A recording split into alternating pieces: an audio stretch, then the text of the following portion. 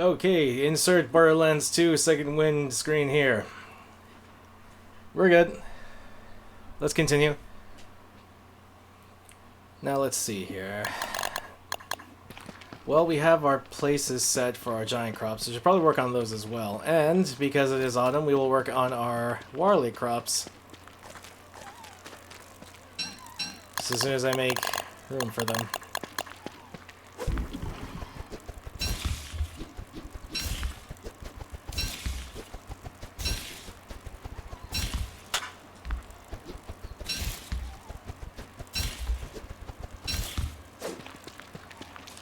I actually realized I usually let the canaries go because I don't need saffron feathers, and the chance of that morsel is not worth it. But what we are going to eventually want for Misery Toadstool and for the knapsacks that we get are canaries. So, if we can bundle one bird, why not bundle the rest? Case in point, I'll put them in a bundle right now.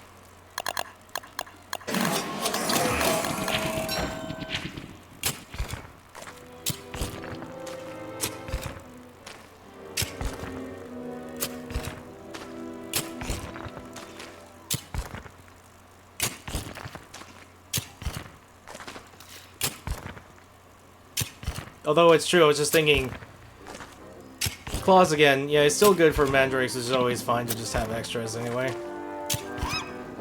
We can still get the glow cap and mush cap blueprints, and we do have a shroom skin. We can also get more shroom skins from claws. Only issue is that the only ready way to have the infinite light we're looking for is the shards from the crown that Celestial Champion gives us.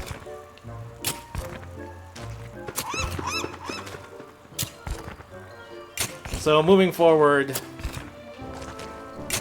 we're gonna probably work on the archive side quest. Go ahead and play that memory game.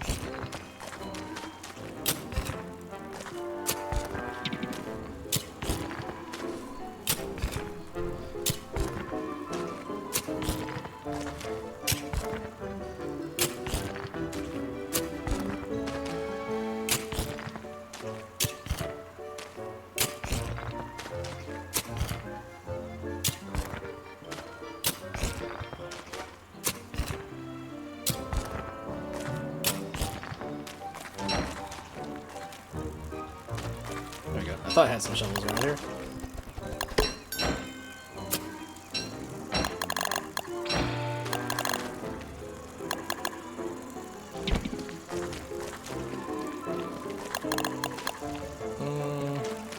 Let's see here. Oh, right. You can't go too far from your control item.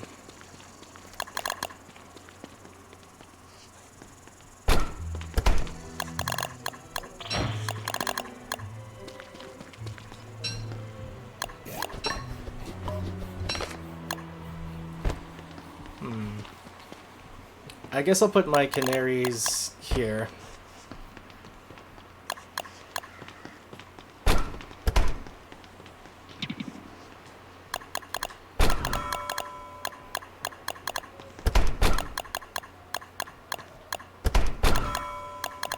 I hear some. Yeah, they're pretty much all stored away in here. Okay, let's open these up.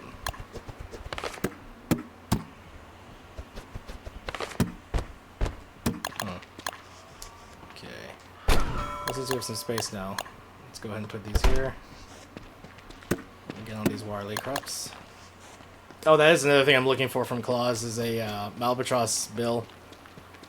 So we can get the best watering pan. So we can do some manual watering without having to worry about running out of water too much. That should be good for a single crop. Anyway, let's see here. It's... No, this is... Garlic, onion, pepper. Refracted, of course.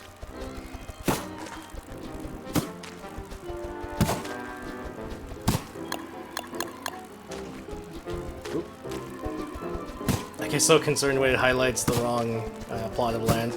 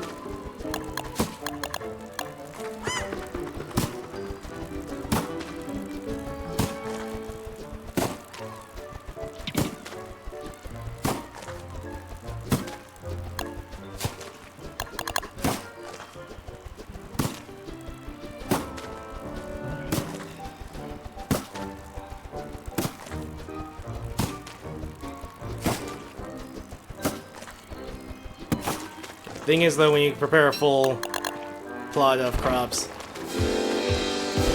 you're gonna need to tend to them yourself with typically the one-man band, because the friendly fruit fly is just not gonna be able to keep up, unfortunately. Since we're gonna seriously do a round of crops, then I might as well use both plots to their fullest extent.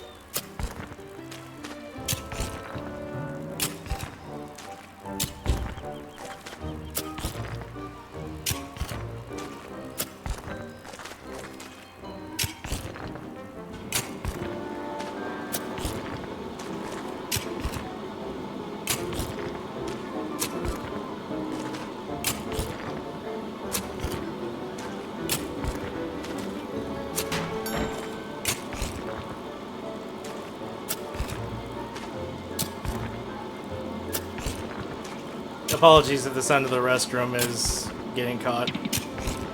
That's what it is. The office is next to one of the restrooms.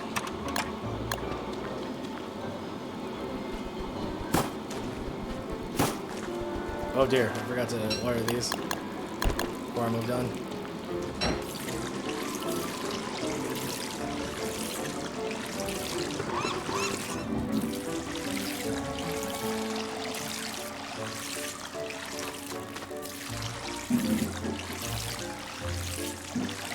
It's gonna be close because stress it can either be 1 or 0. They were tended to, they have proper fertilizer, they have a family bonus, but they didn't get just now was water. So as long as we're on top of the rest of them, we should be fine.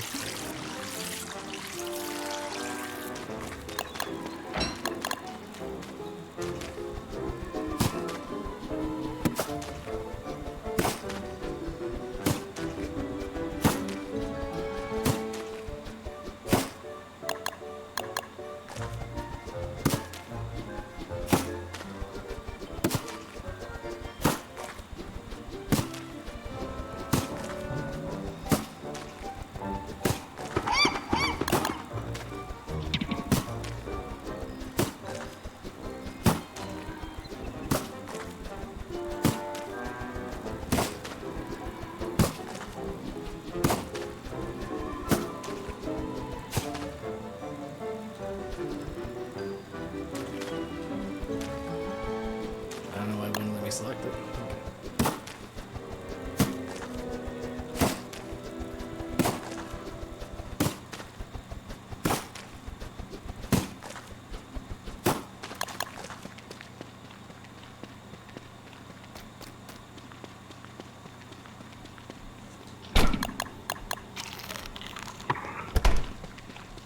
Then we don't have to worry about unbundling so much.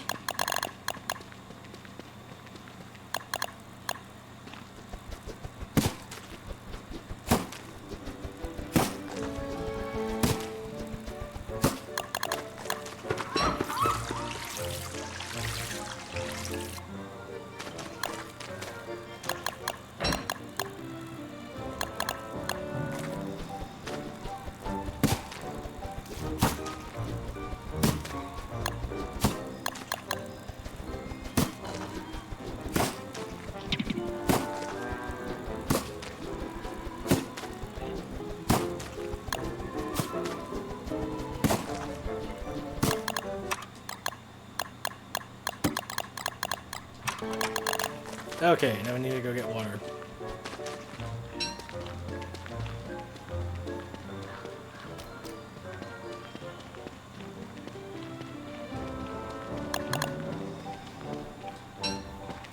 Boy, you like going far away from your bell all of a sudden, don't you?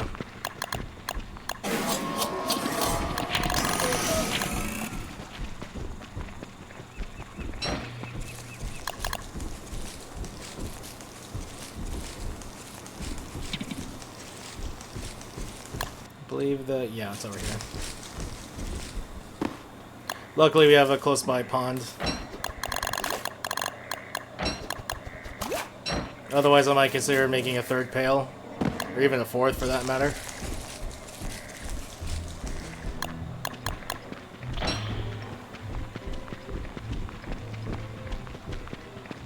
I'll take a shortcut back to base.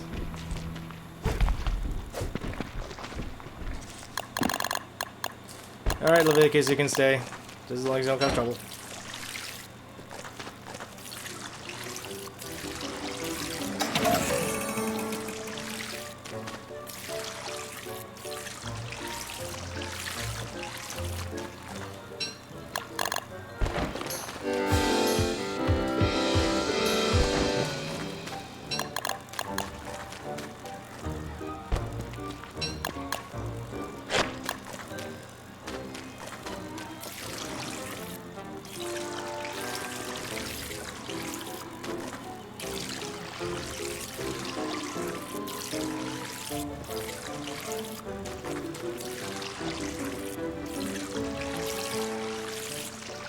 Not sure how many knew this, but this first stage, or second stage if you will, of growing is always the longest. Even when the crops are in season. So it's actually a good time to go refill watering cans as fast as possible here.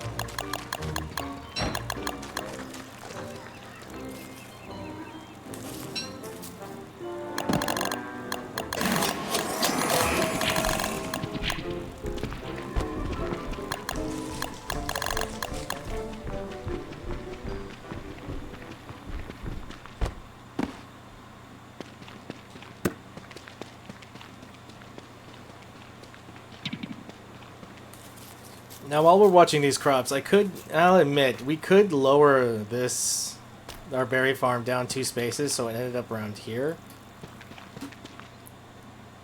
We would have the 2 end space over here. It would be more full around here.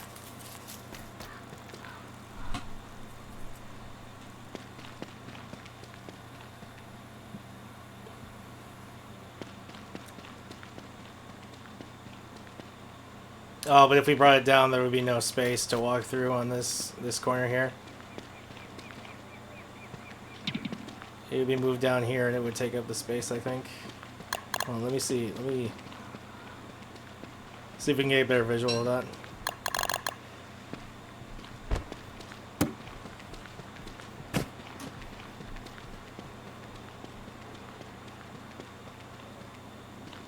Okay, now we would have a small indentation there.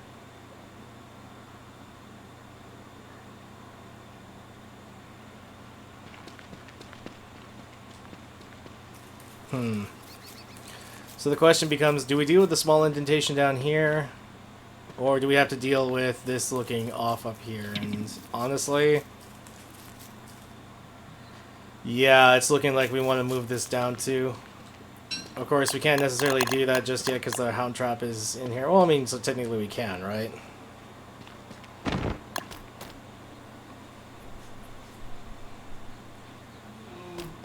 I just usually like to keep the openings like as in line as possible because it leads from the berry farm to our main kitchen to the station area and to Warley's kitchen.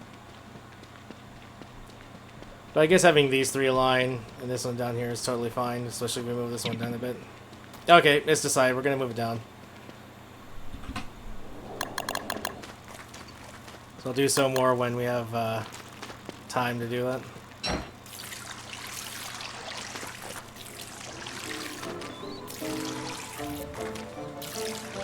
Need to be especially tentative of these crops since I missed. I hit a stress point on a couple of them.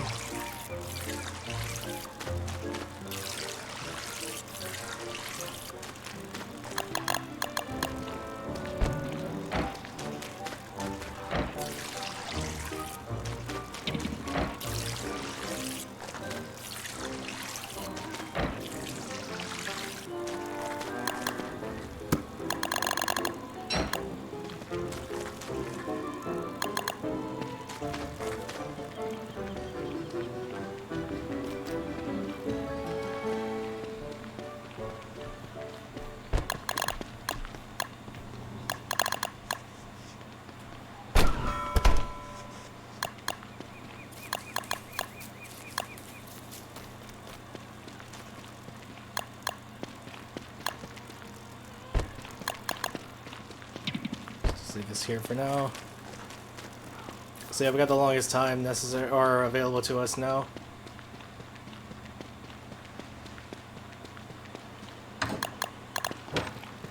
No, I have one on me. Okay. And it's already in use, so we'll use it.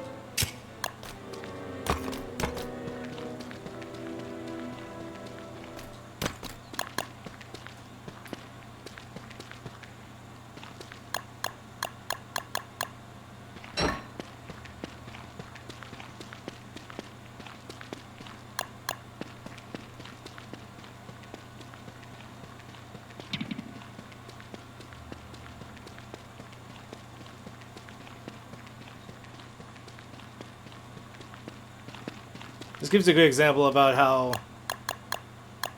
clay set up turf and how it acts with each other. Okay, we got the next round coming up. Hey, we got another canary.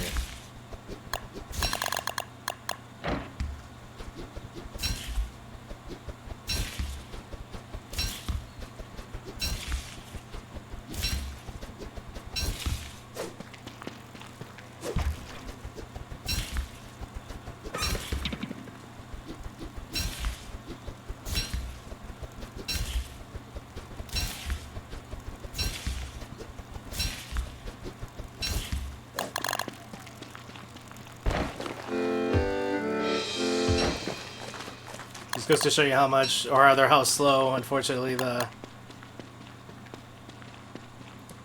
friendly fruit fly can be.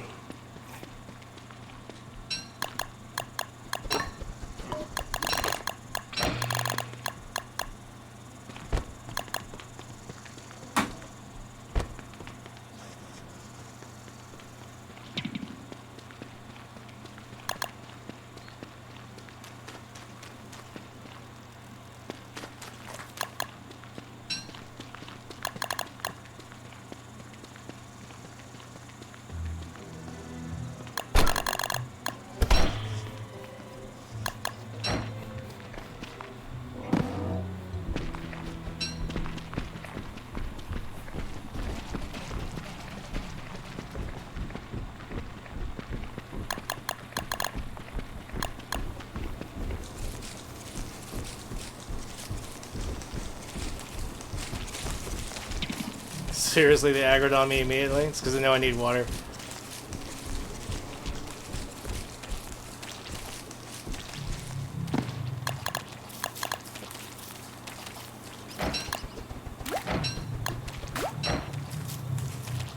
Again, if I wasn't this close, I would actually bother making more watering pails, even though we'll obviously be traded in for waterfowls. The Albatross water bin, or water bin.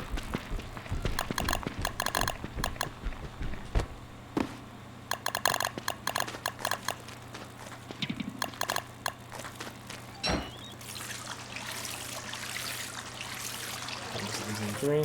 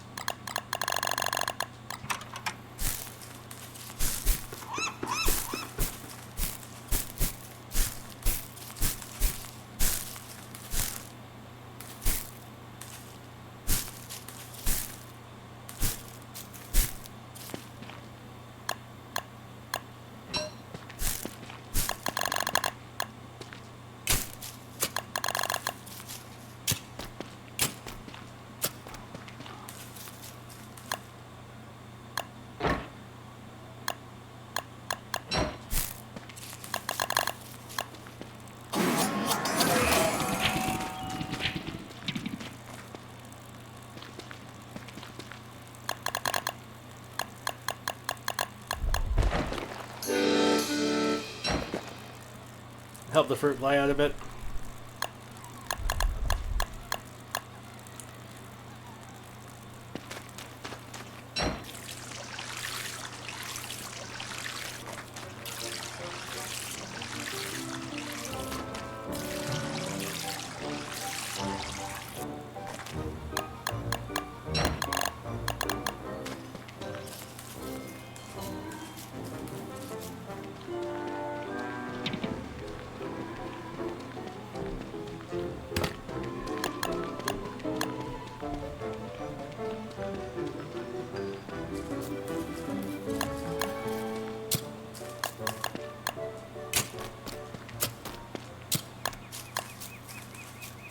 Okay, and that'll give us the complete square.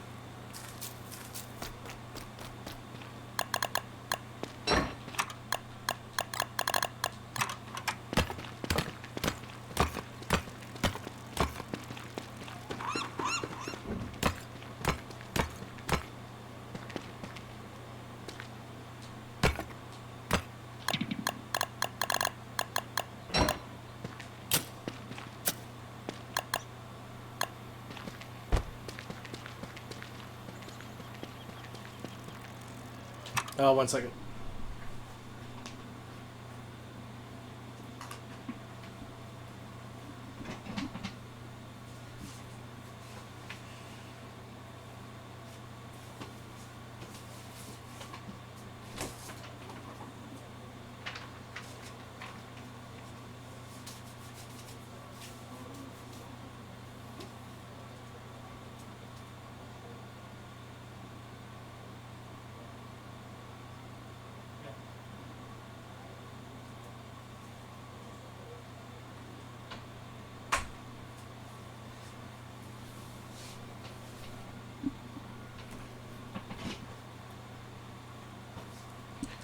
Okay.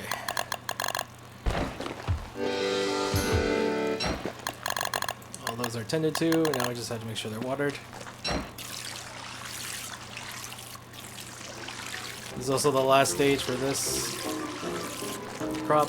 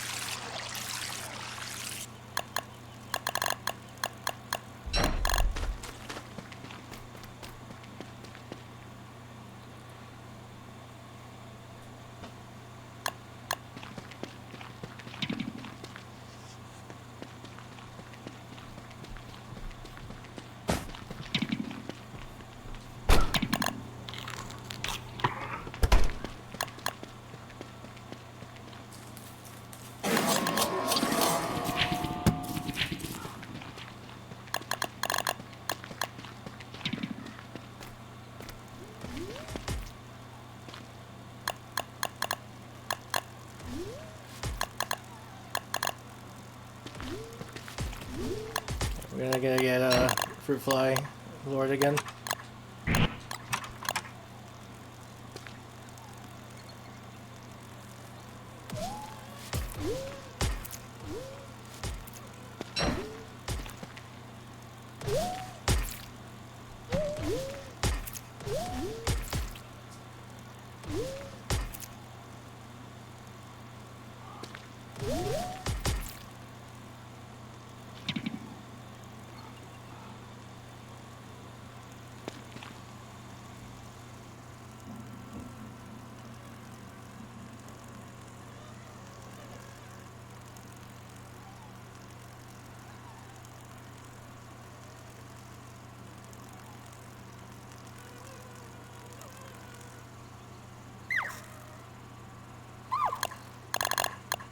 I fell asleep.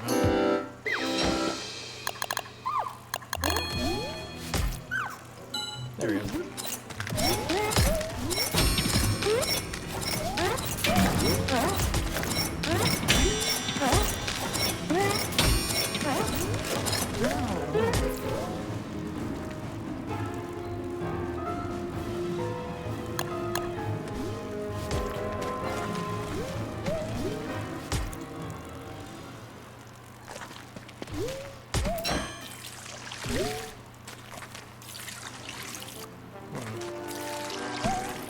This string of garlic really had it rough.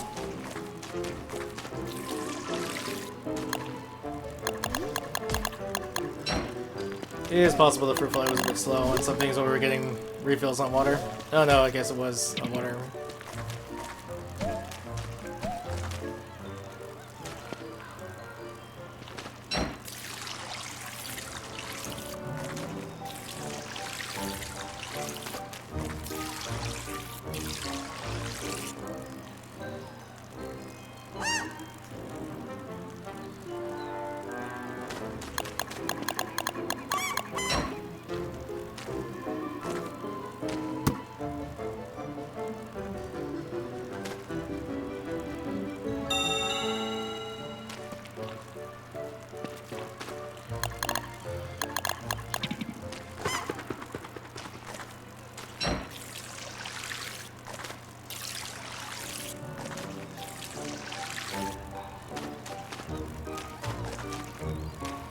What I'd like to try and do is get one round of giant crops for the season. Autumn's pretty self-explanatory. Just do the items you need for key Warley ingredients. Actually, same goes for pretty much all of them. But we are trying to fill in some other set pieces. I'm pretty sure the fruit fly only spawns once a day. So these giant crops won't trigger a boss. Or a mini boss, rather.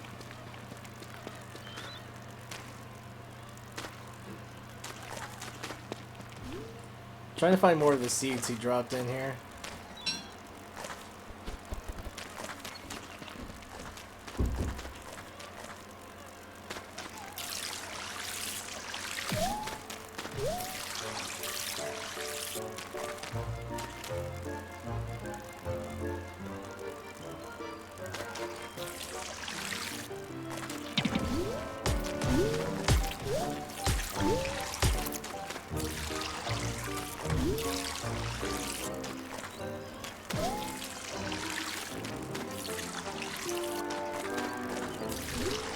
The good thing is you don't have to worry about overwatering, so sometimes just to make sure, I'll just spam water. It's not like we don't have to, it's not like we don't have to go refill those anyway, which we do.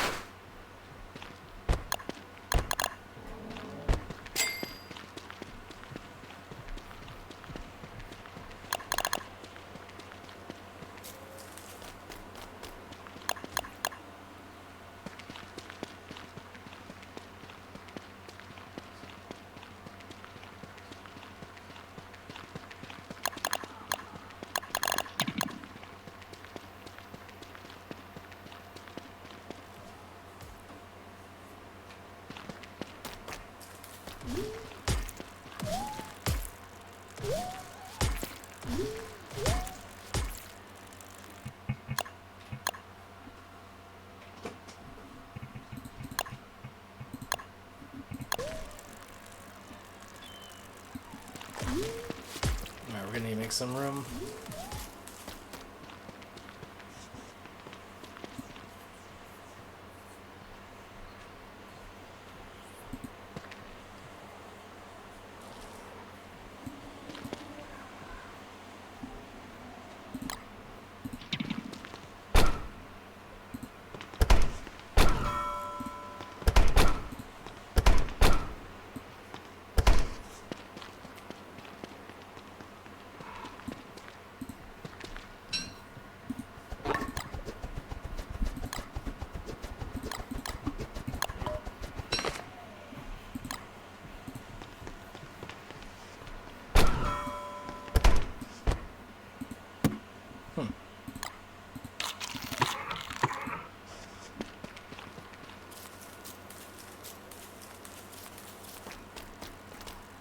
until some other things get set up, we'll just leave these here.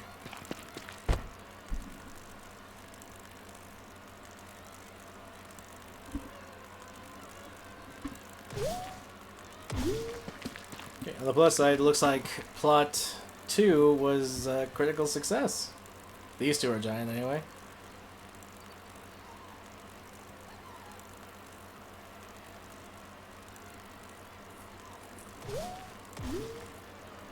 Yep, nice.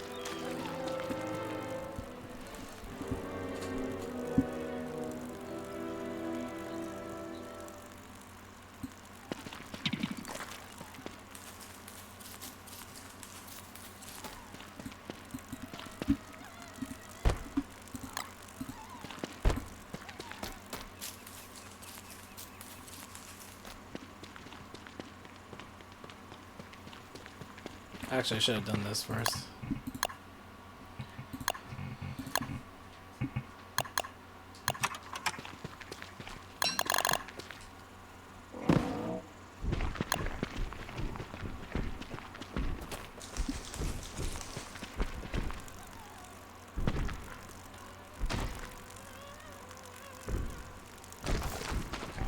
Right, you technically have to pick them first.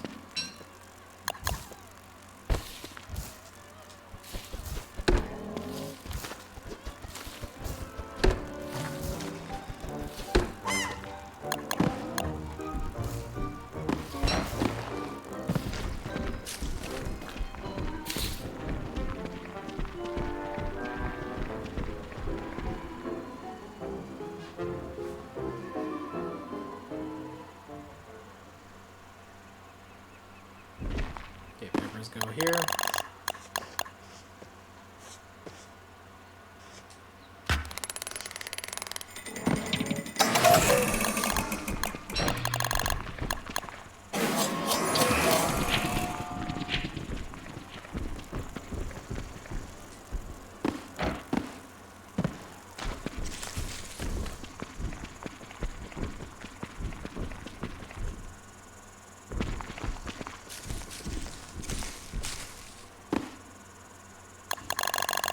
Onions go here.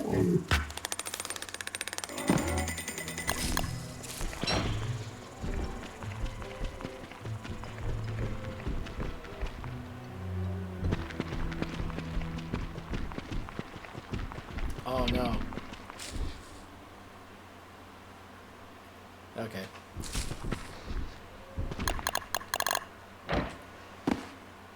Well, this is really annoying, but I actually put the pepper in the wrong place. And unfortunately, the only way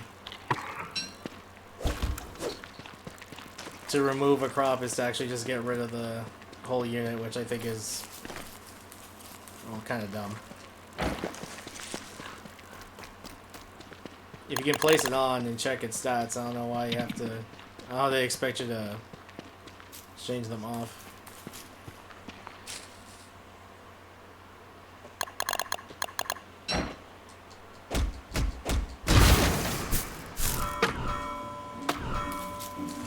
On the other hand, it's good as an emergency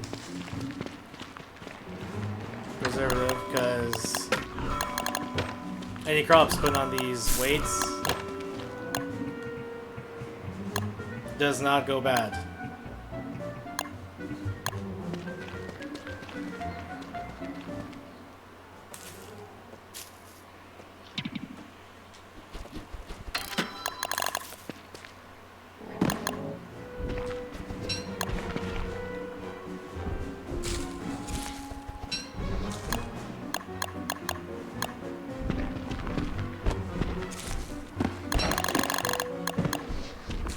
Supposed to go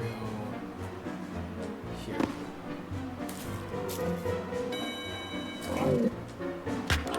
There we go.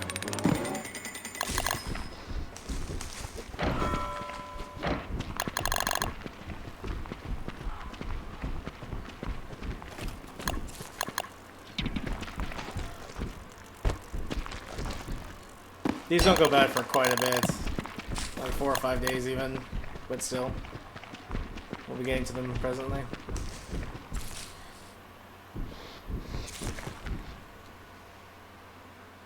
it goes here.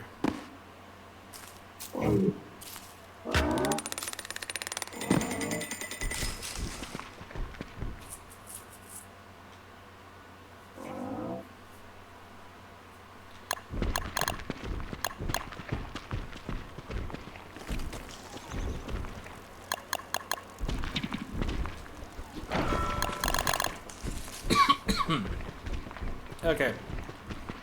Now we can harvest the crops.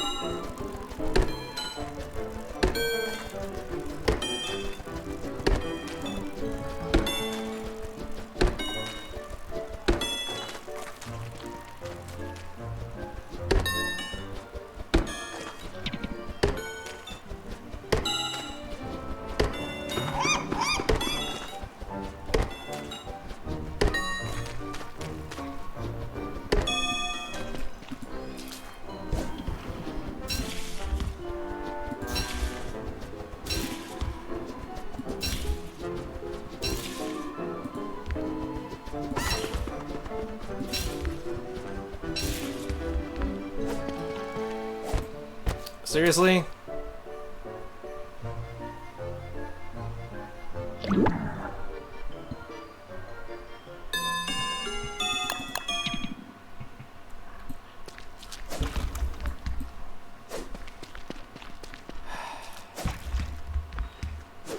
We should be able to pick up everything from here. See, I made it that time. Get the walking game. Seriously? Okay, you know what?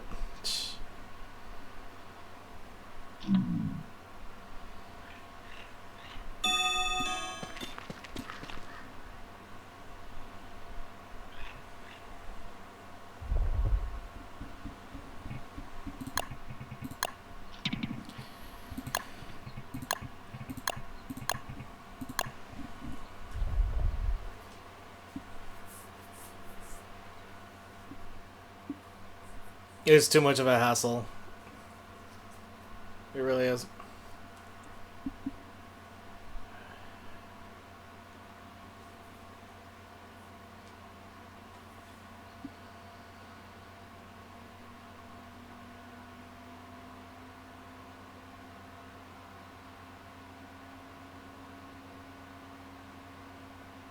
Well, on the plus side, we can get to erase the pepper order mistake. Oh no, it actually started immediately from this one. That's unfortunate.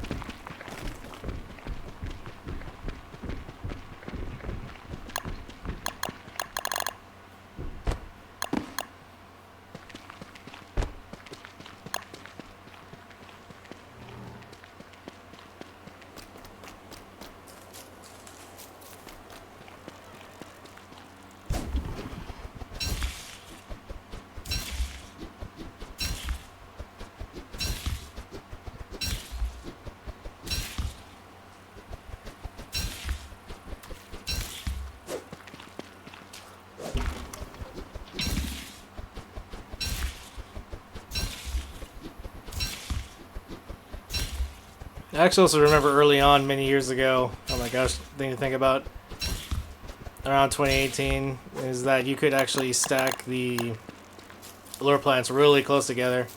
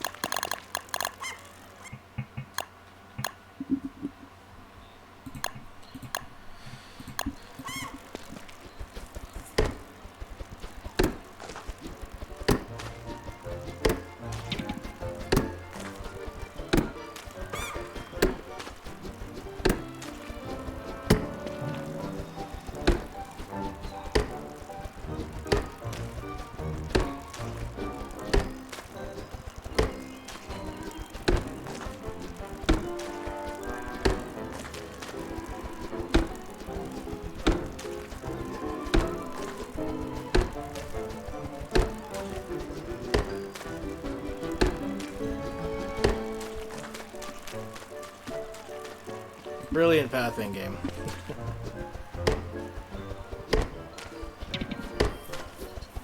Actually, it's true. For those who didn't know, if you use the beeswax on as an item on these giant crops, they'll petrify, which means they'll of course be like rotten, but they'll still be solid, which means they'll act as statues. You can use them for whatever you'd like.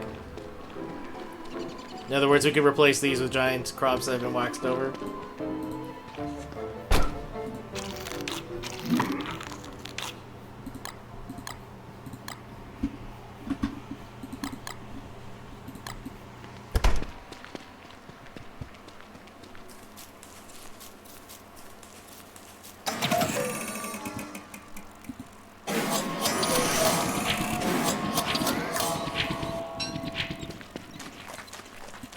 Okay, now I'll break these open, and then pick up the seeds.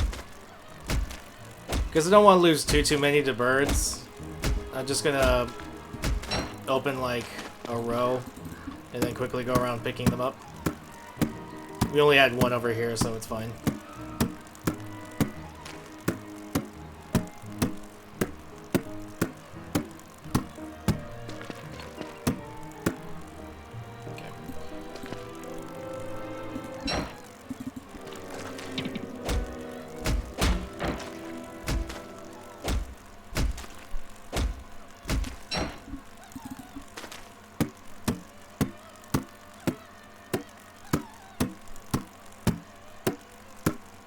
barring up that more of that the game's silliness here. The cropping is really fun and relaxing. It's a way to cool down from any of the combat you've been asked to do, especially if you've done any bossing.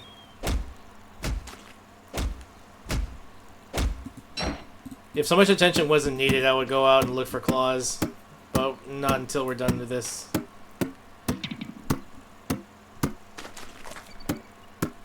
I would like to get the set piece, well, going as far as we can. And really, just to set up the basics of the berry farm, I would just have to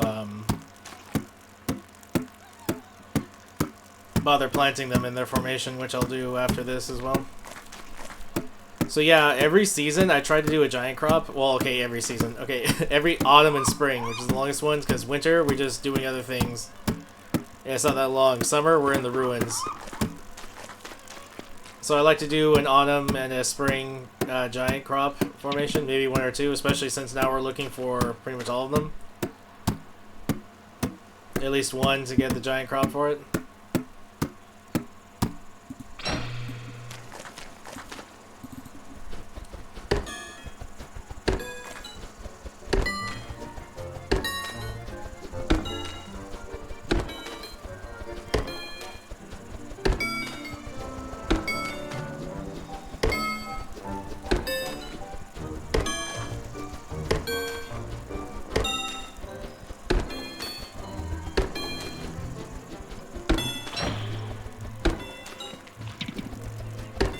I would remove all of the crops, but as you can see, when their giant crops are removed, they become, well, they act like statues, so I wouldn't be able to move through the peppers like this. I would have to repath and reorder the action queue all over again.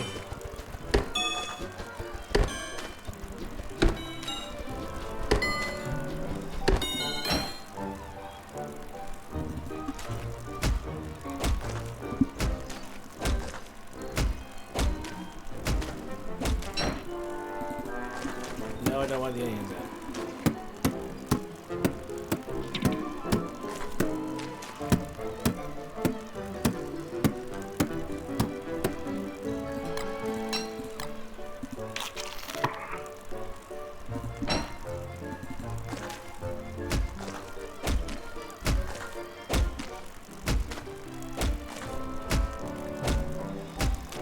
Whoop.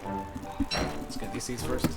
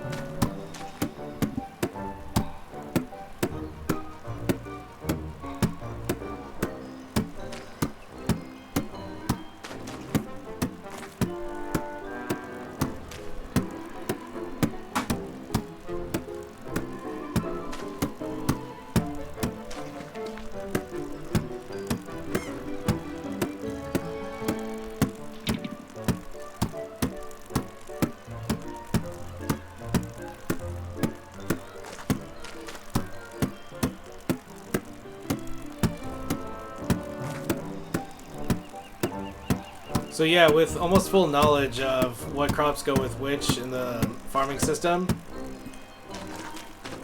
as soon as you get even one crop that you need from the random base seeds, you're good.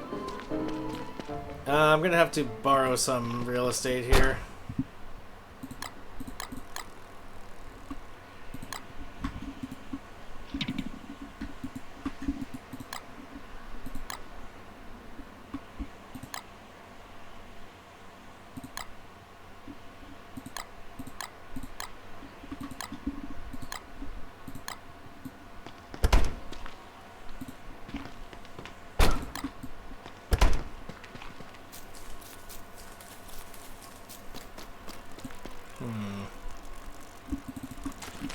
We may need another hammer. Yeah, scratch that we are. But just barely. Especially since these two are regular.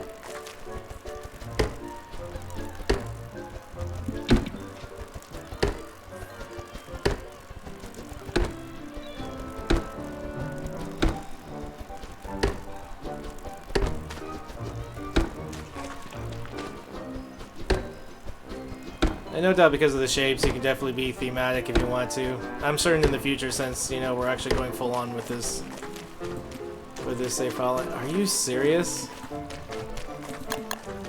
This game, dude.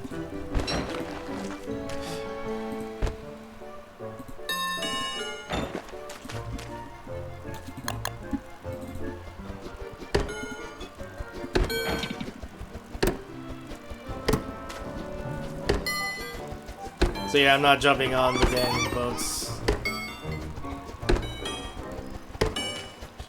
while I'm on mouse, only when I'm on controller.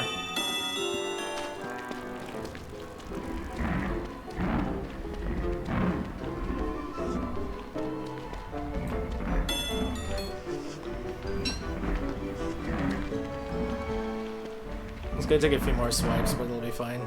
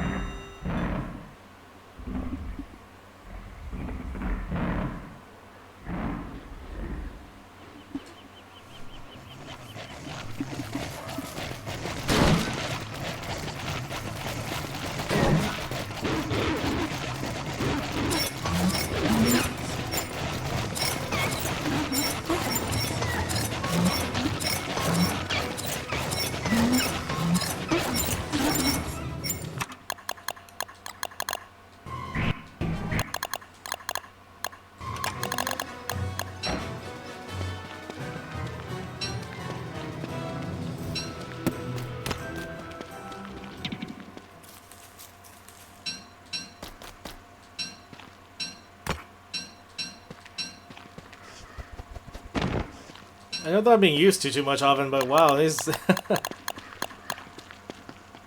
these hound traps are like 400 days old. Something to think about.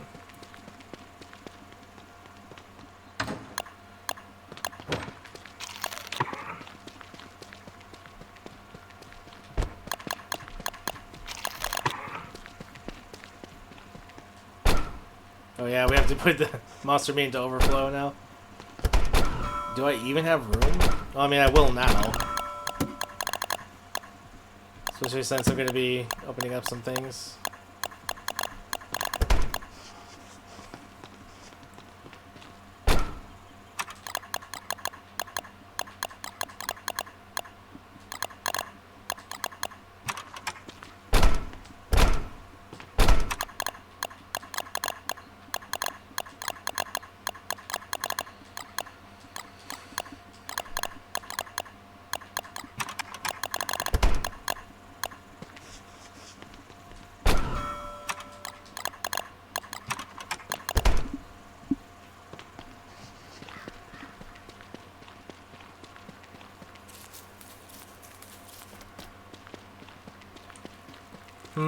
Okay, I guess we should finish this first.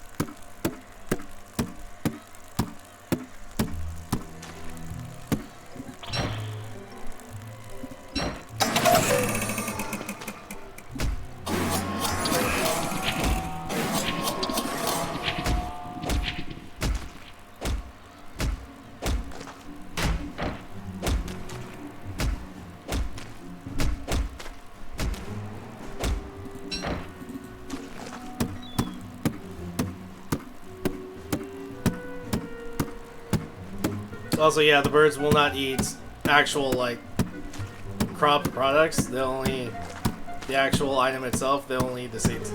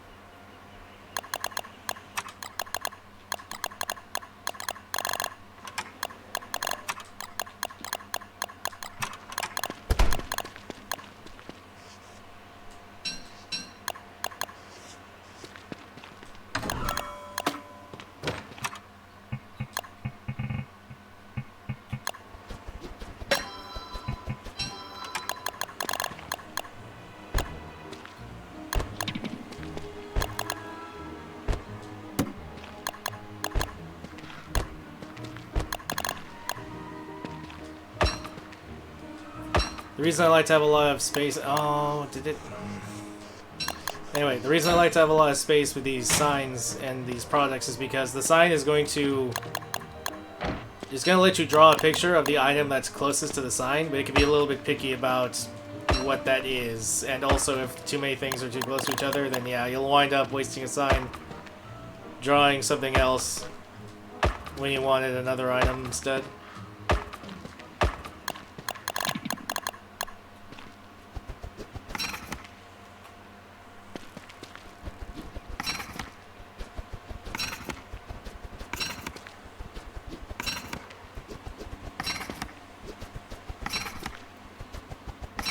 Fortunately, I went a little bit too far. One of the blasted crows got one of my lumpy seeds for the chilies. That's fine, we have plenty over here.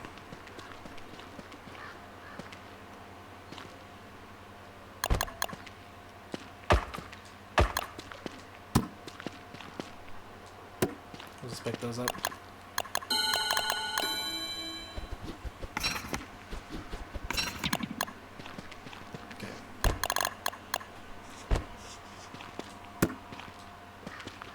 Oops. Forgot the peppers themselves. There we go.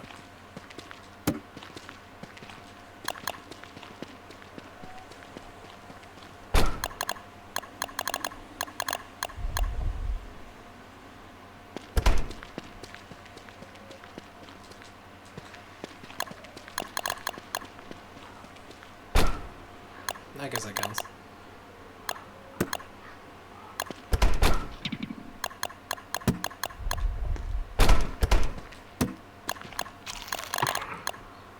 Actually, what I should probably be doing is growing some random crops to make sure I can get the ones that I need. We're looking for durians, eggplant. The other stuff we can generally get a hold of. And if we get any forget-me-lots, then that's fine too.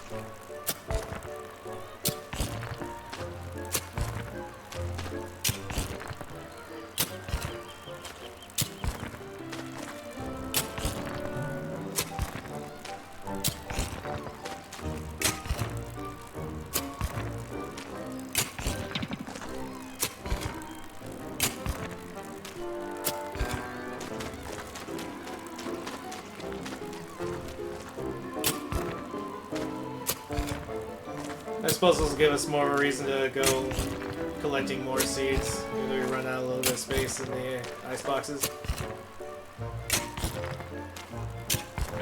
Speaking of ice boxes or preservatives, I remember I did mention that we were going to go get salt while we were out at sea a while ago.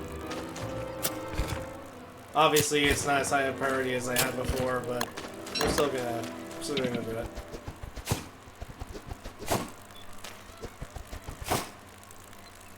Let's move this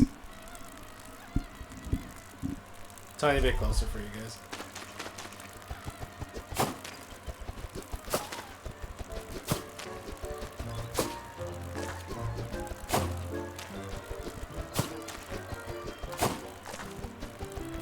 Hey DJ, how's it going?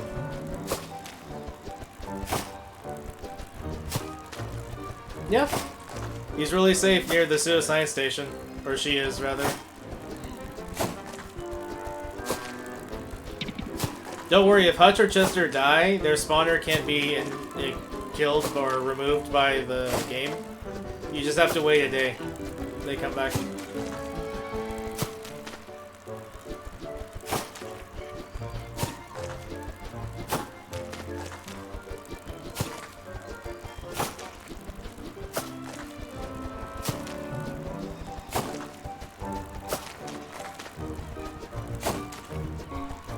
Oh, no worries.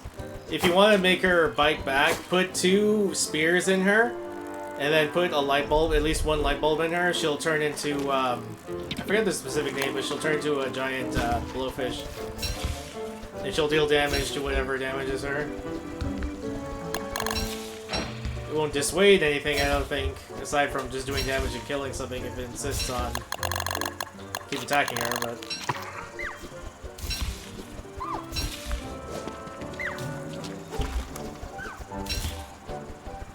Tell you what's really frustrating is going to the trouble of transforming Chester into Shadow Chester. And not only does he drop whatever he had inside of him, but you have to spend another... Yeah, Fugu Hutch, there you go. It's one of my favorite tracks from Donkey Kong Country Returns. You think... Oh, sorry, Tropical Freeze. You'd think I'd have remembered that name.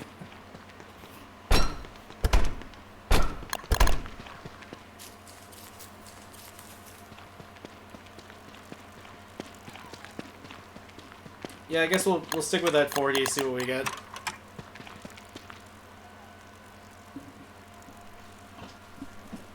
Oh yeah, there's definitely a merit to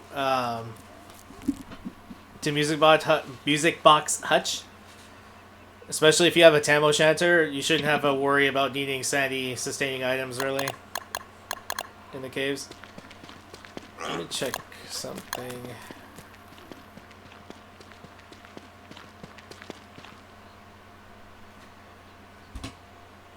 Okay, so this is already 1 off.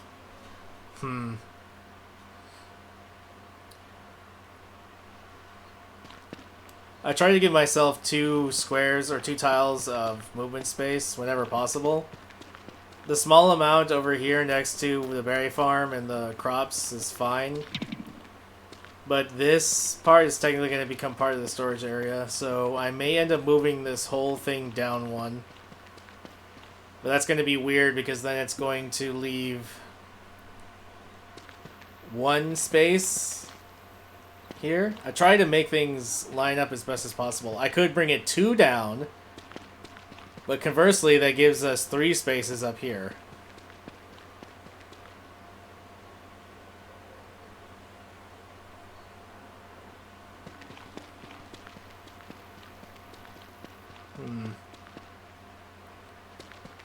If I bring it down 2, it lines it up with the rest of this, which would be fine. Wait, hold on. No. Wait, no, it is 1. Gosh, like I said, I know it's because of how the tiles work with each other. Hold on, we can test this.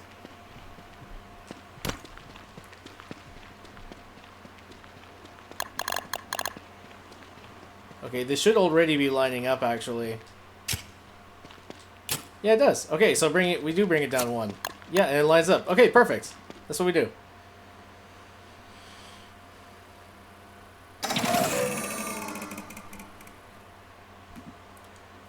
Now, DJ, are you talking about boulders? Like the big ones that you can pick up and move and mine? Or are you talking about earthquakes? Because if you're talking about boulders, the reason is because of antlion. During summer. Because during summer, antlion will spawn somewhere in the oasis biome.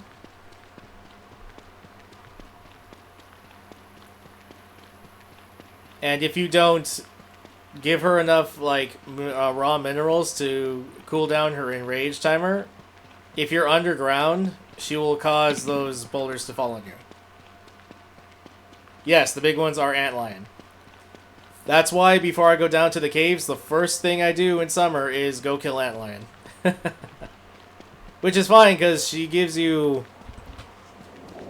the desert stones, which you need for the turf razors anyway. And the first time, of course, it gives you the blueprint for the turf razor anyway. Speaking of which, we're actually going to be using that now. I need to move everything down by 1, so I need to be in aerial form again.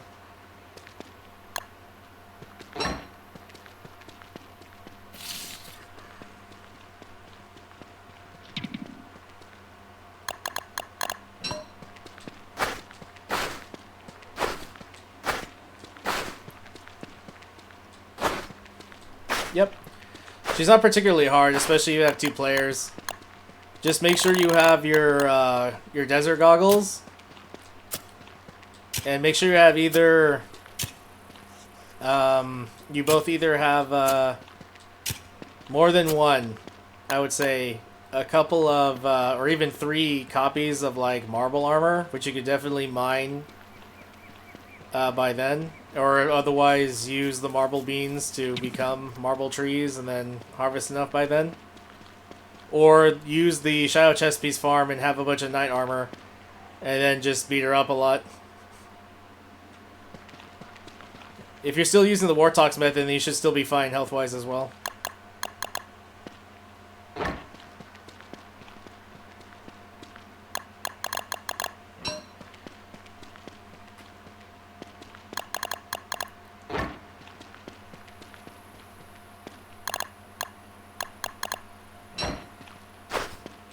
I'm going to want to have to sew this Tamo shelter back up a little bit.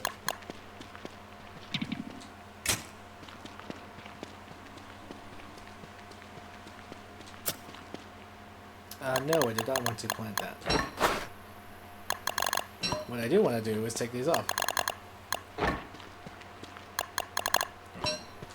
Yeah, if you go back to my VOD... If you go back to my VOD on... Summer Ruins, it's titled. I think it was day 9? Sorry, day 10. Part 2. Then, yeah, the first thing you do, you'll see me is we go right to Antlion Beer. The Oasis is... It feels like it, though. It feels like it is hard to find. In reality, it really isn't. Even though, like I said, it really feels like it is. Depends on how big your world is. The best way to find Oasis biome is trying to find any biome is while you're mapping and going around the edge. You should be going around the edges of the biome to scout it out. Because you can, if you'll notice, even on default view, sometimes when you go to the edge of a biome, you see water. But sometimes you get close enough, you can also see a little bit over to the other side. And then you'll be able to see other biomes. Kind of like over here, you can see the beginnings of the glacier or rocky biome. And what you want to look for is the sand turf. But then you have to ask yourself, well, is that Dragonfly Desert or is that Oasis Desert? The best way to tell is the cactus. The Oasis cactus always look like this. Dragonfly Desert always has the round, bulbous cacti. But yeah, Oasis base is really good because if you're running on default settings, then you don't have to worry about wildfires starting because the Oasis biome doesn't have wildfires. Doesn't have to worry about it at all.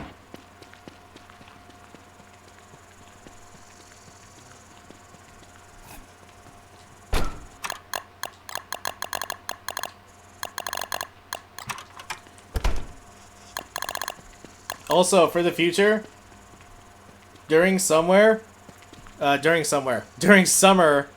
make sure you pick the cacti for their cactus flowers for at least 4 of them. Cook them in the crock pot and use the flower salad. You need to give that to Pearl for Celestial Champion way later in the game. You might as well do it now. Or you might as well do it then. Like I have. I've been holding on to that flower salad for a while.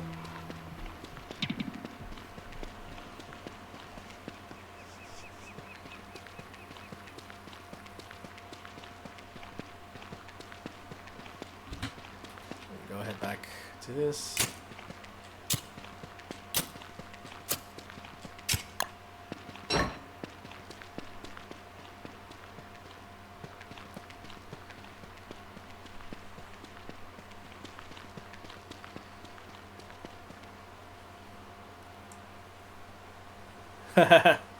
You'd be surprised. If you guys stopped and did a lot of research, I mean, I know it might be laborious, but you absolutely could stabilize if you really wanted to. But don't get me wrong, I mean, if you need to, step by major step, if you need to, for every season you reach, replay a map, or just start from the beginning, do it. Yeah, this game absolutely prioritizes and rewards refinement. Unfortunately, like I said, I'm not too big of a fan of their learn by fail policy because the failure rate is so costly. And actually, no, I'm not going to worry about this. I'll just put the...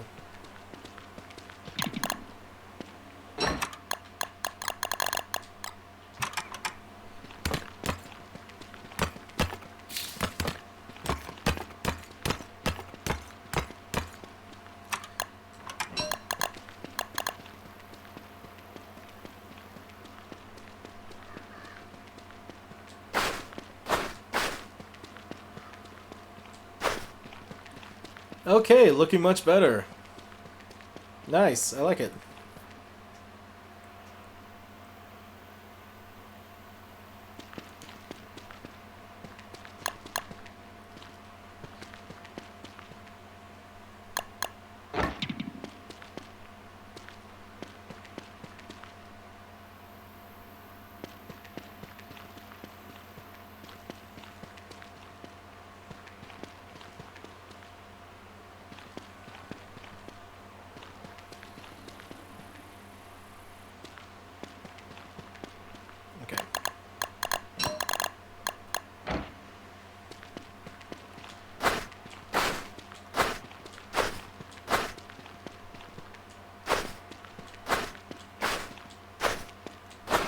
Okay, this inner area is going to be the actual hound trap.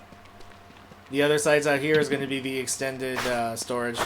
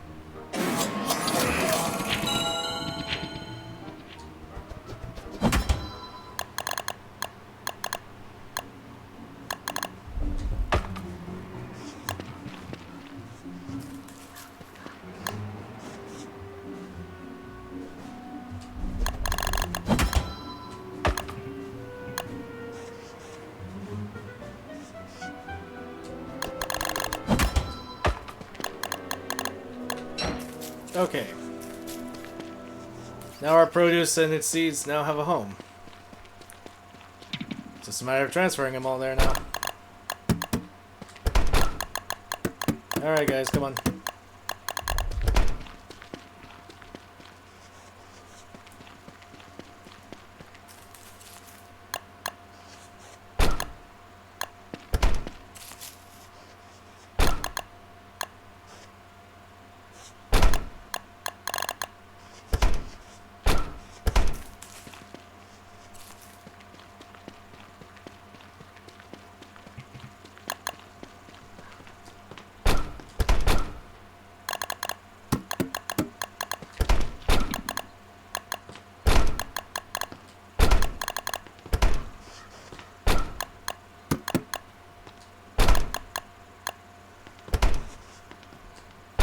Oh, I had even more space there. Sheesh.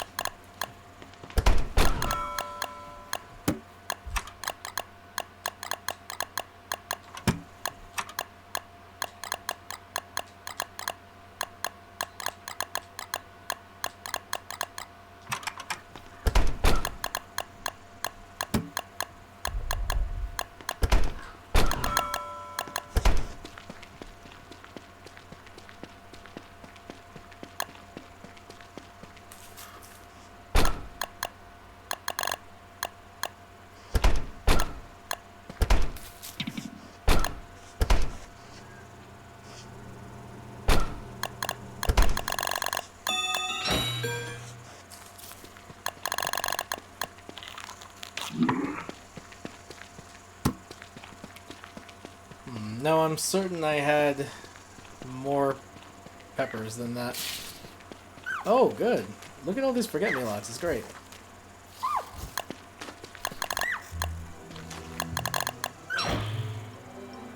I don't see a bramble trap.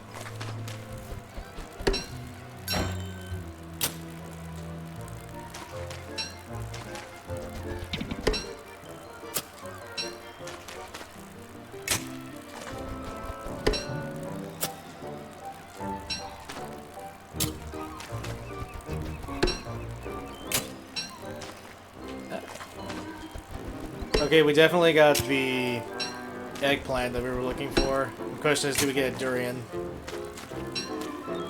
Got another watermelon, some more corn, more onions, ironically enough.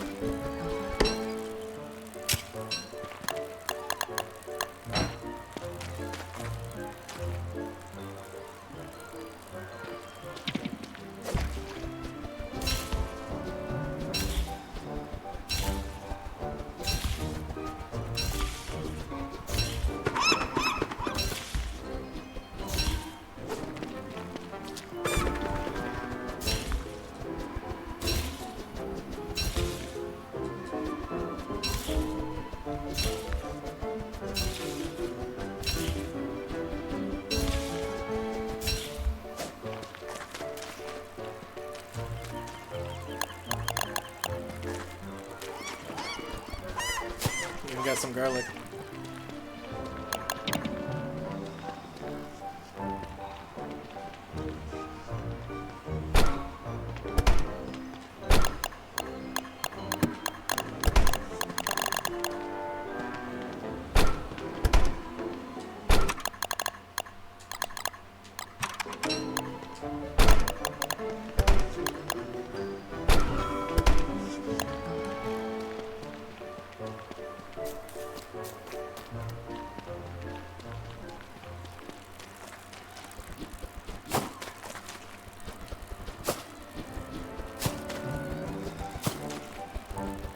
Durians don't really favor a season. They're technically, I think they're a season all the time.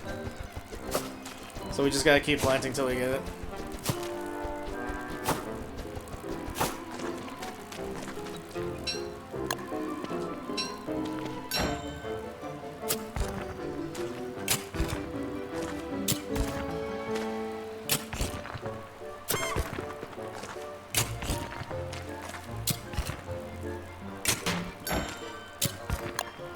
There isn't until you finally get the product. Like with these seeds, the generic ones, there is no way to control it.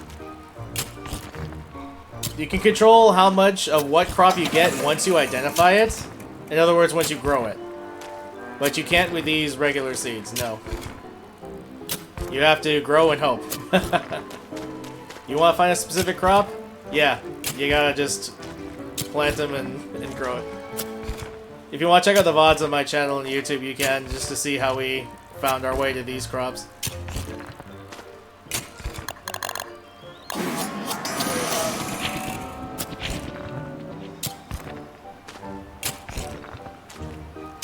So yeah, unless I'm Wanda, which I don't prioritize crops too heavily at first, everybody else, yeah, I'm making these some farm plants or farm plots, even if they're only utilitarian, and planting every seed I come across until I get the more desirable crops, which in this case are going to be peppers, garlic, and onion.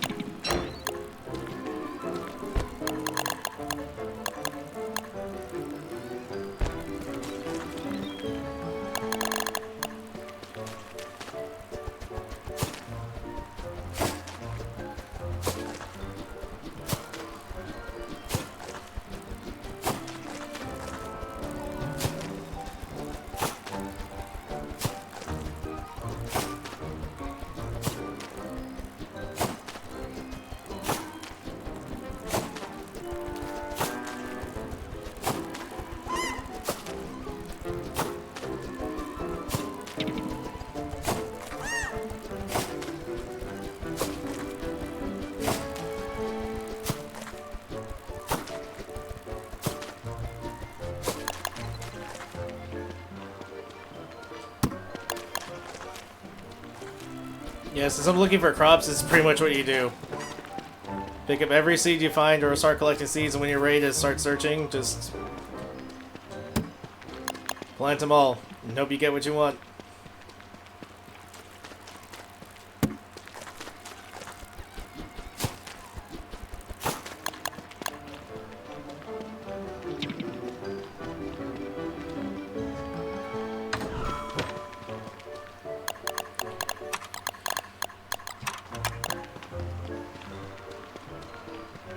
Okay, we haven't fought anything in a bit. Let's go fight a claws. Well, first I have to find him.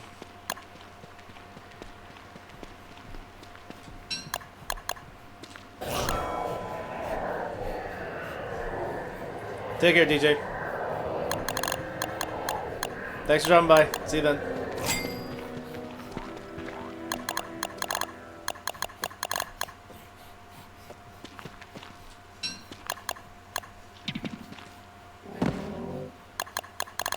So yeah, while I'm waiting for those crops to grow, I'm gonna go fight Claw, see if we can't get anything else that we were looking for from his loot stash.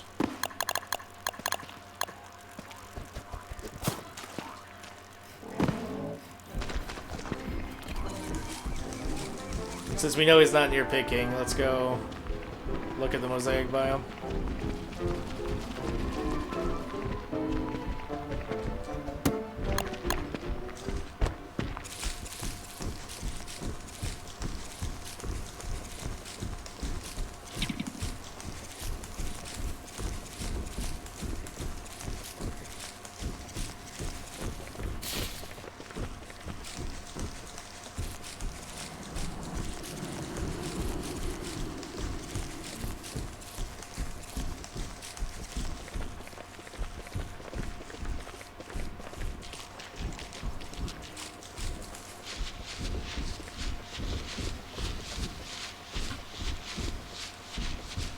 I got quite a lot of lure plants I have to... Actually, no, that reminds me. Let's do this now.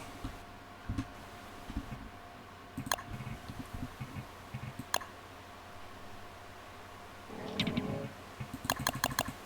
gonna turn those guys off.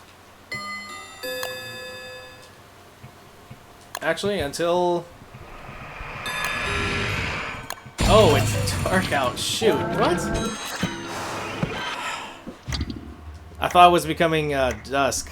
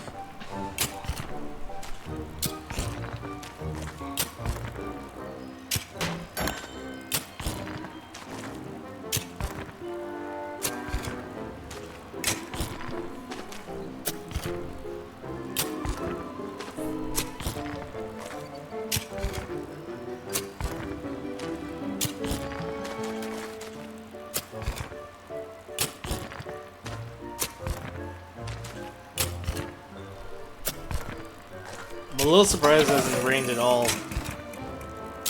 Even a little bit.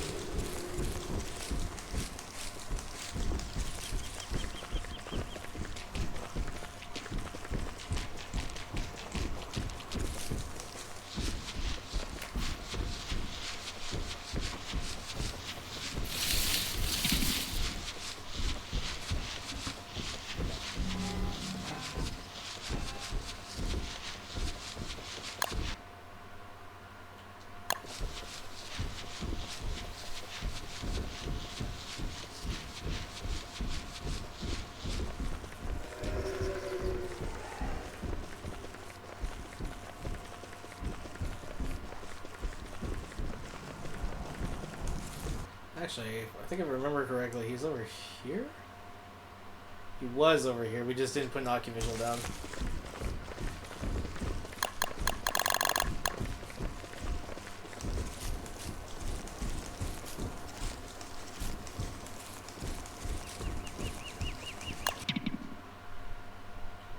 It's technically in here. By the way, yeah, I saw there was a Varg there.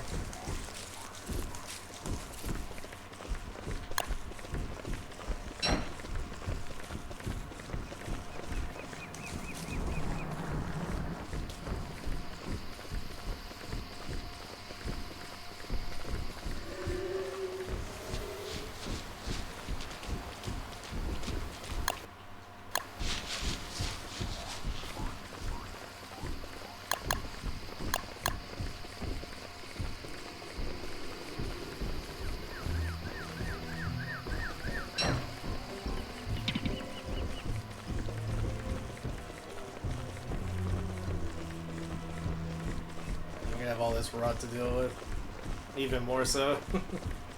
On top of our vault goat farms.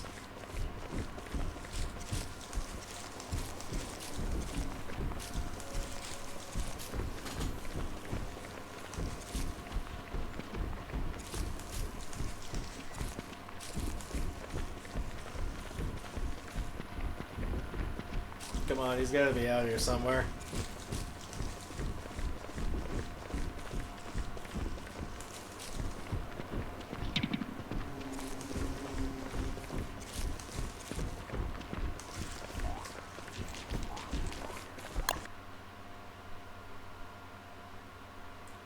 This mosaic biome has a standard rocky or it's a tallbird biome in it, or it's spliced together a bit.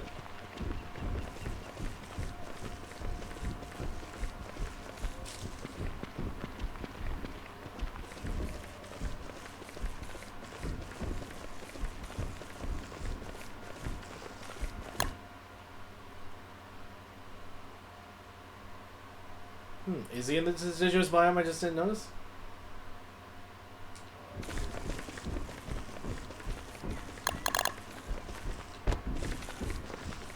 Now, for all I know, that's gonna be the durians.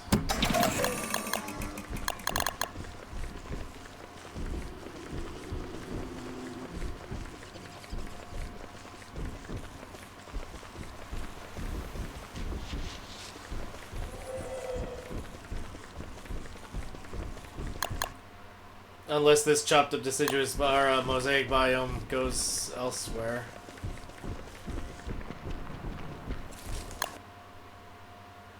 Maybe out here, but we already went through there.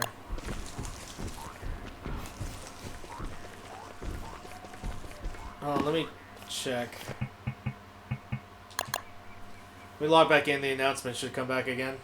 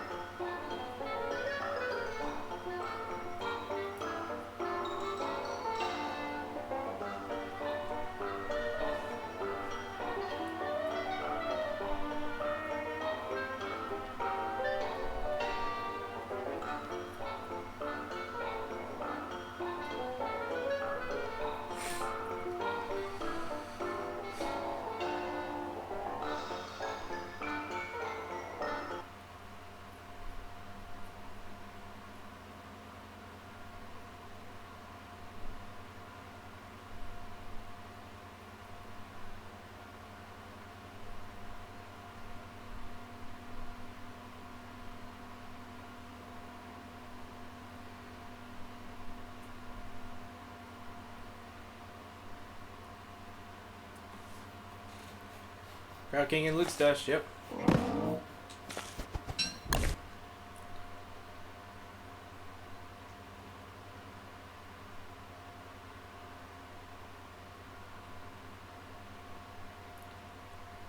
Which is odd, because he's not where I saw him last.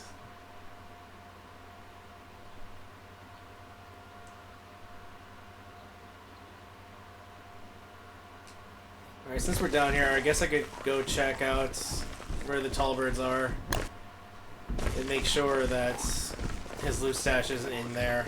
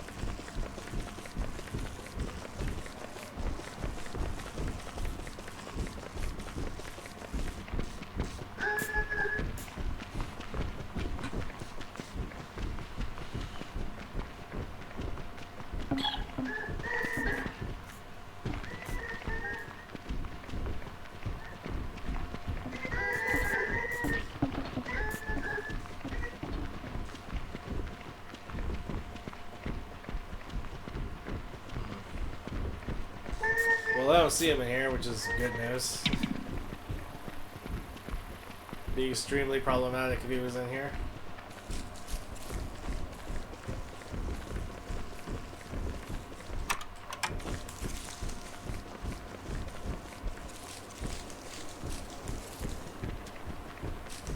Okay, he's gotta be in the deciduous biome. I just missed him somehow.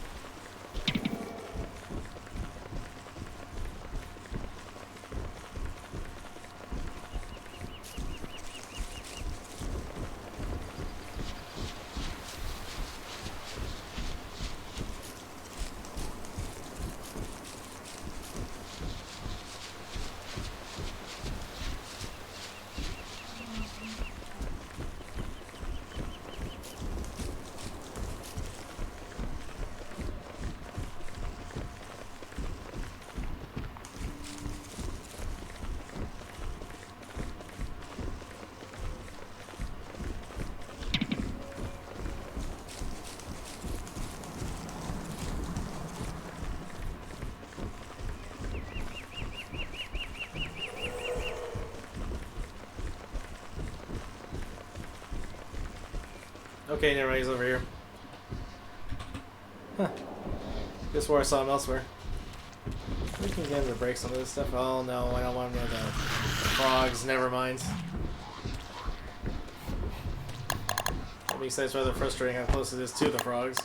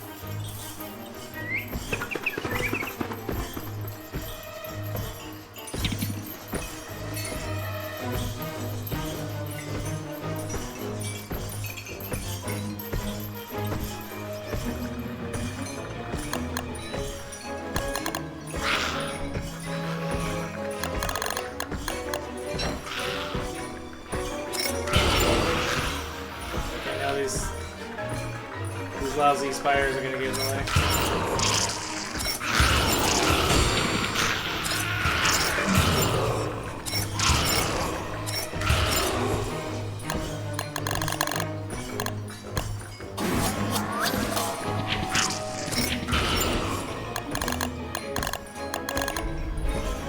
All of the spiders. All of them. Bring them all. Come on.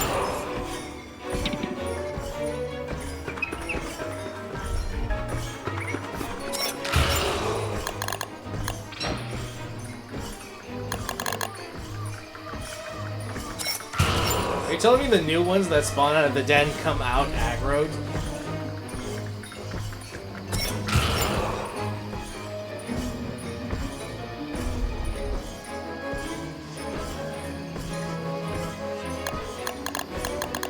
No? Okay.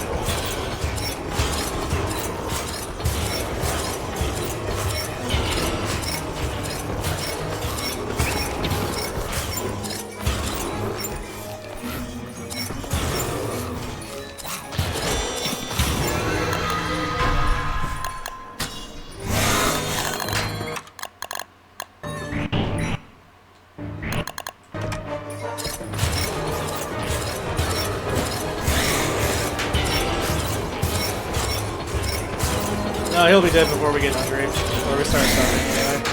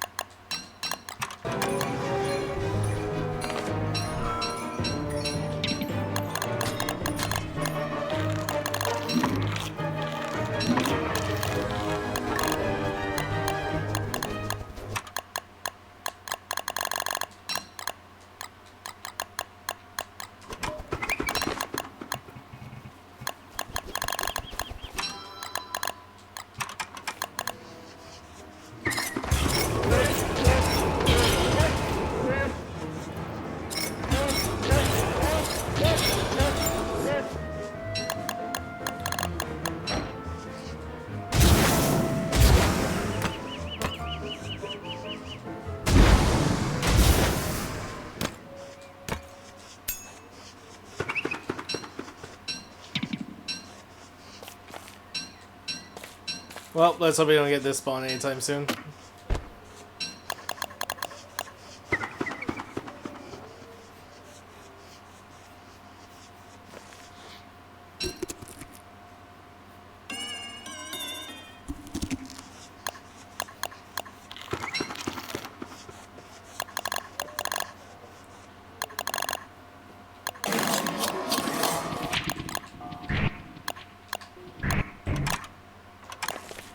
Actually, there's an idea. Let's just get rid of the den.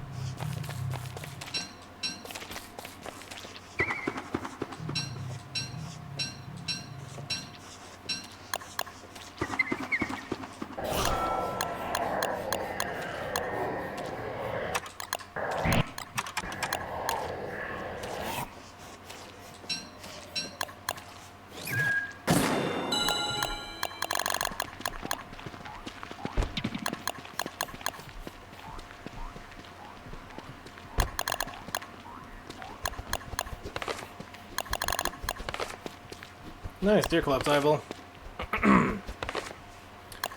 We also did get a blueprint, so let's see what we got it for. We need blue mushcat blueprint still. And of course I wouldn't mind getting the regular mushcat and glow cap blueprints.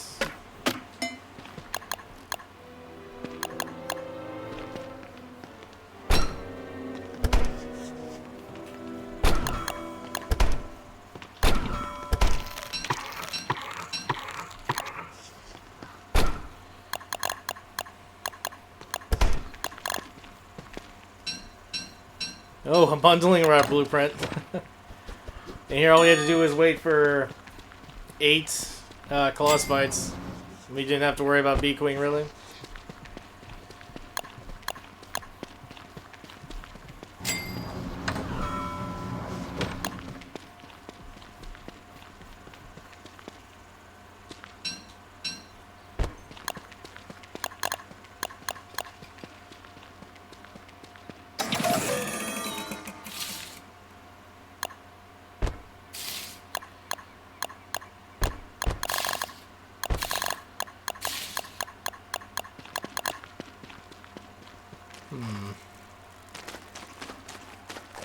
No durians stick out to me so far.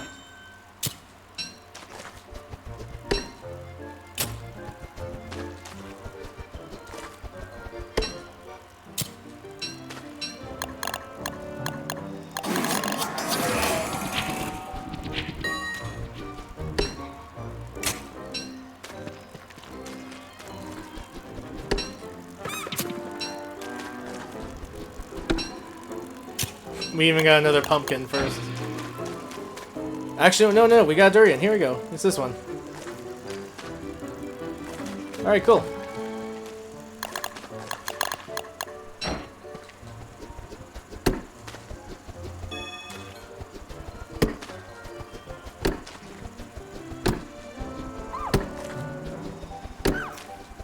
I might as well collect these.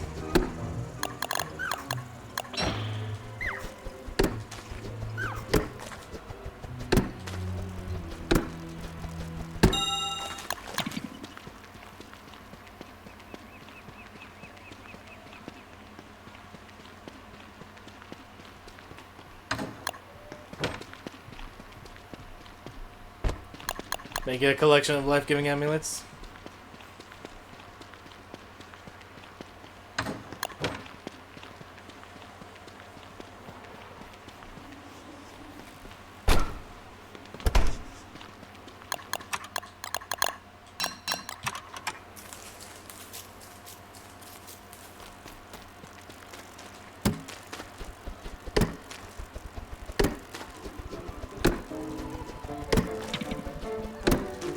We even got a dragon fruit, a naturally occurring dragon fruit.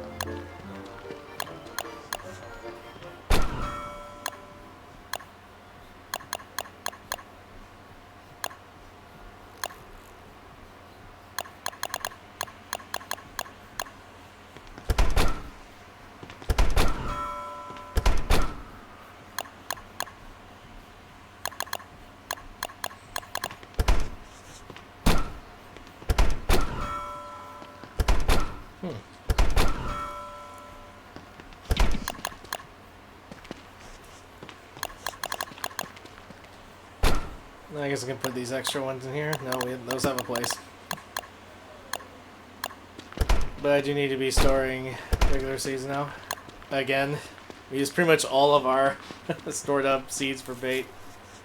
And just look for the durians.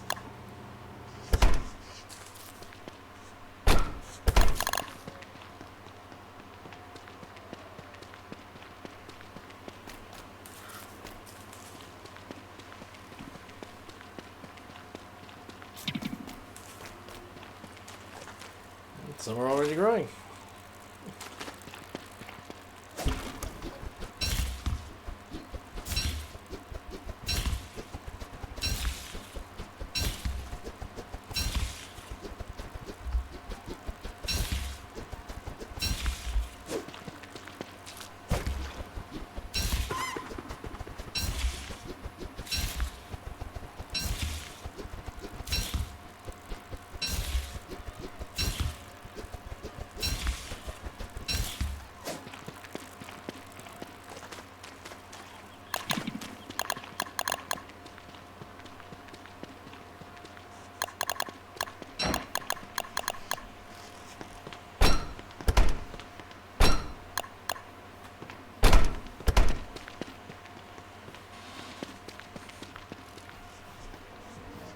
Oh, we got a deer clops eyeball. It's not so bad.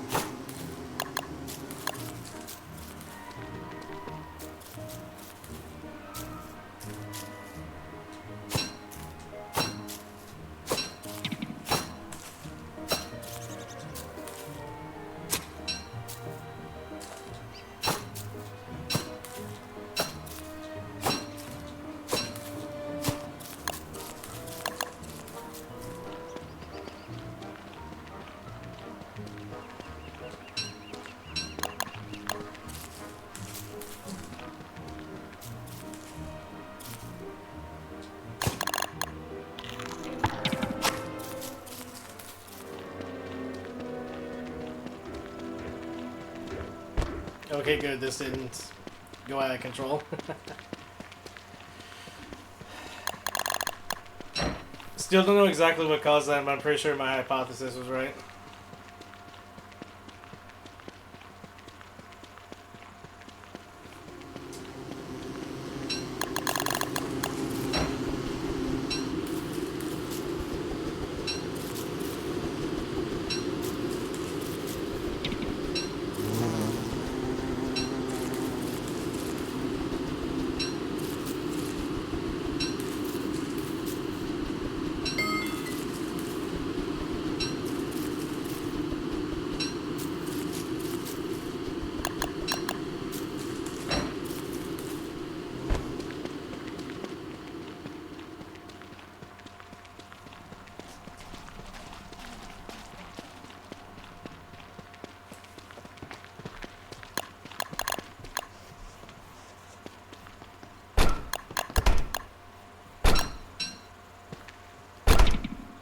Ah, this is where they were.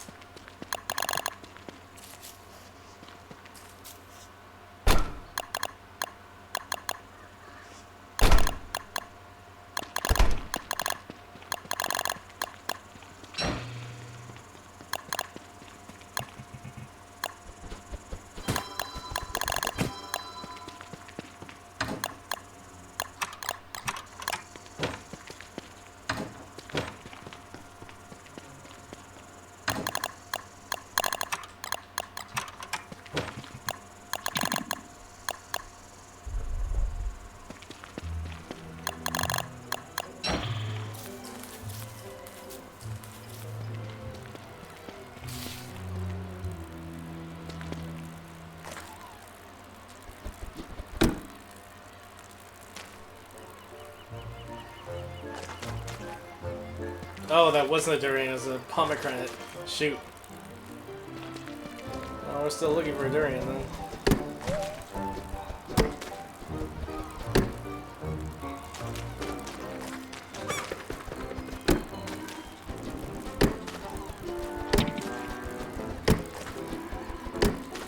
We're gonna start focusing these crops much later.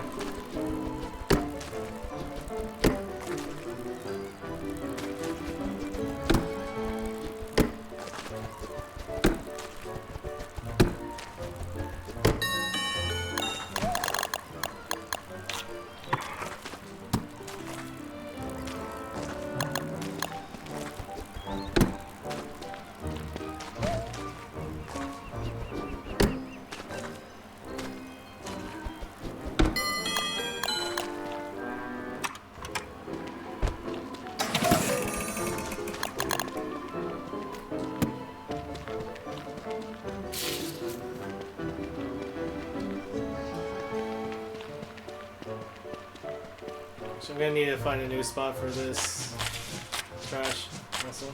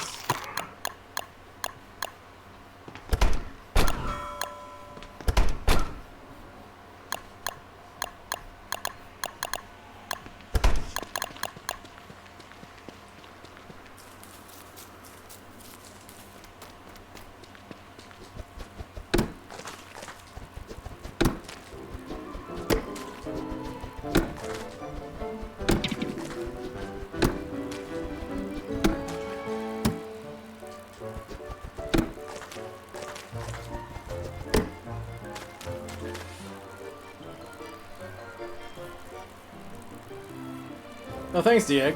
Appreciate it. Still a bit of a work in progress, but we're getting there slowly but surely. Okay, so we did get a durian. I'm glad of that. I got so many pomegranates. Naturally occurring, too. That's so bizarre to me. Oh, and watermelons.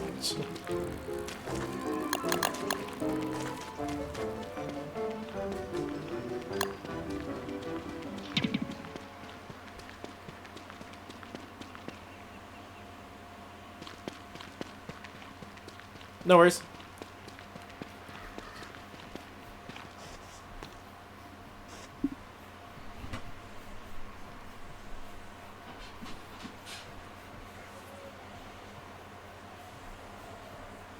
Wanda might be impatient, but don't worry, I'm not.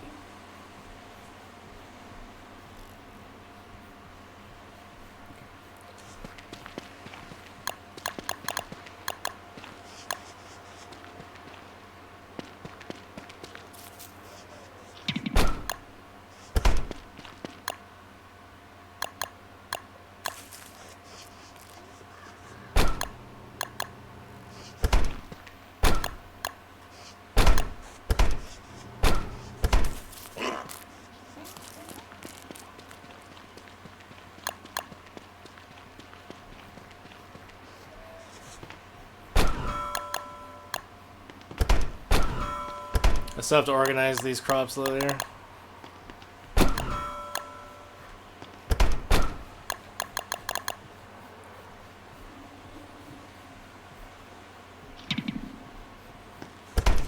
I mean, regularly, yeah, it is. This centerpiece here, normally I can exchange it for pretty much what amounts to like the guest kitchen.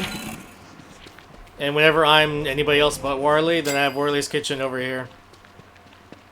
Just without the spacing.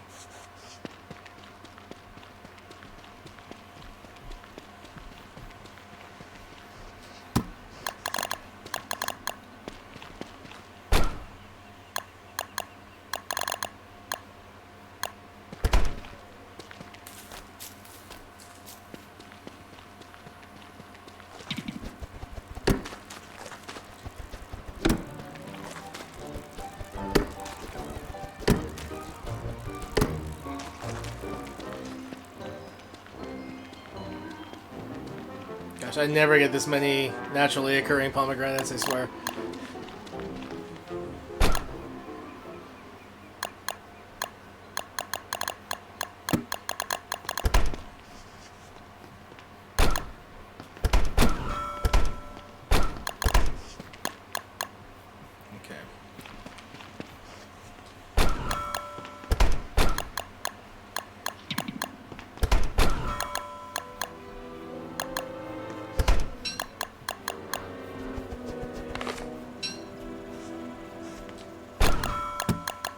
I'm just gonna grow these into giant crops anyway, so I'll just convert them. I'm not gonna use them for anything else.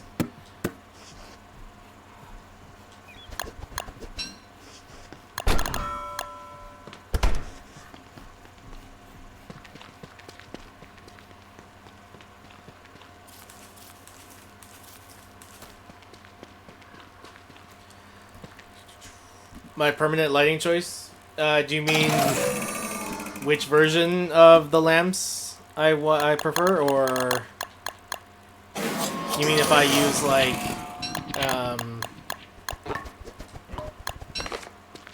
the astro detectors or anything like that? Because what I always go with is mush lights, glow caps and celestial champion shards. You mean where do I put them? On my practice file, astral detector I like to use to bolster the lighting radius of, like, say if there's like roadways or spots in between major lampposts, etc. And then yeah, usually more often than not I prefer glow caps just overall. I'm not averse to using mush caps, but it's just I prefer those styles. The glow cap style.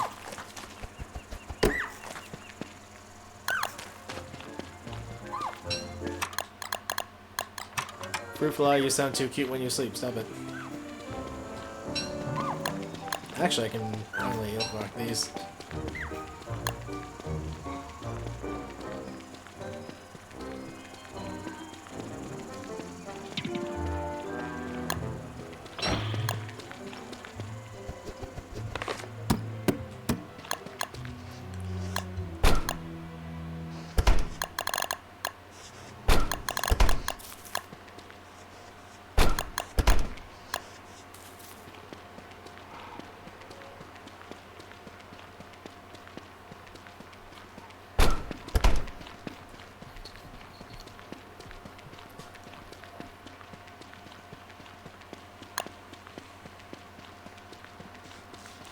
It's been long enough. Let's go ahead and harm these guys a bit.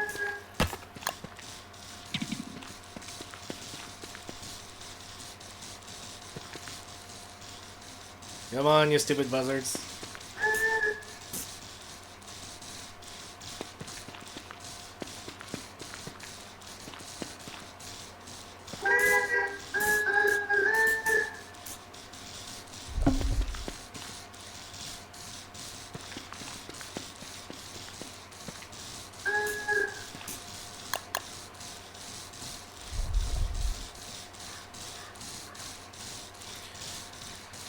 I don't have a salt box just yet, but mostly because I don't really need one.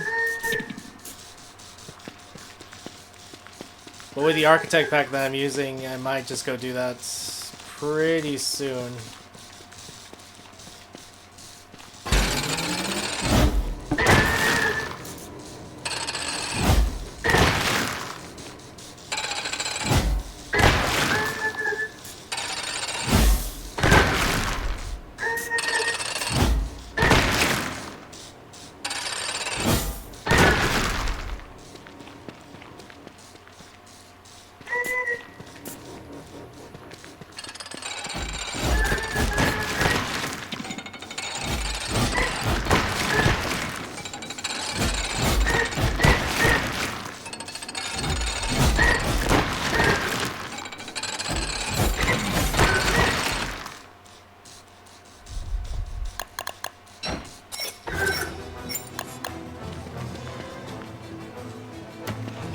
Precisely what I was worried about.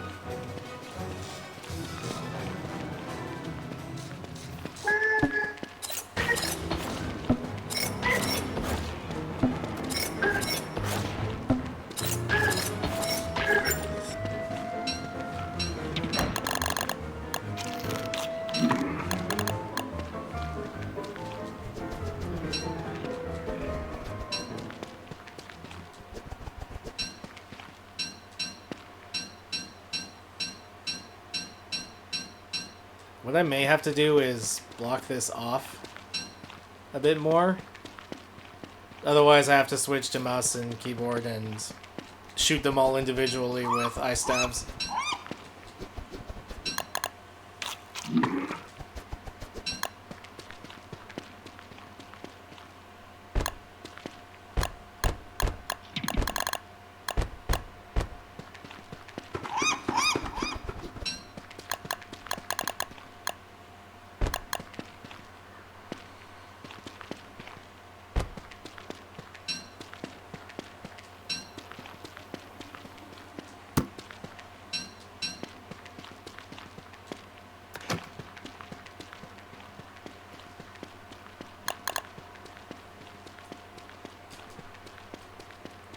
Just a little concerned about adding to that if they're going to be spread out that way.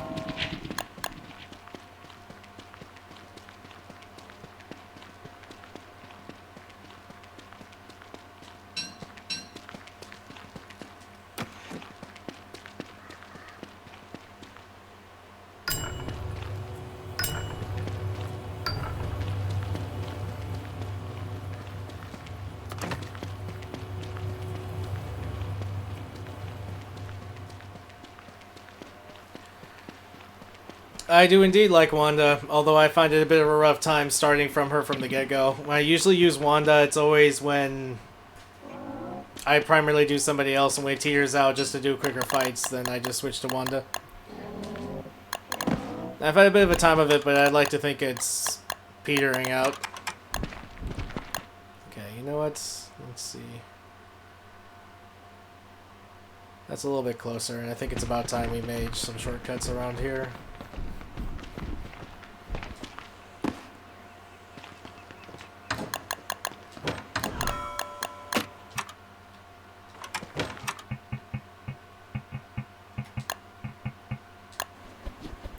Which character do you play, Dr. Eku? Or rather, I mean, I struggle to say main because I have a main team. I don't really have a single character that I main.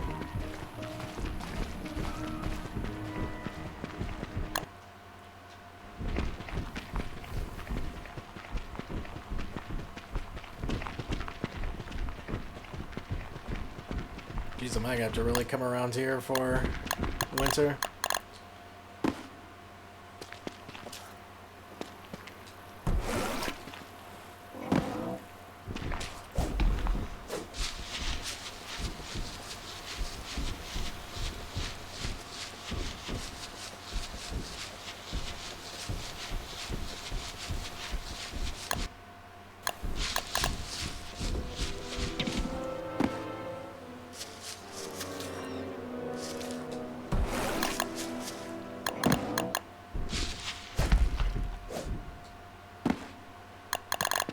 Okay, you're first.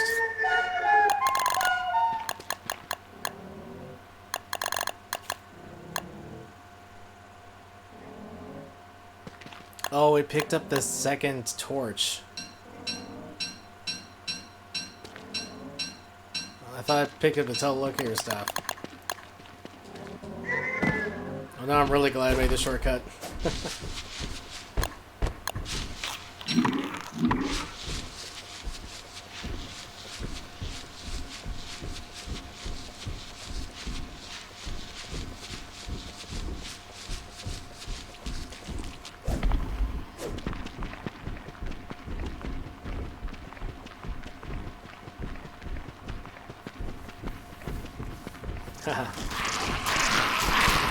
Oh, lure plants are, quite honestly, the best single item in the game, to be honest, with the things you can do with them. You can farm with them, you can farm even more things with them. You can use them on bosses, you can use them as trash bins, you can use them for farming, as in you can use the meat on them. All sorts of things. All of them.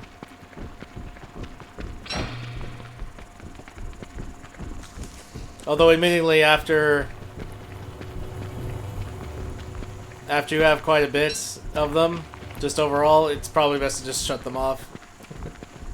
I just recently did. We have, like, all things considered, we have, like, 40 of them, almost. You really do not need more than that. But hey, maybe you have a server with, like, multiple people on them, then yeah, you probably want, I would say, 2 lure fleshy bulbs per player to keep them well stocked throughout the year. You know, considering winter and that stuff.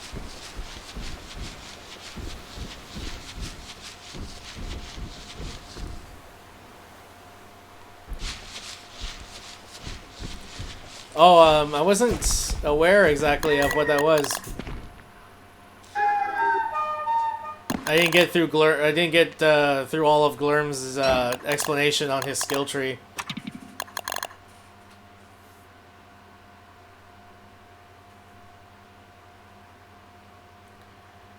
So they gave Wormwood a recipe for making the lure plants?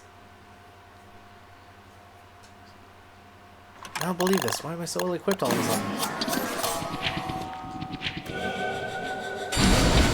That's why I healed.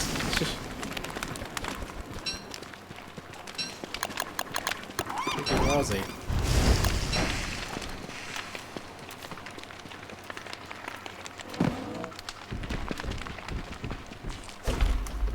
I must have put it down to make room for something. My gosh. So, Wormwood can craft lure plants? Like I said, I didn't get through all of Glurm's video. 2 compost wrap and... Well, I think the only issue there would come from the compost wrap, right? Oh, and 40 health, okay.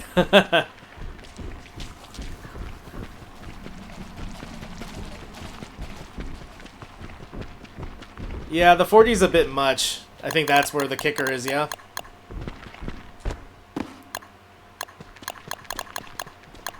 Anything else seems a bit excessive. Alright, anything else seems fine. I mean, the compost wrap might be not too bad.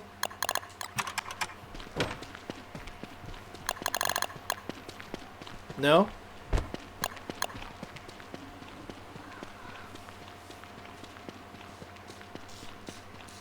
So from what I'm gathering, you think it's a bad recipe? Or just not as good as it should have been? Because I'm not sure what it was in the beta. Oh, right, because you need leafy meat to get more leafy meat.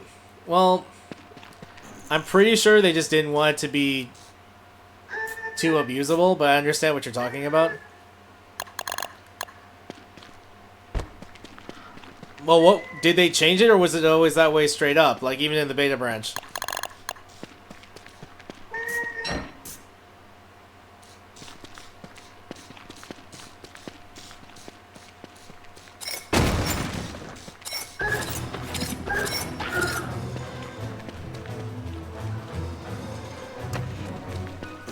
It was always like that?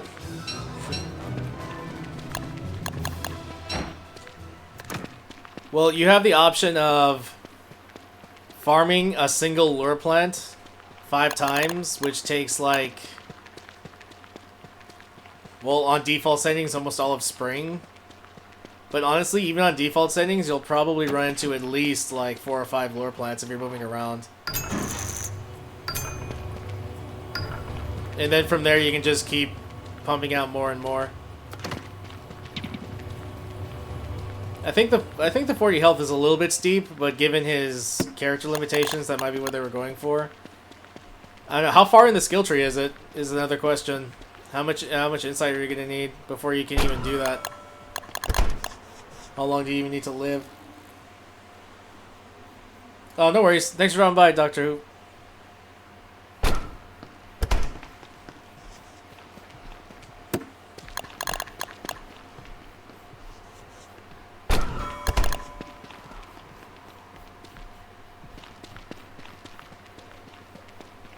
Okay, where is my eyebrow?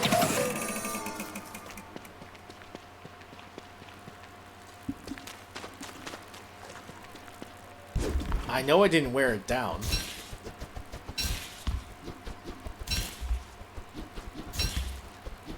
No, seriously, where is it? I know we found the second one, but... Or rather, I should say the first one again.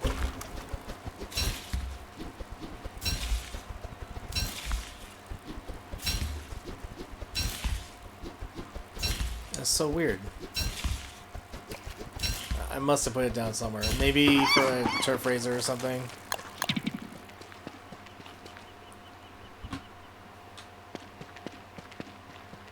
I mean, I don't believe I accidentally put it down anywhere.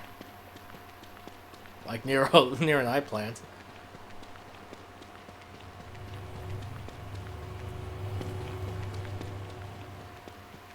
At least that last Tulliver put its nest in a good location, relatively speaking.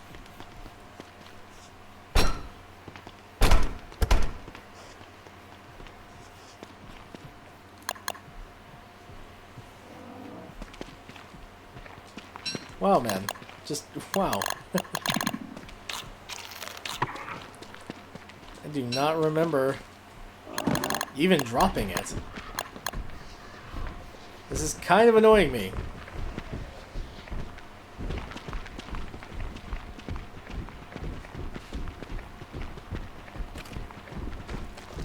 I can only think of me dropping it for, like, to make room for something, but I've checked all the places where I would have to do that.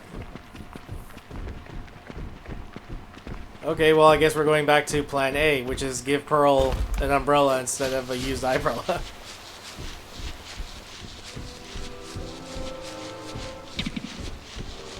I mean, come on, when she gets it, it has infinite durability, it's fine.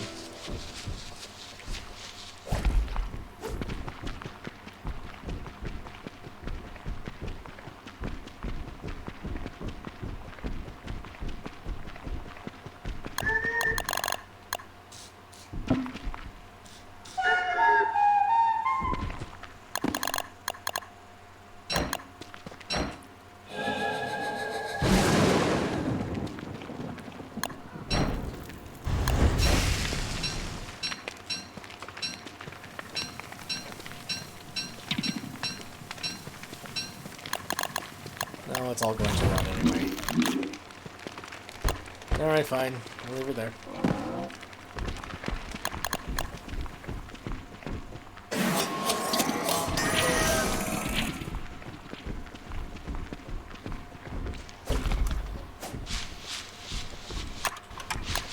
"17 days. I think we can keep going. We're on a roll anyway.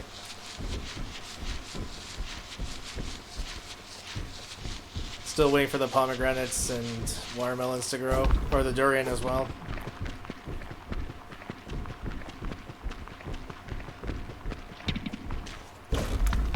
Ooh, that could have been bad. Ooh. Oh, and a dragon fruit. Excuse me.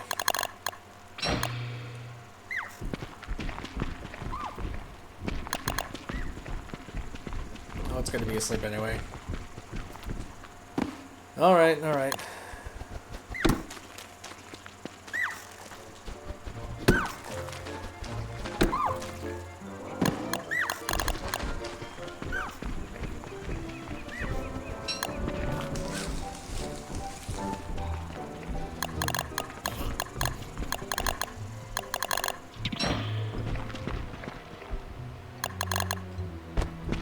But Doctor Who was right. I need to think about that salt right now.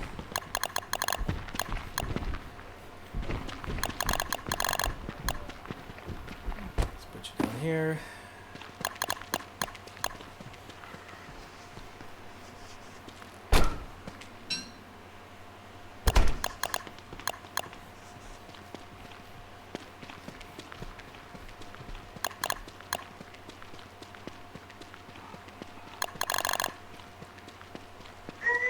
Okay, wake up. If you'd be so kind, put your nest somewhere around there. Although, technically, that's not too bad.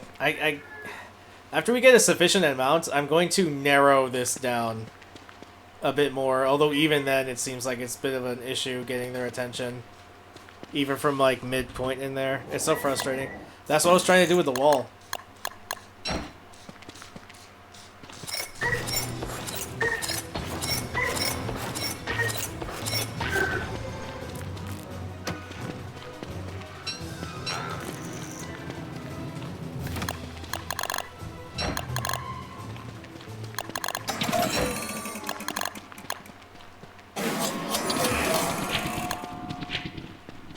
Okay, time to line these up for another disenchant session.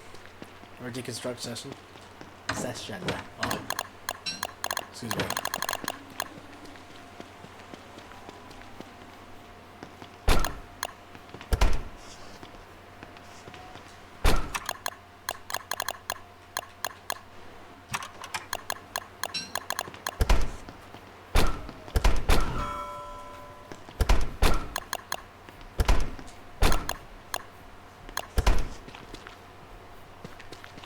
I thought I picked up the gift wrap over here.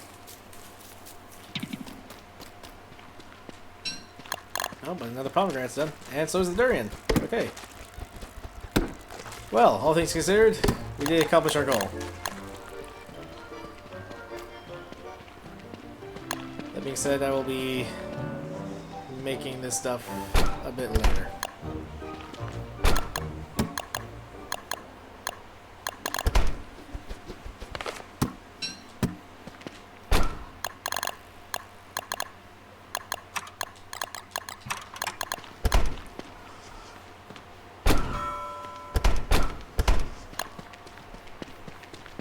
I guess I can put these here.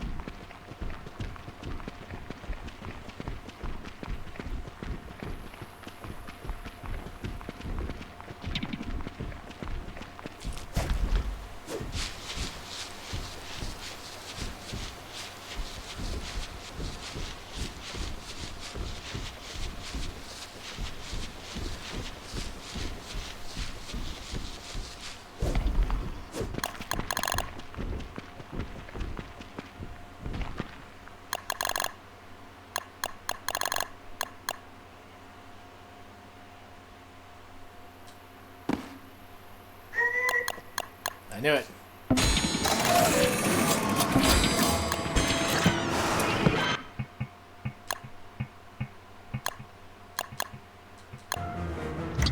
I'm so sick of the game just giving those false...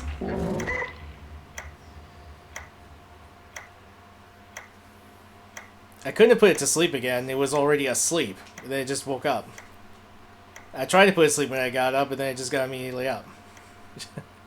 And then attacked me.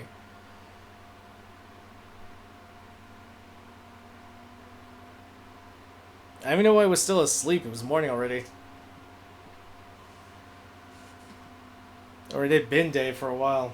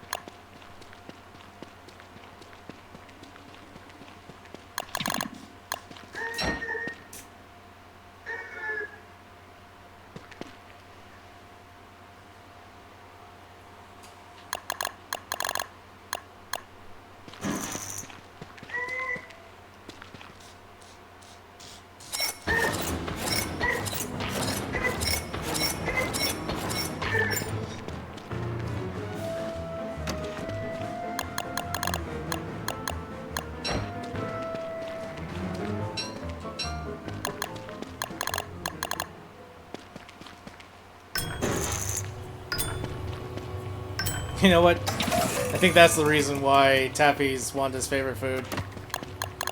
You don't even worry about the Tam O'Shanter. Wearing it during the day, you might be doing basic things, or if you just too much of a chance. You can't do it like with other characters. You have to anticipate the game is just gonna not work.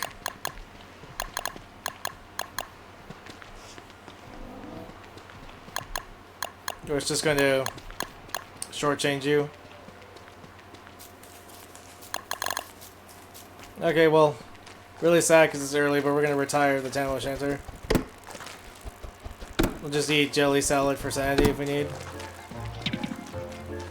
It's not a big deal, it's not a big ask. That frees up a slot.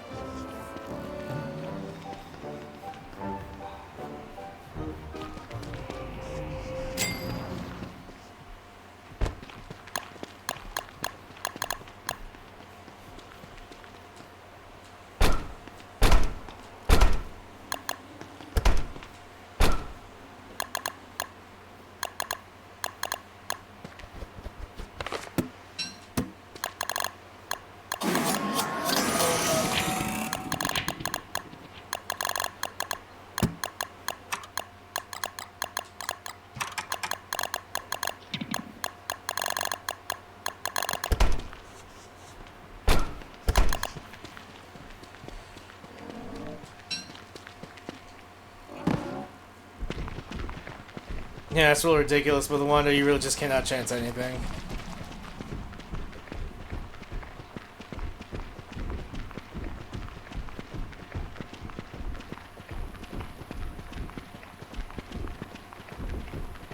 As is, you have to wear the umbrella when it's raining. And the moggles when it's dark. Or you're in the caves.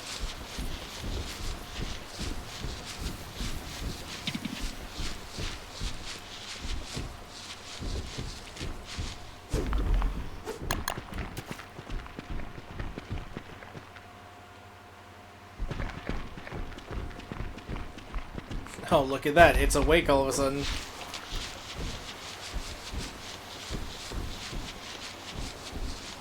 No internal consistency. Go figure.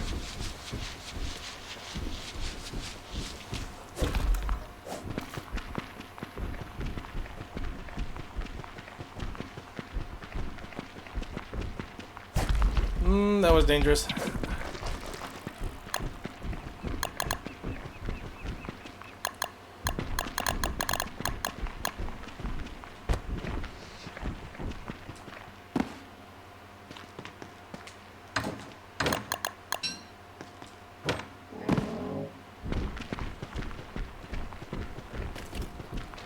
We're gonna hop on this one because it has more of a gap for you.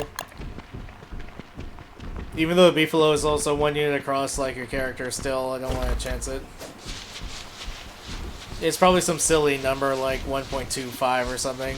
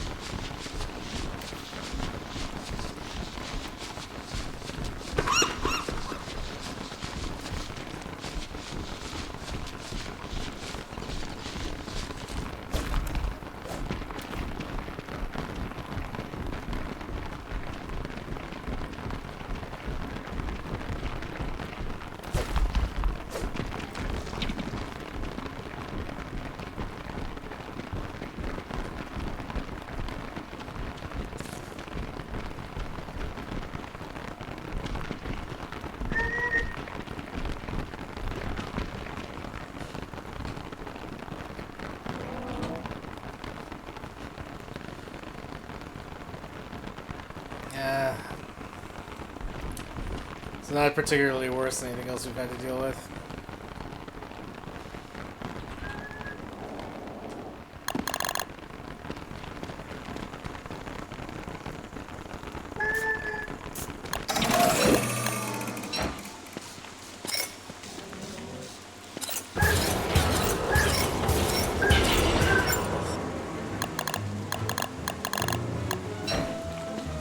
I just don't want to attack a wall again.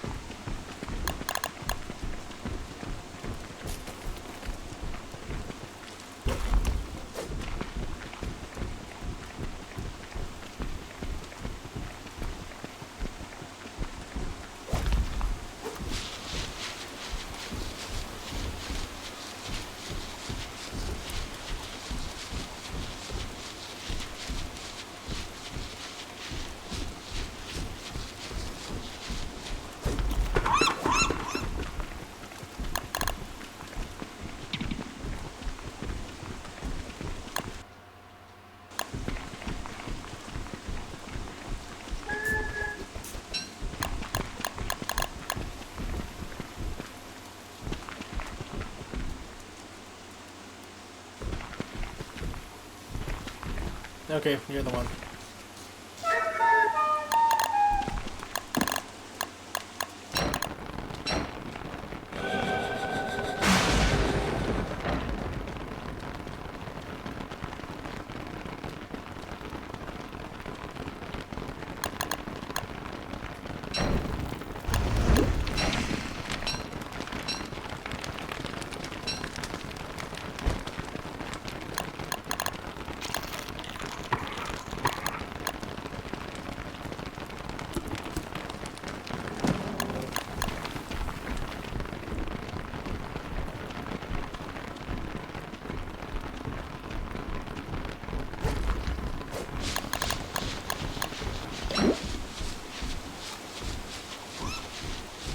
Okay.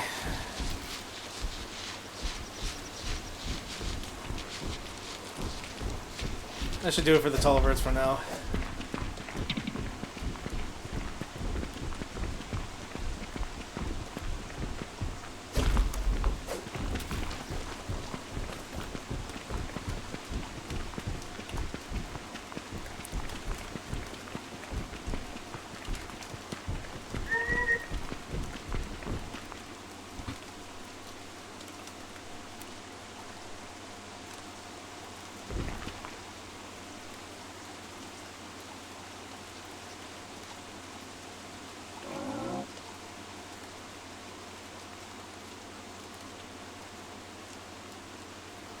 Oh, seriously?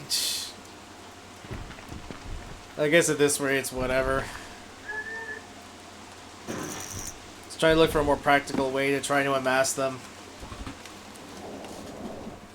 They hold their aggro long enough, well, sometimes, but getting them to aggro to you, especially when you already have some on you, is just going to be...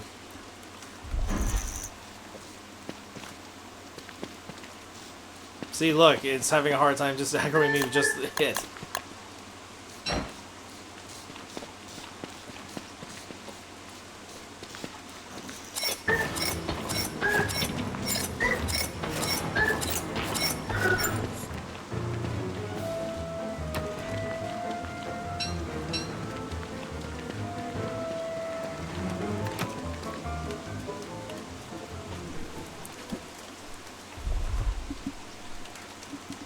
I mean, fencing them in closer is not going to change too much. I mean, I suppose what you could do is put them to sleep and burn the nests you don't like. The ones that are sticking out, and then have them try again. I don't know. I'm thinking what I might do is just spawn the nests myself. And then keep them in an enclosed spot. And then what I'll do is, see, like, watch, I would put the nests real close to each other. Like in a line, like up here.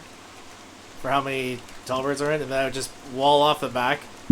So it'd be fairly easy to get their attention more. Thinking I might just do that.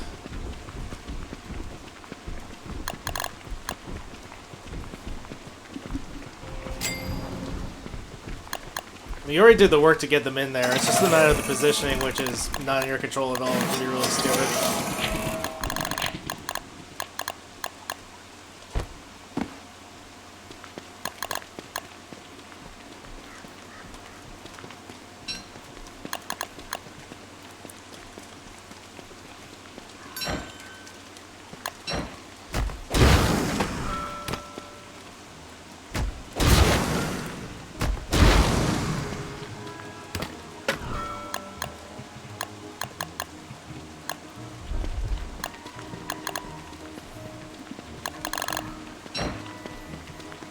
I'm gonna want some niter.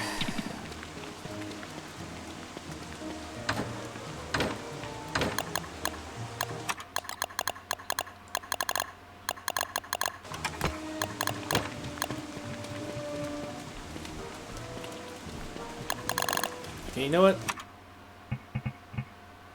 Fine, we'll put up one more, and then we'll check out the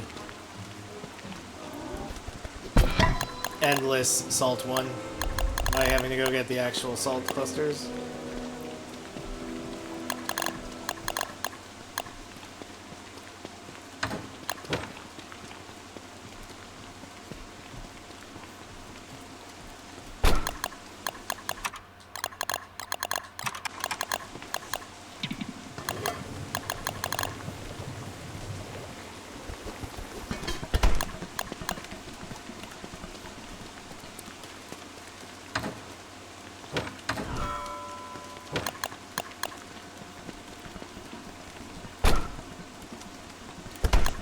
Okay, where did I leave my ship? Raft, really.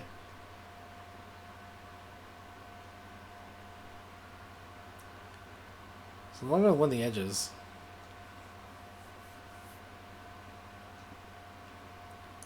I think I looked at Pearl's Island? Yeah, I did. Okay.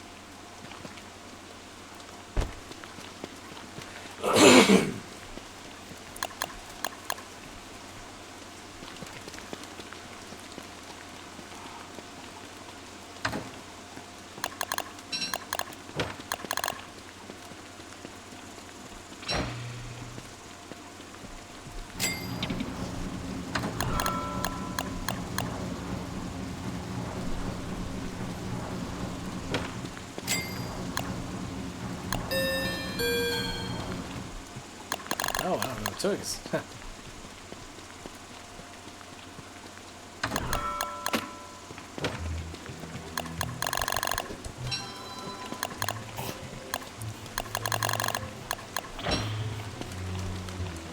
I'm not gonna wait for the hounds right now.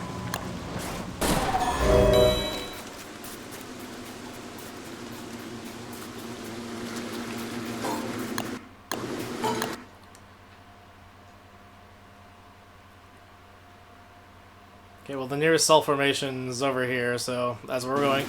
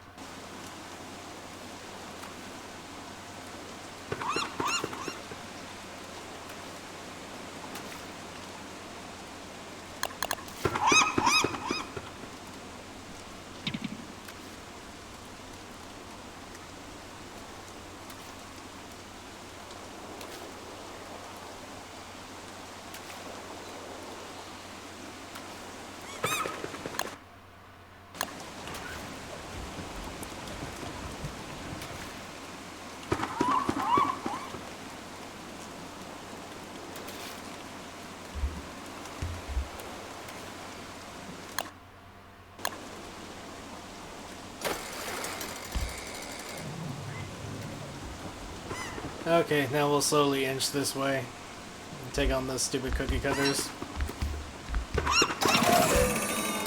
Oh, good.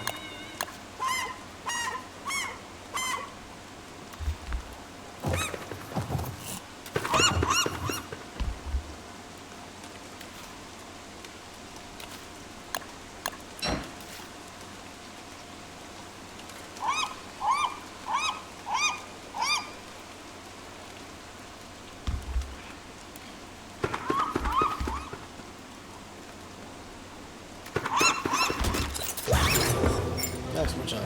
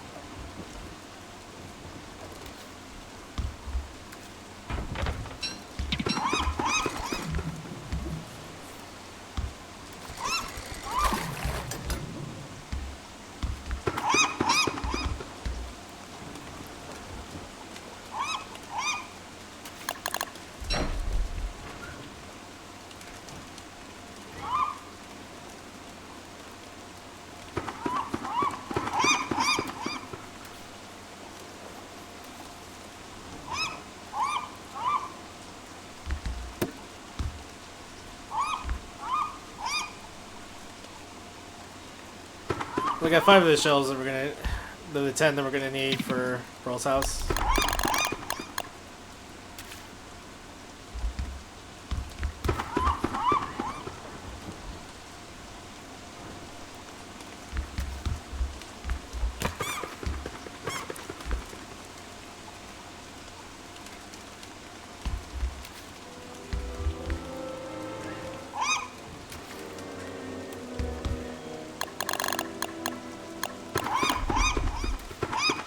Oh wow.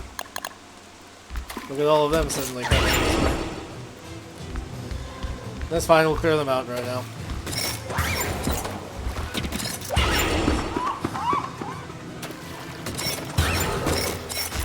Alright, there we go.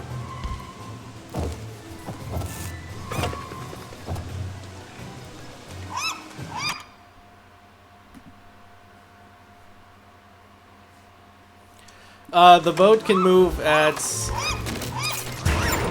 How should I say this? It's a little hard to tell because it depends on if you're using a certain oar or if you're using a certain number of sails. It moves relatively... well, fast with 1 sail. It moves really fast with 2, it moves very fast with 3. If you're using a wooden oar, it moves slow. If you're using a driftwood oar, moves medium. If you're using the Albatross build, it moves really fast. What I like to do is coast with the anchor down, so it drags. So that way I can inch toward the cookie cutters so they don't all come too much at once. Although thankfully it looks like Old Wanda is capable of just one-shotting them, so that's fine too.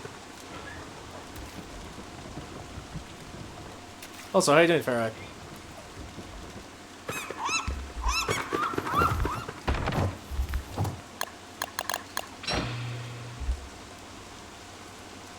See, like, this way, otherwise I don't have to, like, worry about crashing into the salt pillars and then causing damage to the raft or anything like that. You just gotta be very careful.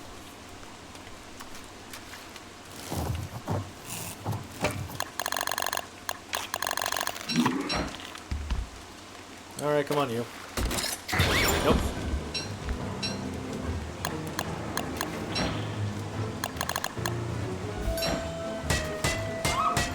Okay, we're one cookie cutter shell away.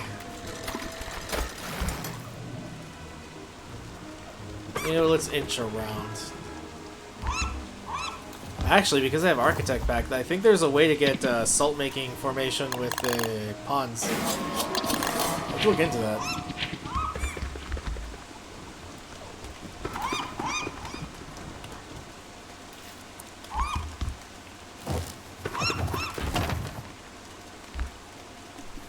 Hey, Dr. Eku, how you doing?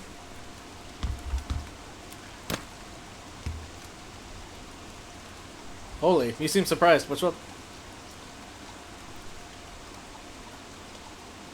Oh yeah, I'm not just working on the salt box. What actually caught my eye was this. Using the Architect pack? Oh, I can't see it unless I'm near.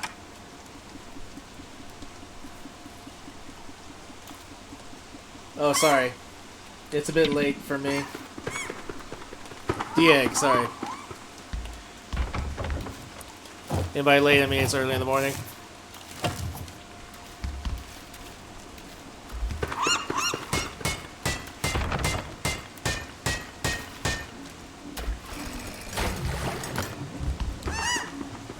Nope, I can't make it through here. Alright, let's go around. There's quite a few cookie cutters. Even though I can one-shot them, I don't want to chance it. As soon as we pop a hole, we're going to have to abandon this and warp back to base.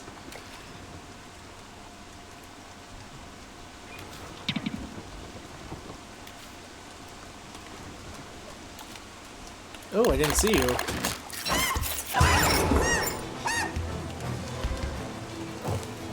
Oh yeah, so you can collect the stuff. Or have a lazy forger.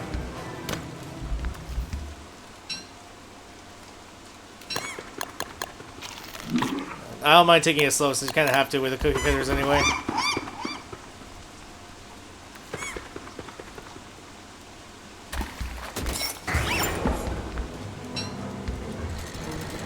Still need one more shell. This is after they improved the drop rates. Alright, these three should be good.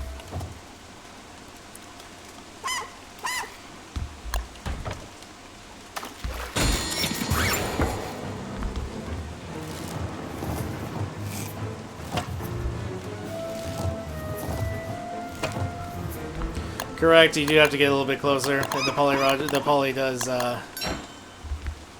go a good ways. Really? I'm not close enough?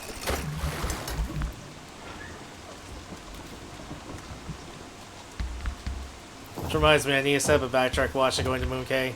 I think, oh good, we have a full moon coming.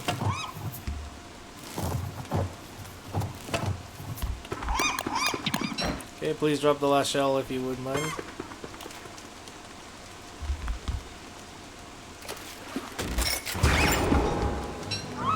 Huh! It's the game's desire sensor, I know it is. Oh sure, it's the rock I get on the boat.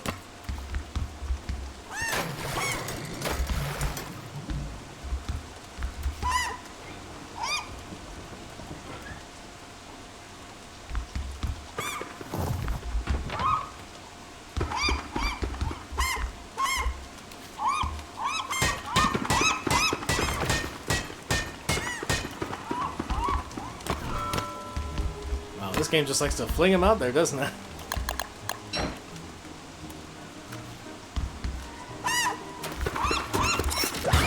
There we go. We needed that last one anyway.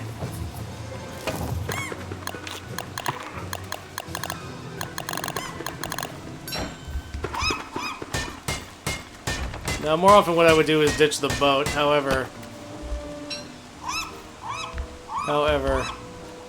we still need to get rid of the trash around Pearl's Island.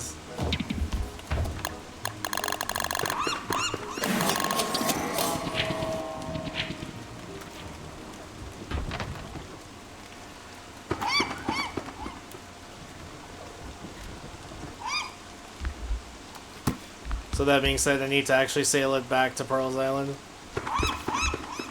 That would be too long.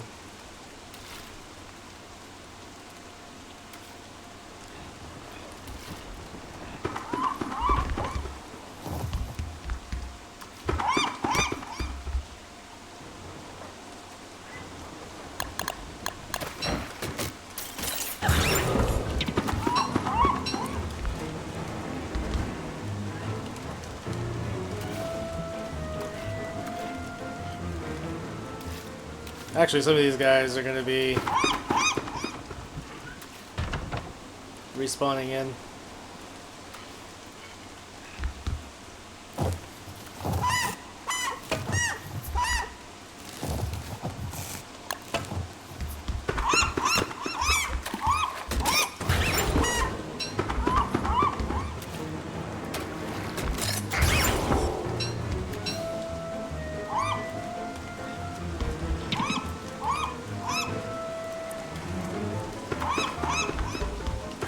You know what, just in case I need it, I'm gonna get a little bit more salt.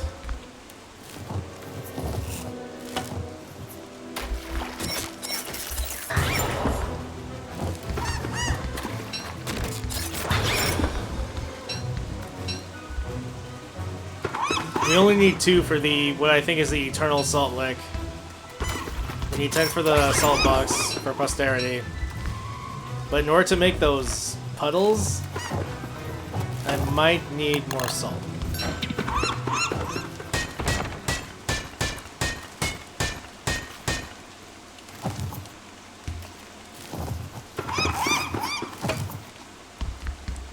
And shoutouts to controller range. I might actually be able to make that.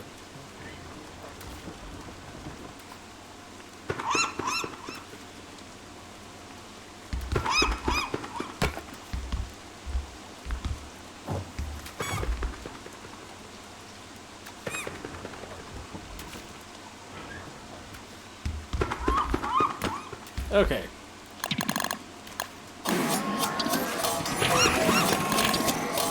Before we zip back home, we need to get to Pearl's Island.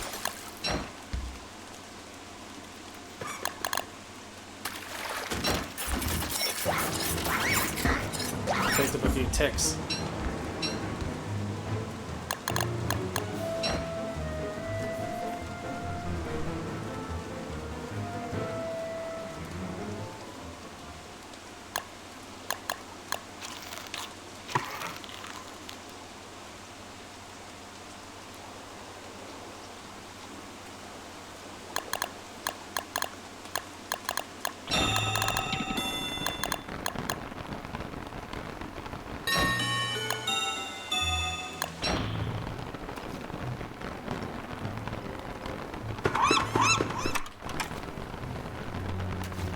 Yeah, it is getting closer to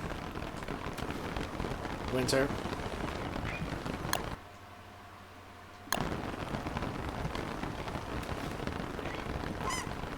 Gotta watch my water gauge a bit more.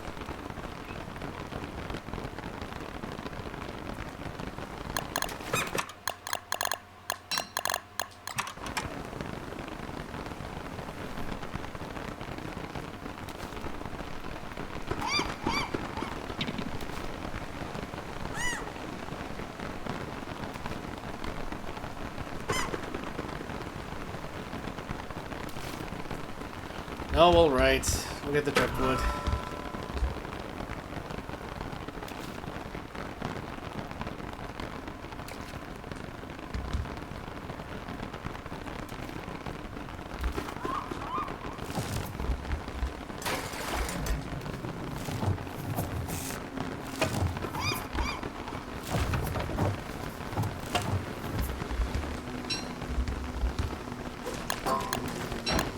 Okay, let's go.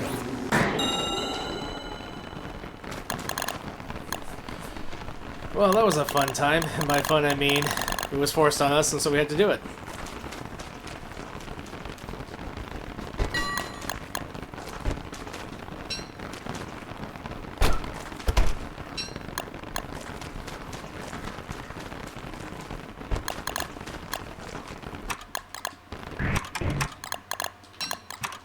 I'd like to say I planned that.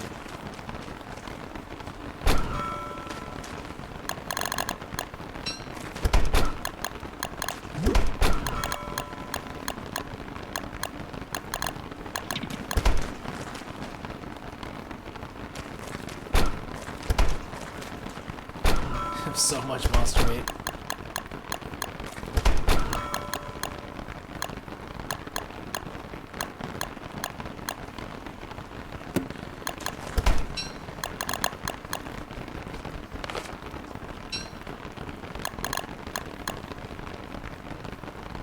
Okay, I'll see as it goes.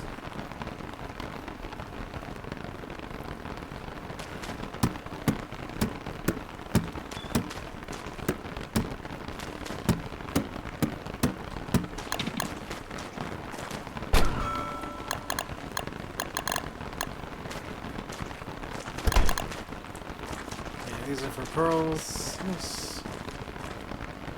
Okay, let's see this eternal assault like I was talking about.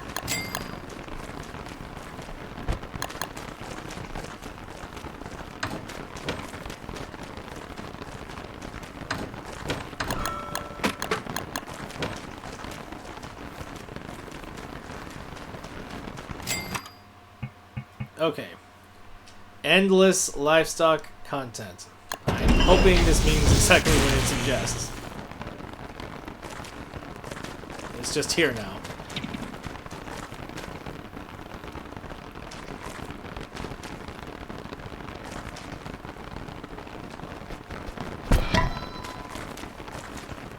True Salt Lake.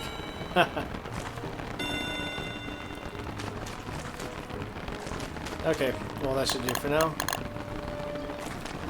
We're gonna need a blue gem for the salt box.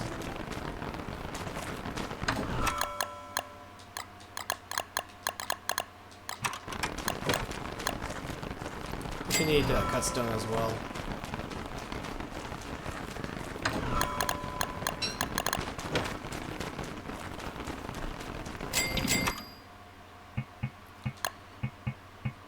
There we go.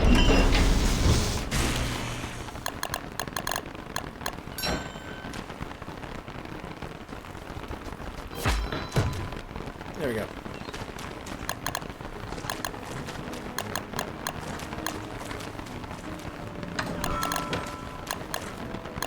Kitchen's a bit more complete now.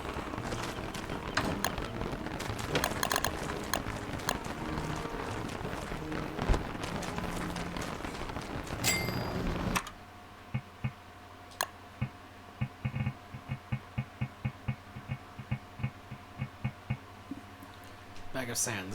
Not sure what that exactly entails.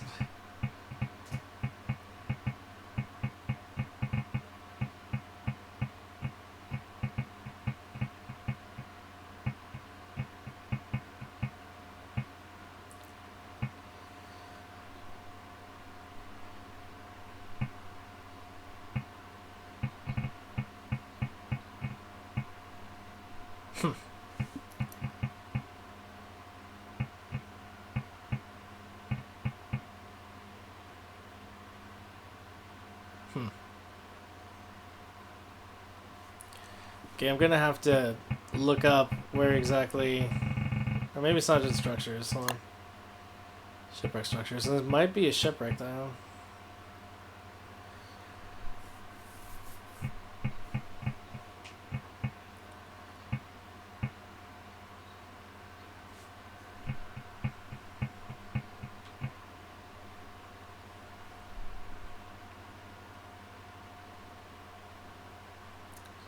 Elf. Hello, fellow random. How you doing?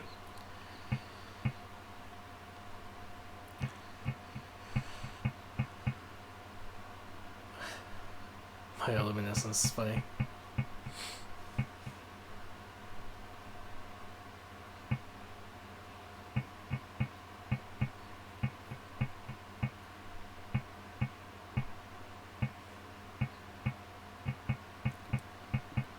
I may just have to straight up look up where that pond is where you can farm the salt from.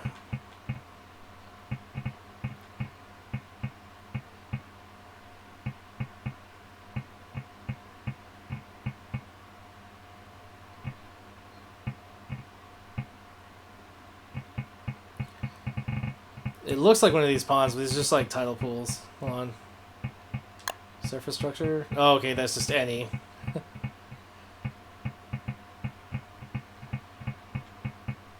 Oh, nice. Very nice. Wow, you can even get the traditional one.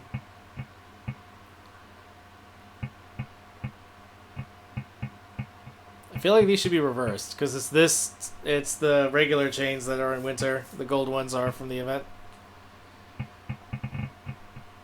Oh wow, this is great. Literally make any of the items you want. I have to imagine these function also. The ones that can.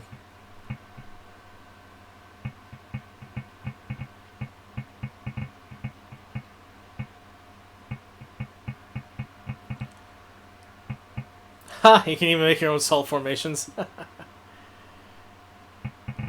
I mean, if nothing else, I suppose I could just do that. Give me another reason to use the docks. Cave structures. Okay, you can make these, but obviously they're not going to regen. Okay, so never mind. I don't think you can. You need to use the salt ponds that I saw him using once.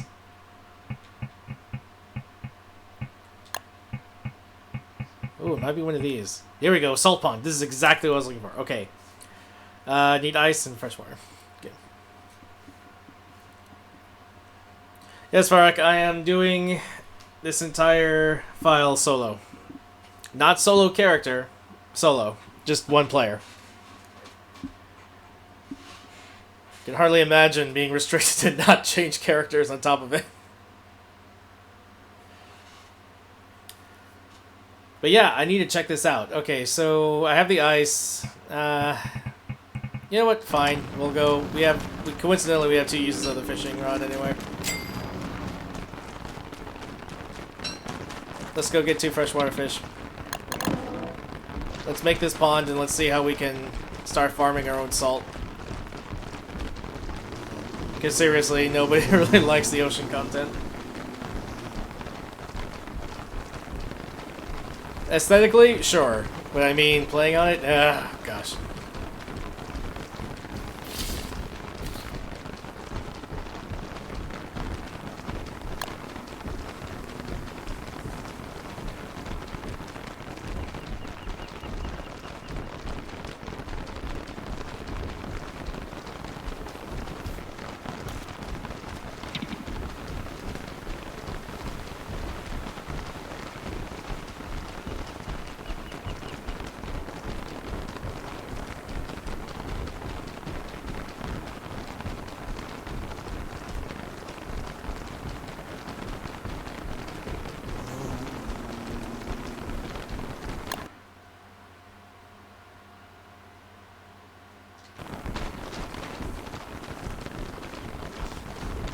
Oh, yes, I do need some tufts.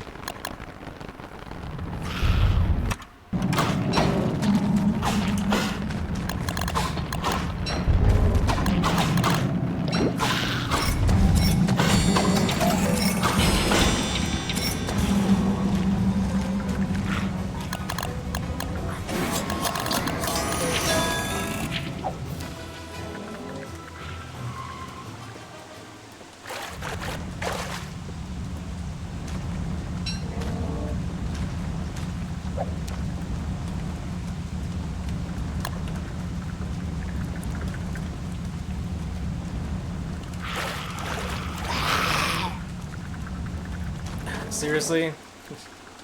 It wouldn't let me... Come on.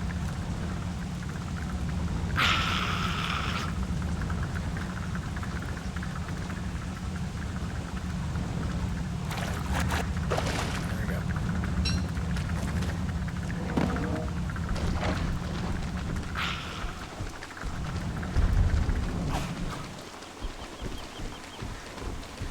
Sandy can be an issue, but it's actually really easy to manage once you realize how many things you can do to affect that. Like, early on in the game, it can be very difficult because you don't have a Tamo Shanter, you don't have too many special ingredients.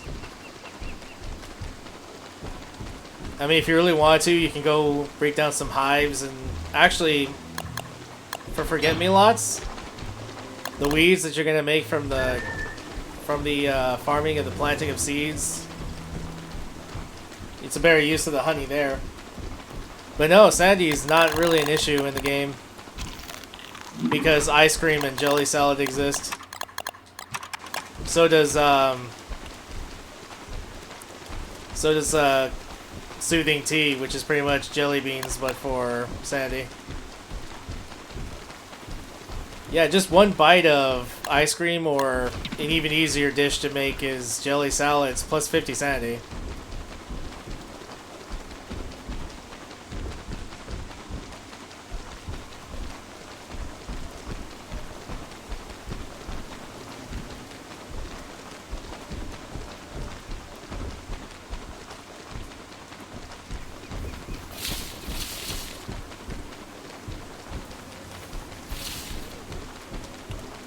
We haven't checked about our trees in a bit. Oh, almost perfect. Almost perfect. Some of these are... Okay, some of these need to finish growing. These are all set.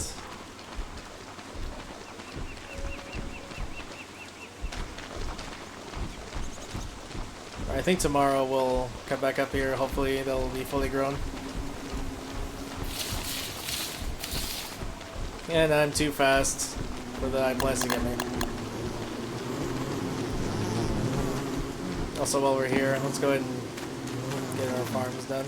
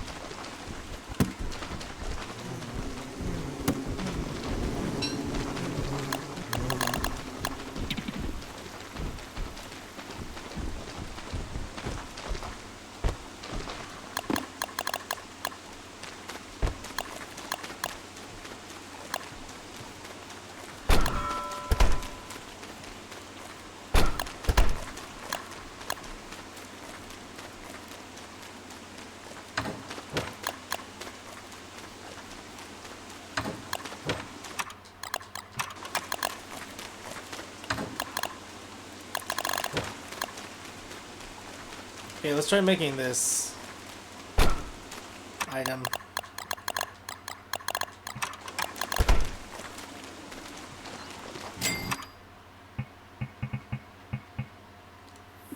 Salt rack. That's actually what I wanted, not the salt pot. Okay, question is, where do I want to put it? I have most other things kind of planned out. Where do I want to test this? Maybe over here we're going to put our fishing stuff? Well, now I have two...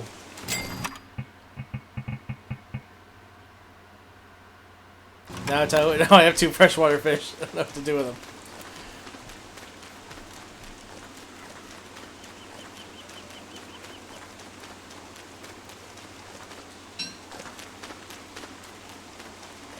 I mean, I'm gonna need them for the merm masks when the time comes.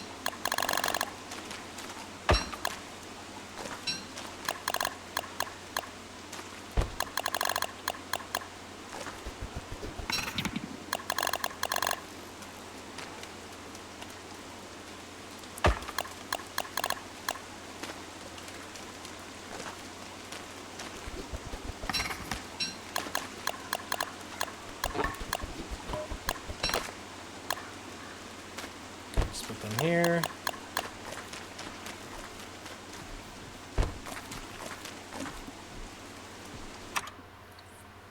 $11 days. Oh, what? You can't put salt in the salt box? It doesn't make sense. Why can't I put the salt in the salt box? Is it too salty as it is?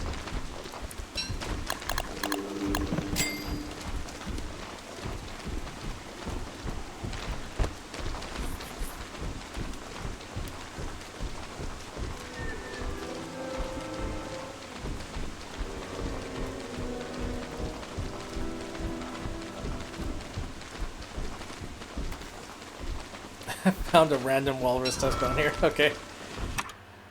Okay.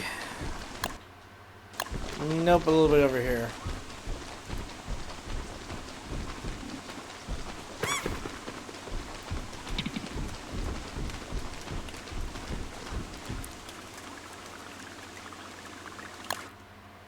This is where I'm going to want some of my sea stuff. So let's try it here.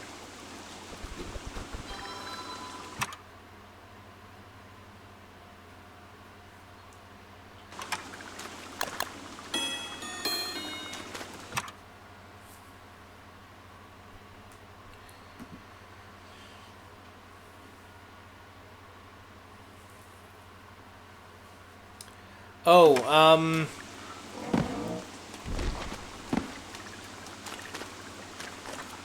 seeing the inside of the chests in the fridges is something that comes standard, but I think what you mean is looking through the bundles, right? Because whenever you open a chest or a fridge, it always gives you the content.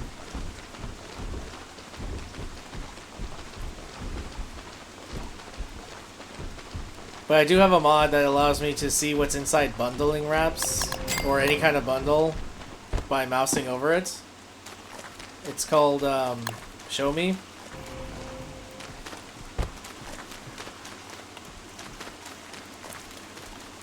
Yeah, see, whenever you open these items, it always gives you the mini-map. Or it always gives you the mini-interface for any of them. There's a dragon chest, regular chest, stuff like that. Is that what you meant, or were you talking about the bundling wraps? Because see, when I switch to mouse and keyboard, yeah, I can see inside them.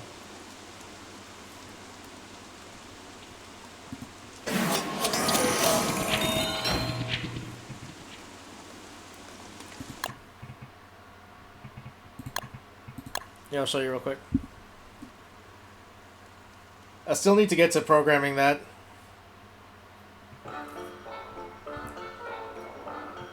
So you do the command, show mods.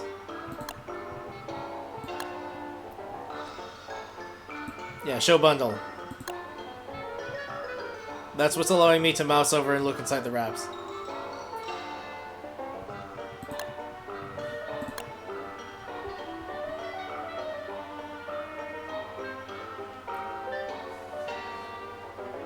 I hope that answered your question, Farak.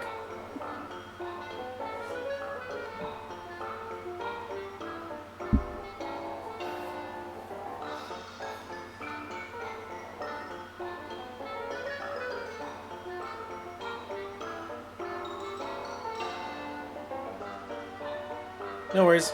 Glad to help.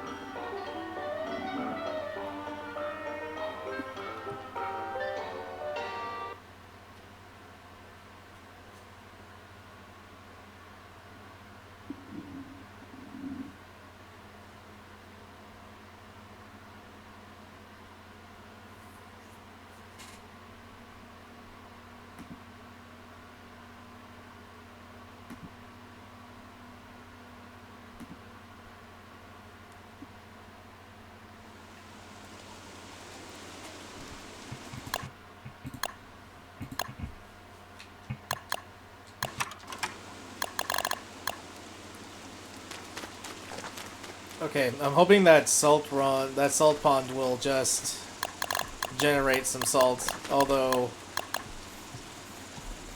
see, I don't even know what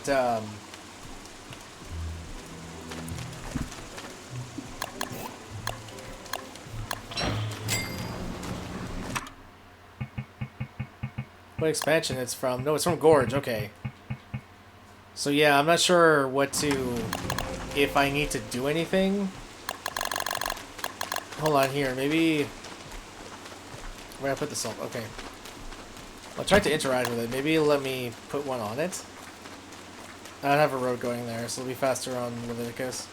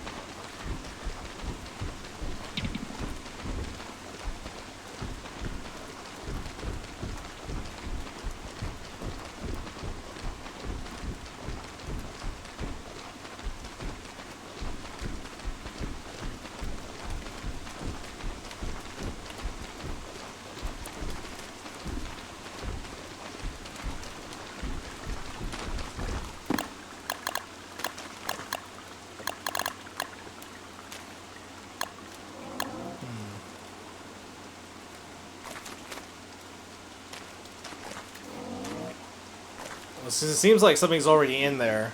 I'm not sure if it'll just generate over time on its own or not.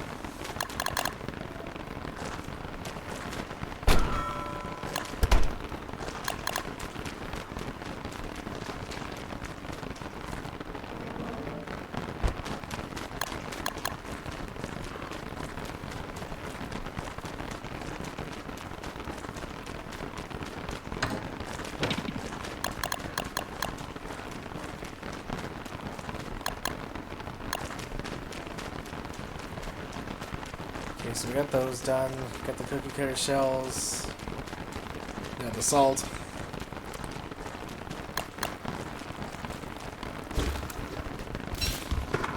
Nope, nope, can't use these.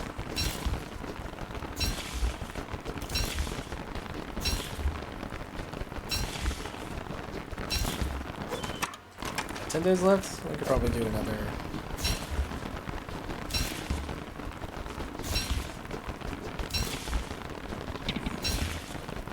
Try some more giant crops, I suppose. Actually, no, it's been raining, so maybe we can go fight Dragonfly.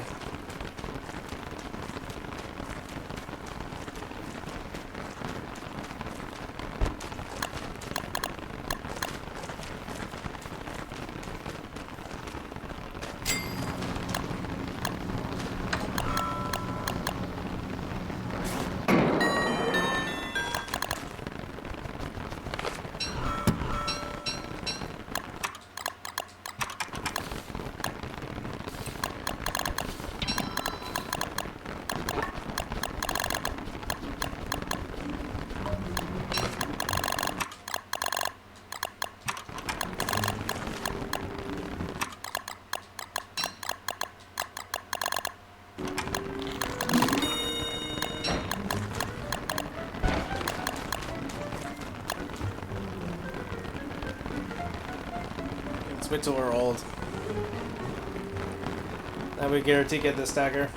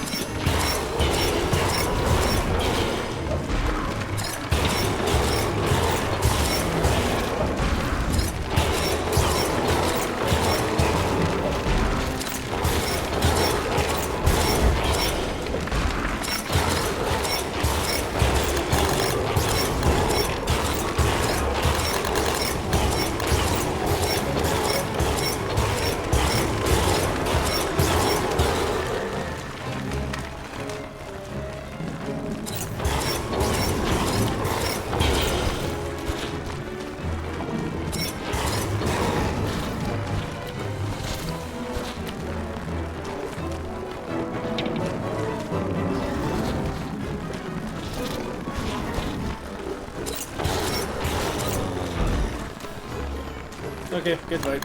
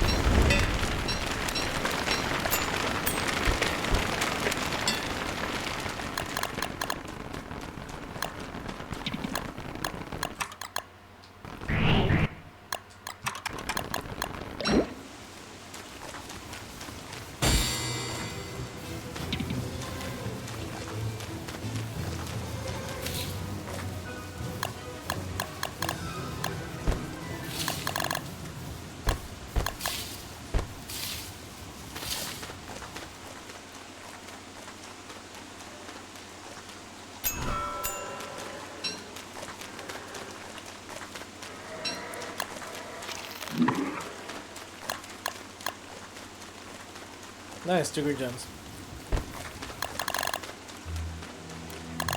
Okay, well, since it's still raining, let's go fight Big Queen.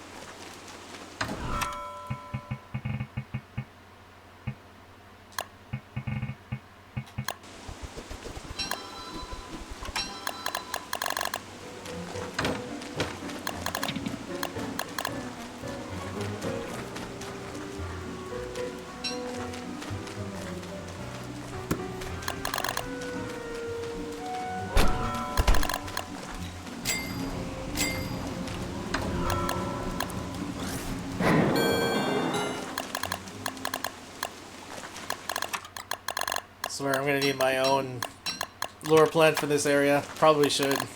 I can put it over here. Actually, no, there is one already over here. Naturally occurring. Okay, fine. We'll use it later.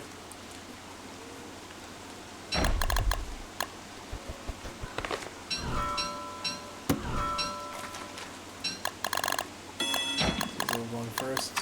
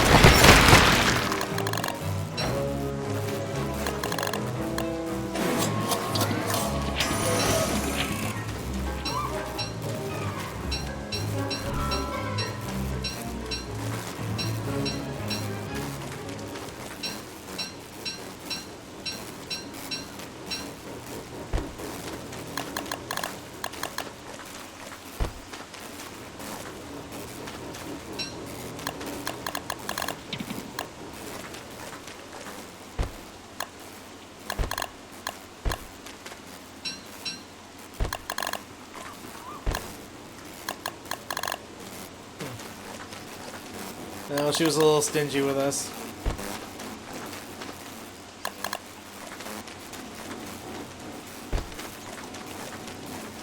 Well, we did nuke her to oblivion, but that's what she gets. That's what Clay gets for making it so insufferable to solo her.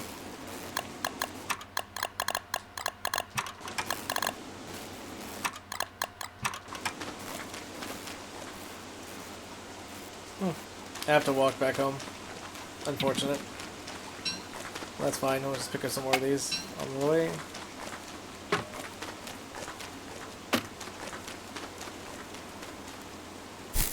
Actually, while we're on our way back, let's see if those evergreens are ready. They ought to be. It looks like those frogs up there wore down some of those moslings.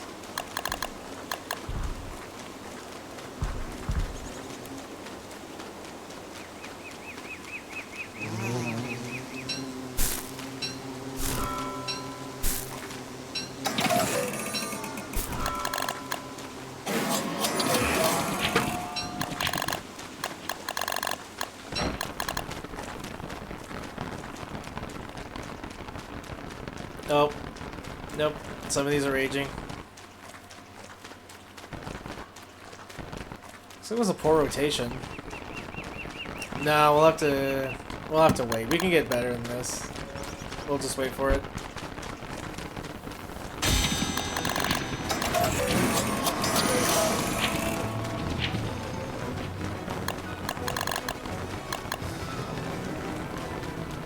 I would clear all these out in winter.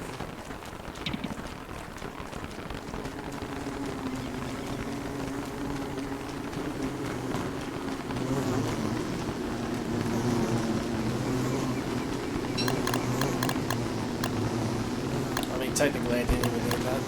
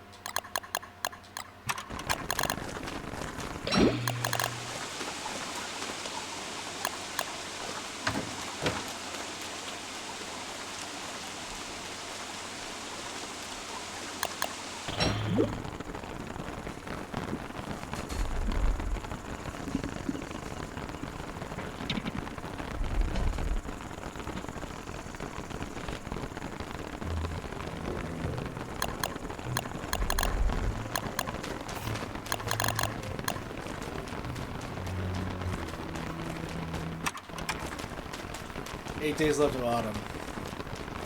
Let's see.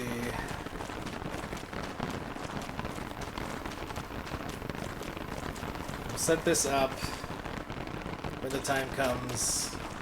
Probably next year for sure. But we just want to keep building the farmers markets.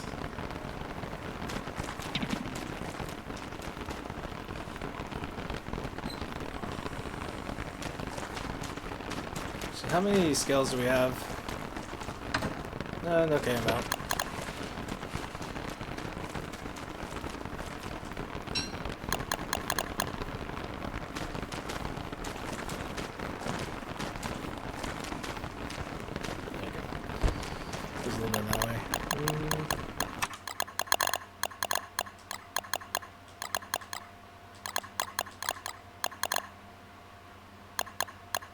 Actually, no, that can go there.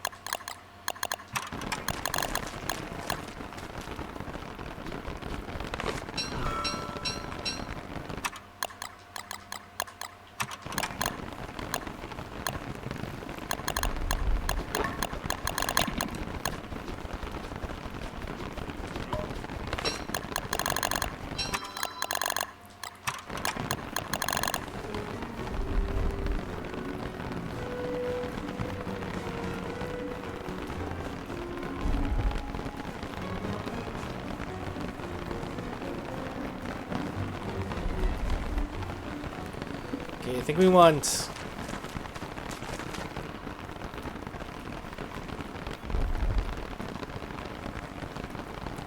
Okay, carrots, corn, and eggplants.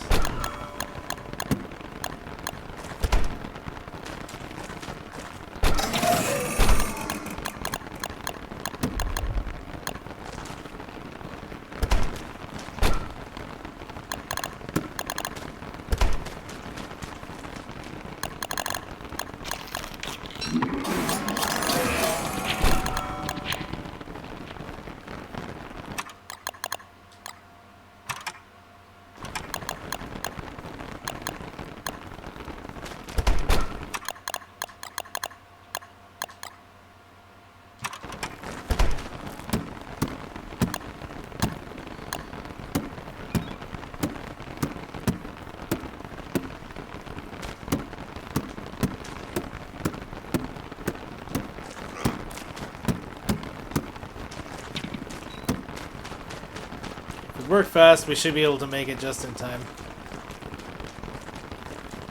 If not, then they're not going to be in season.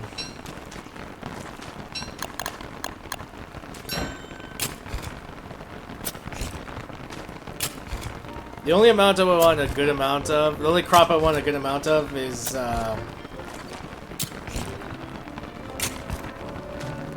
would be the corn.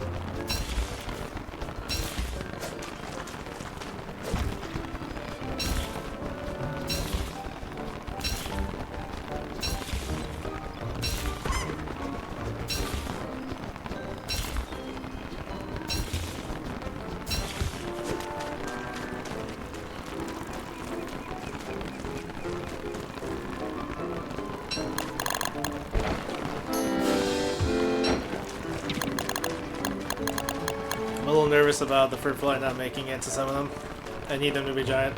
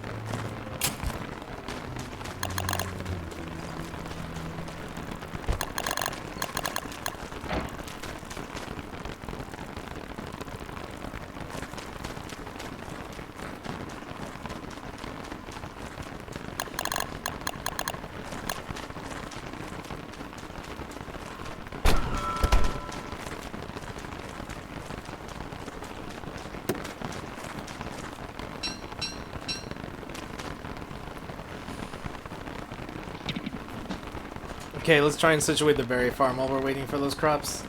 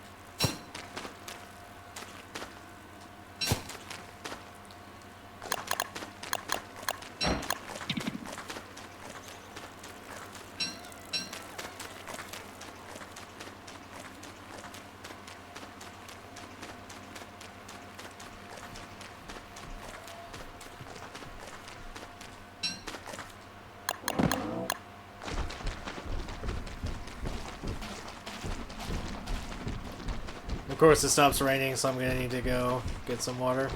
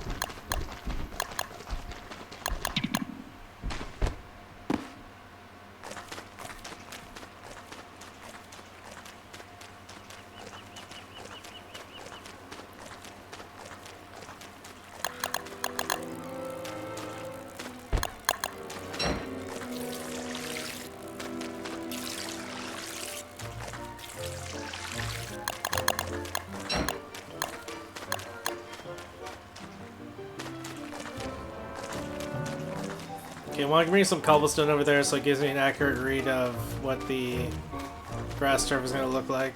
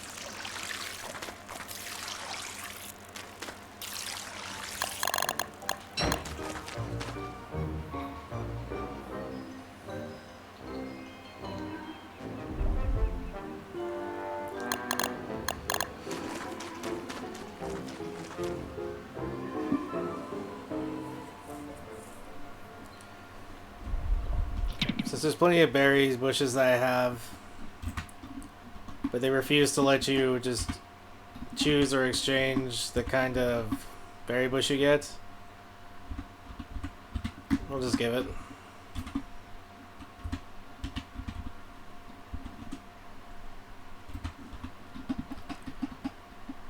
I think it's...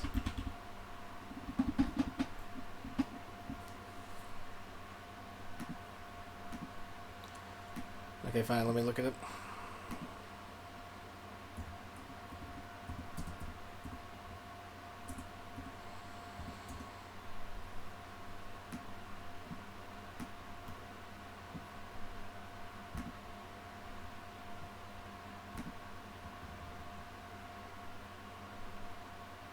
it's berry bush too.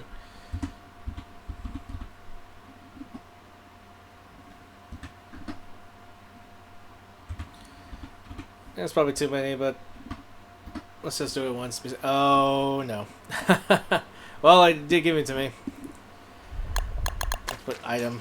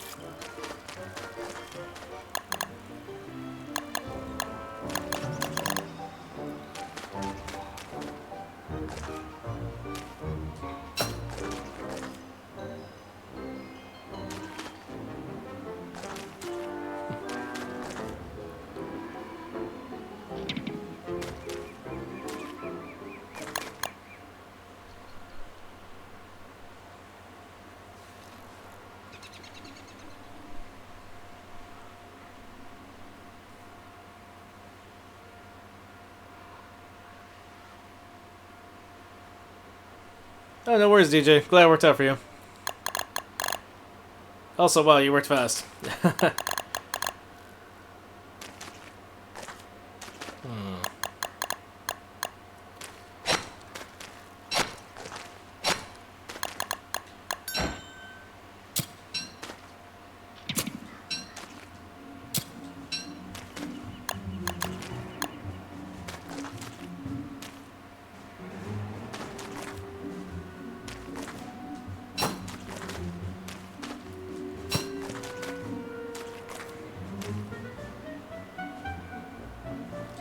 Yeah, perfect.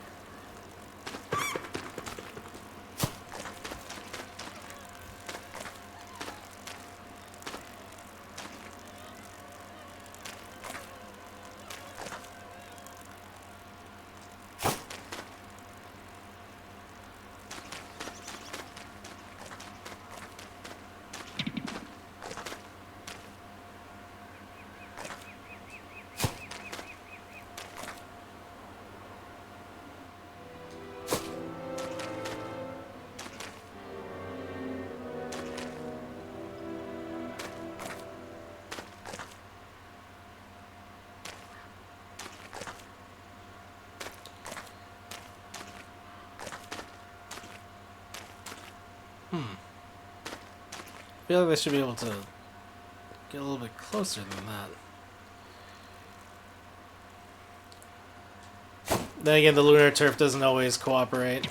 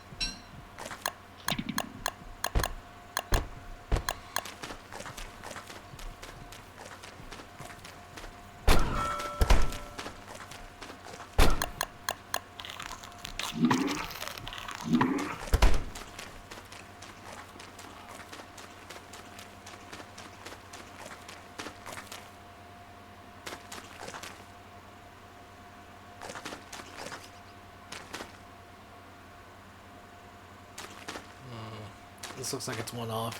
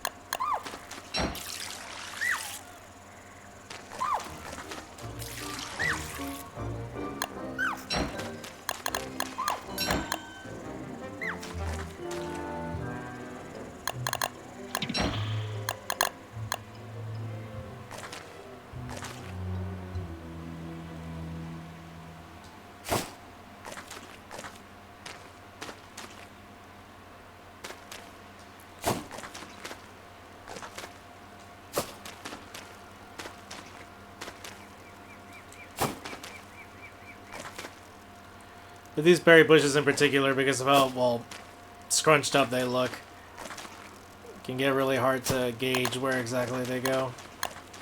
There, that looks perfect. That's what I'm aiming for anyway. Let's put this up here.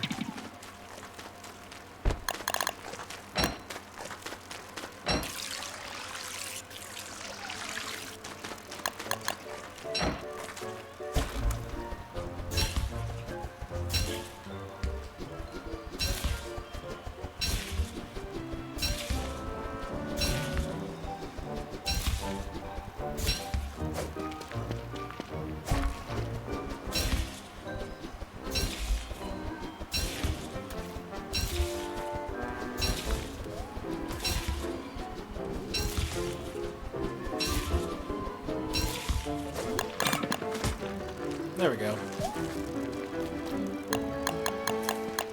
That's a good measure. No one missed their checks.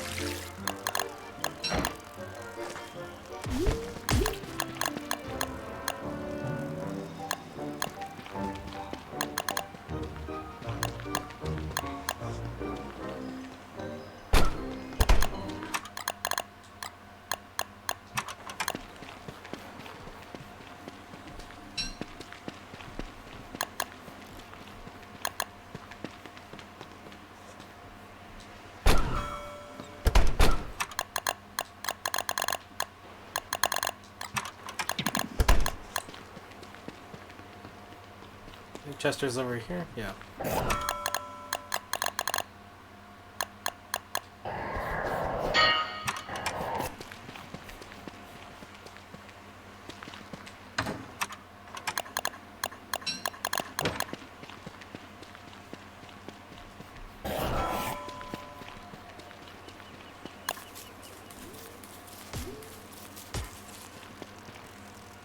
Nice. Okay.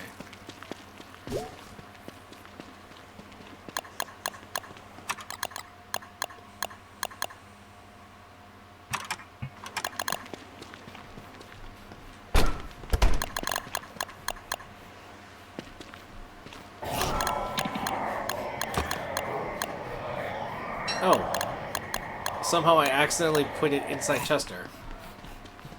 Huh. Not sure how that happened. But hey, we solved the mystery. We found it again. After losing it again.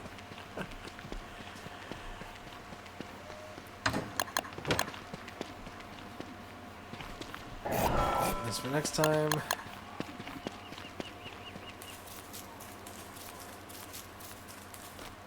Okay, this is all done. Generally, we just had that last one to go.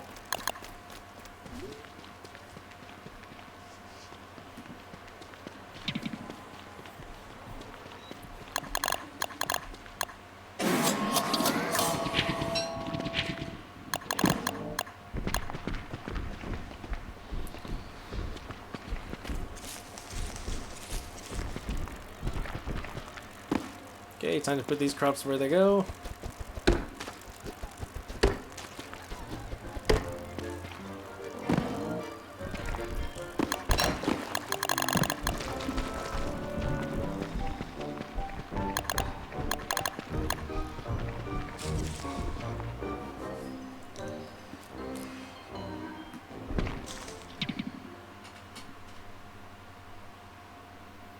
Okay, these go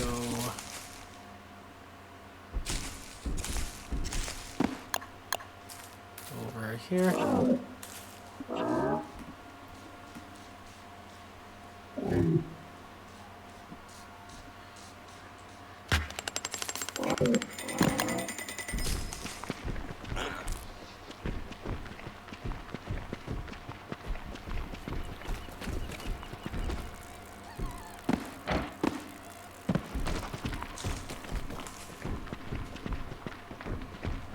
Okay, corn and carrots go actually right next to each other.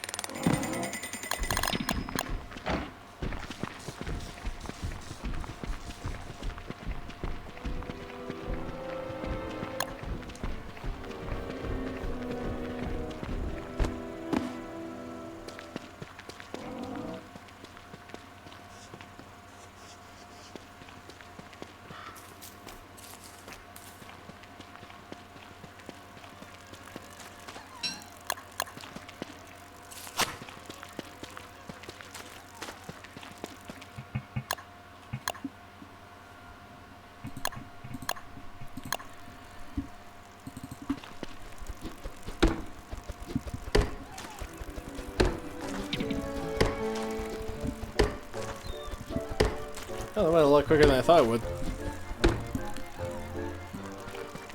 I was over here thinking we were going to be stuck for... Or not stuck, we were going to be finished with this in about 2 or 3 days left of autumn. We almost double that. Which is fine, because it's still have to situate them with their seeds and their crops anyway.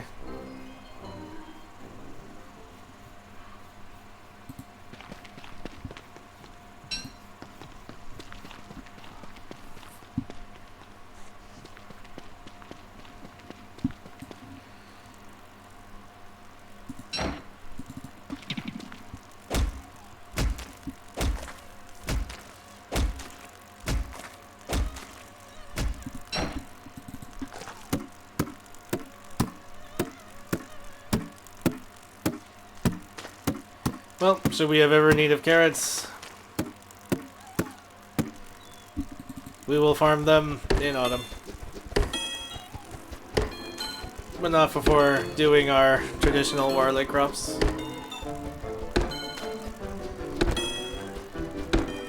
Although I do need the corn for the powder cake.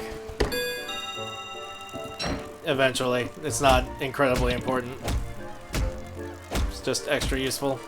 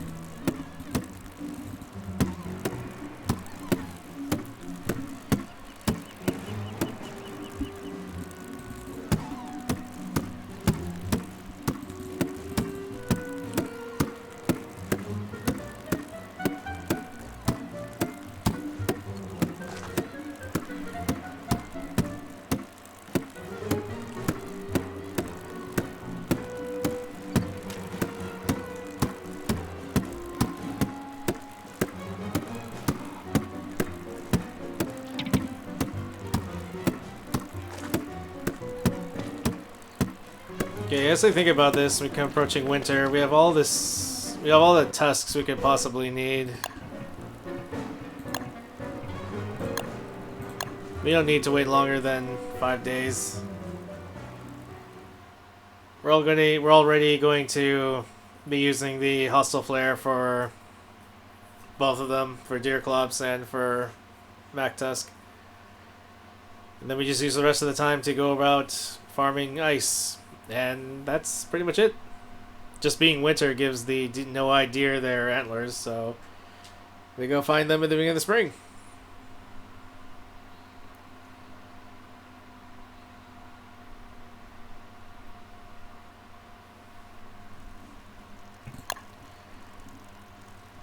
But first, let's revitalize this berry farm.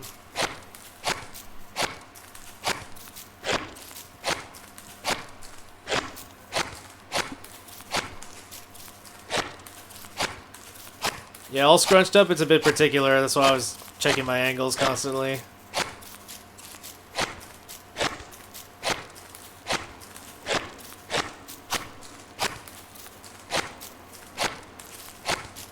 But no, I was real glad I was able to look up what I'd come up with and bring it over to this file.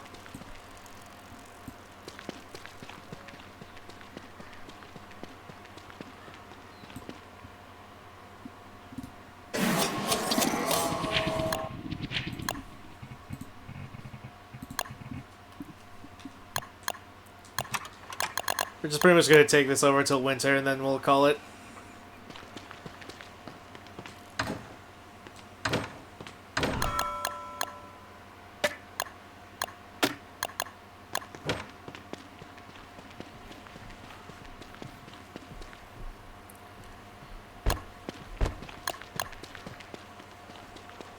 Okay.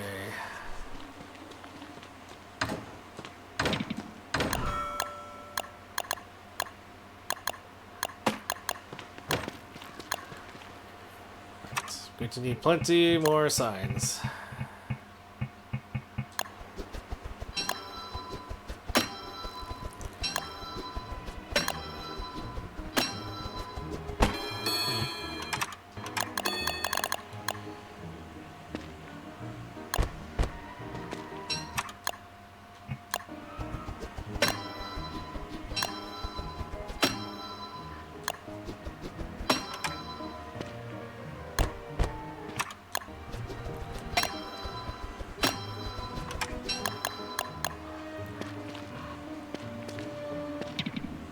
Just to remind Endor pester me, I'm going to leave all these signs up until I finally situate those ice chests, which, well, thanks to that setup, should be sooner rather than later.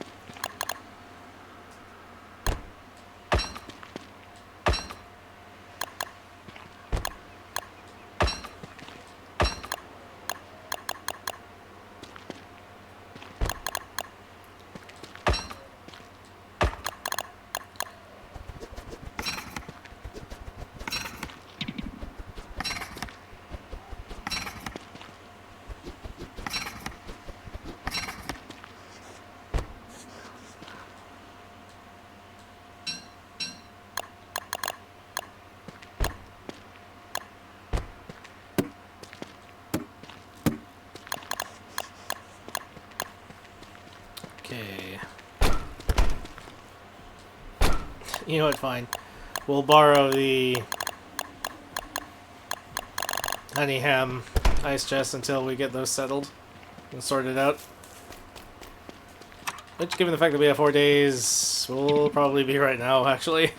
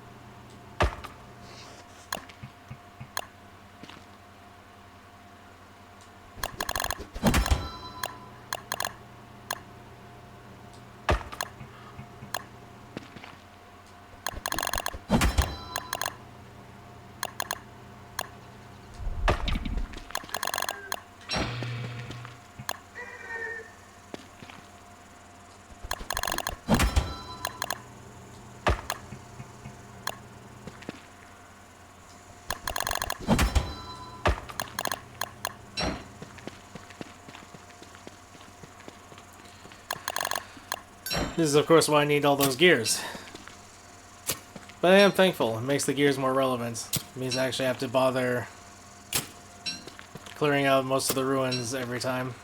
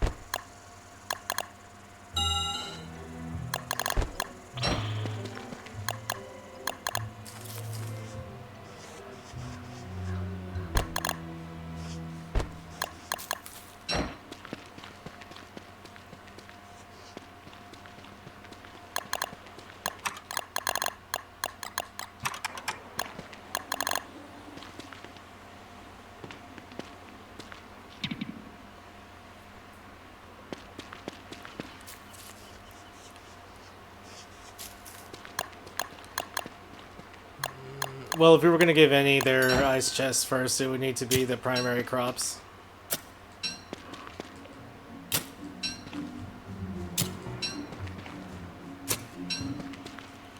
Like I said, aside from corn, I really don't need eggplant or carrots, which can be found everywhere.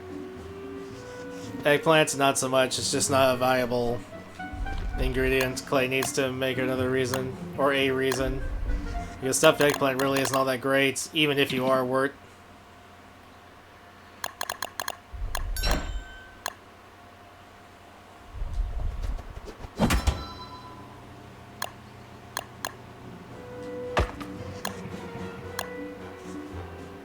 That's how tired I am. I almost put garlic on, or onion on garlic.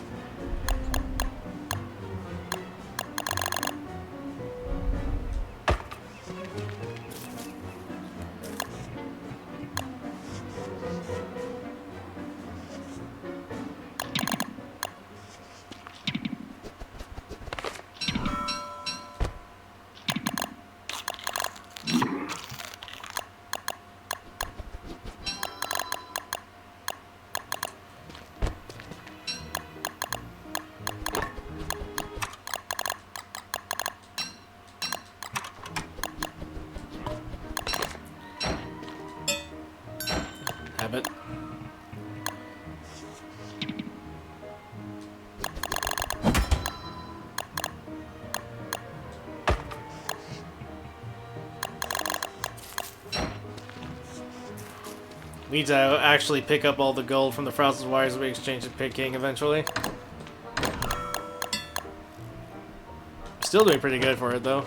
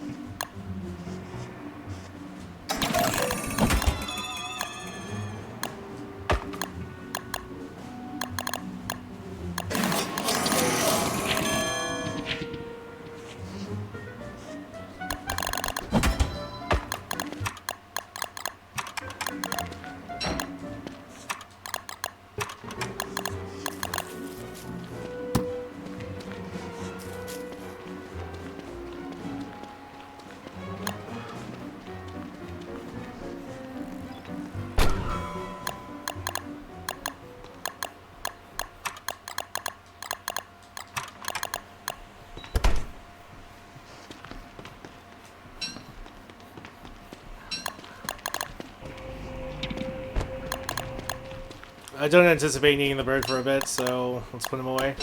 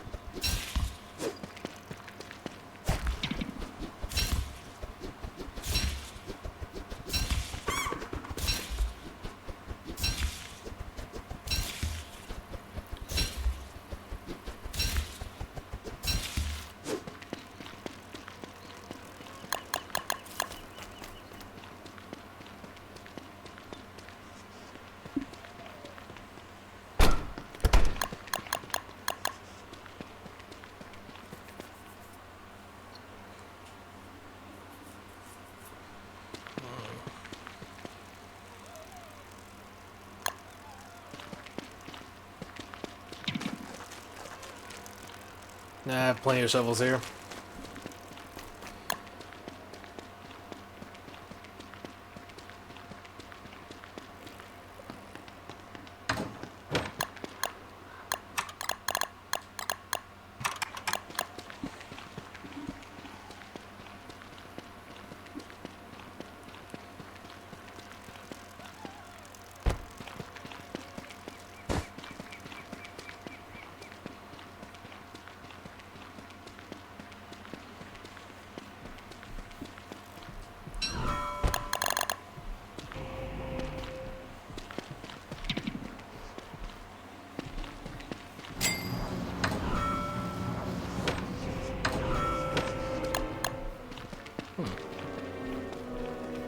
Oh, I was asking where did my other walrus tusks go? They're in Hutch.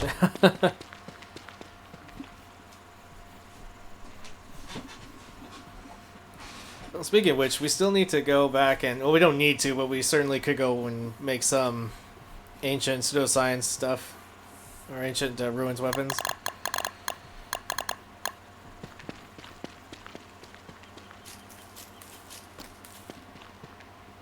Yeah, it's like 5 in the morning for me.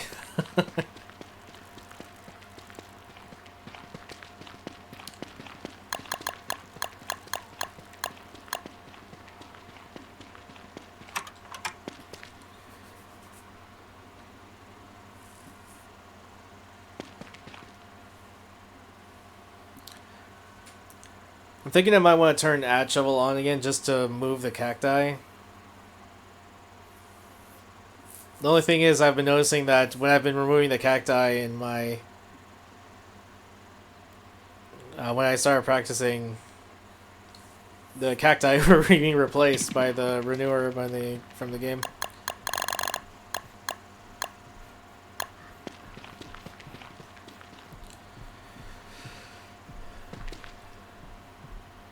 We could also think of things we need more...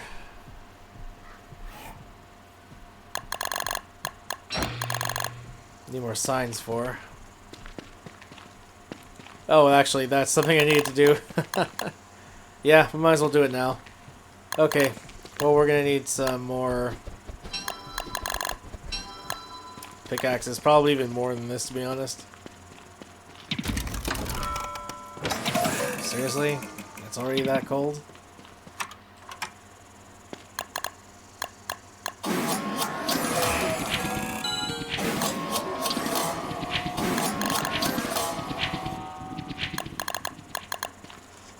Actually, if that's the case, then it's gonna be like that. Where are you? I think it's in here. Yep. Fine.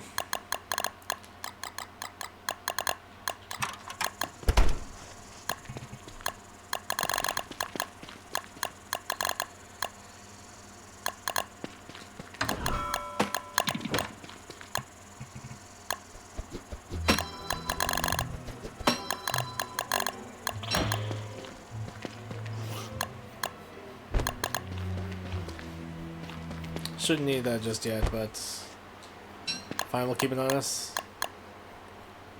Hammer, we'll just put it here for now. Pick up the rest of the, well, pickaxes as we need it.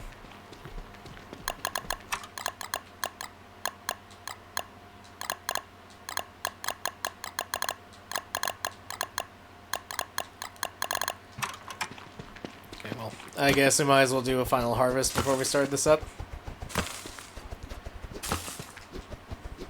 Okay, I guess those were the shots. Literally. Since we're going to use the gunpowder. Every time I try to blow up the stone fruits, it only takes off like half a stack and I'm only one of the stacks. On PC.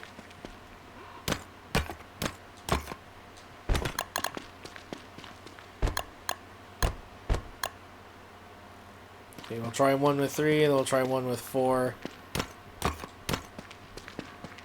See if that works. Or more, I guess. See how much that works. Even though I can just, you know, action queue the commands. You don't have a problem with that.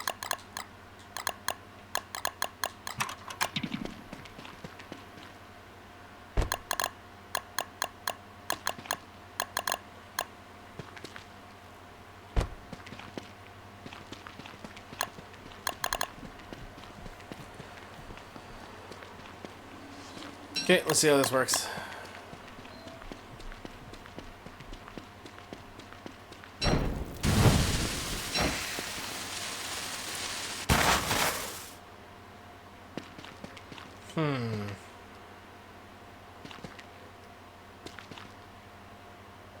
Maybe it did get the whole stack.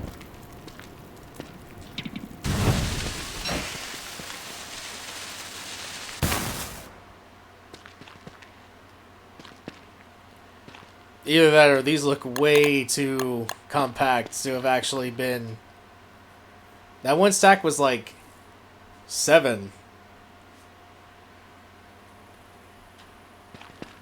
I mean, don't get me wrong, I would be fine if it worked out. But now we gotta pick it all up.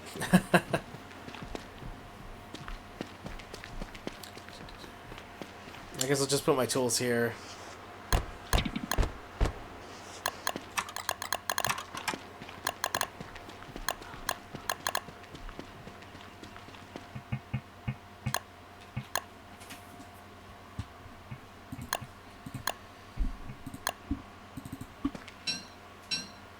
Oh, okay, so that was the game's auto-stacking. Okay.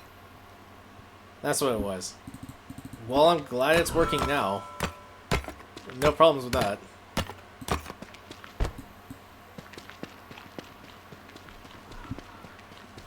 Good, and that's that's actually why I was building up all these rotten eggs over here, because you need that, charcoal, and niter to make the gunpowder. And yeah, this is pretty much where your rock problems go to die.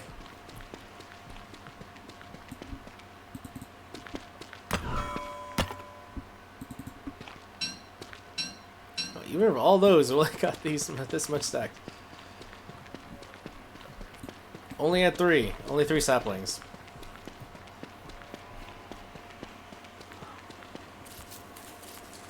Gonna be a bit difficult, but we're gonna use these saplings for here.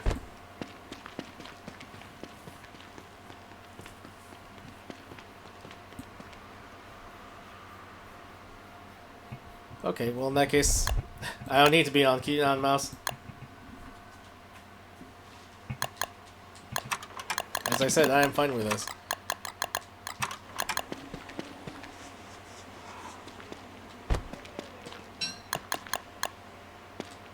But because these are so plentiful, yep, these get 4 ice chests on their own.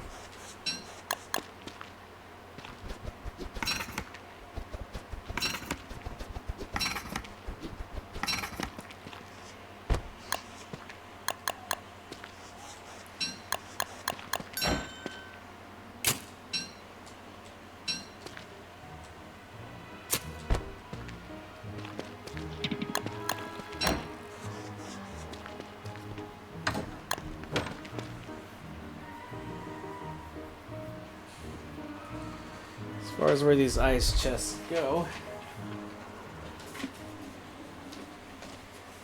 let's look at my notes here.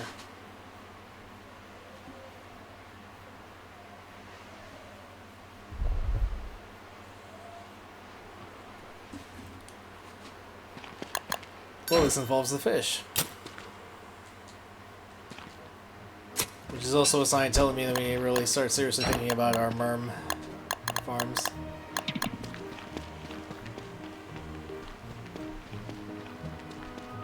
It's here.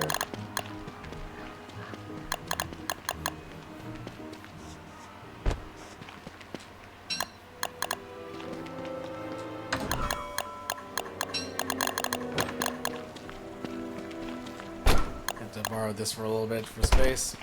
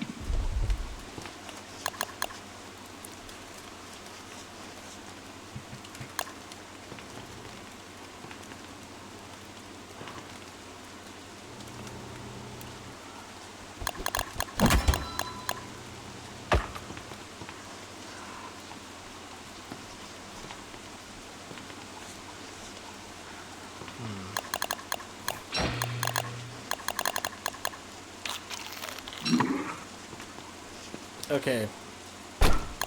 These are lined up properly, but they're not spaced properly. This needs to go. These need to go over one more.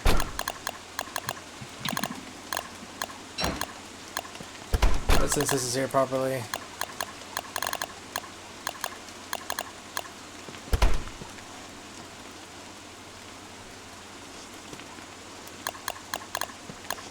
Give me a hammer.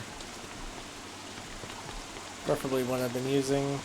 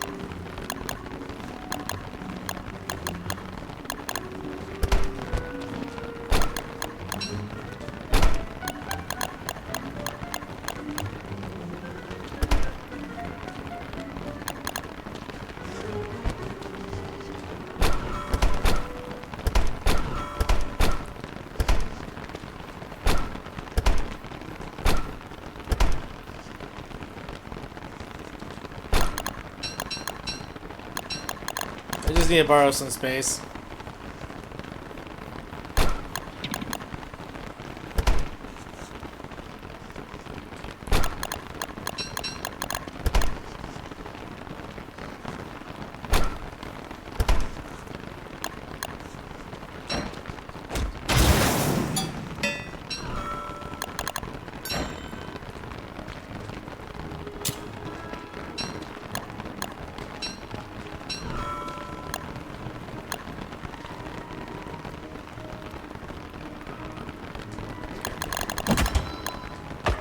There we go. That's just supposed to go.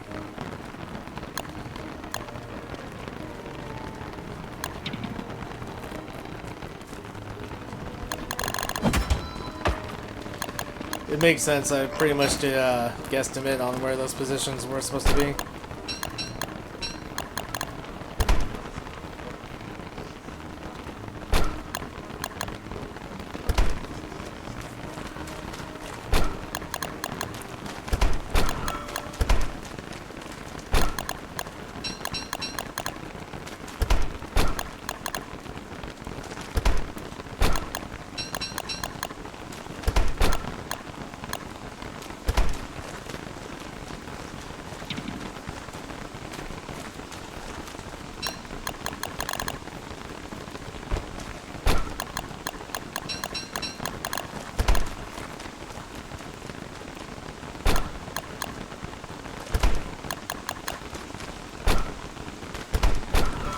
Pretty sure that's all of it.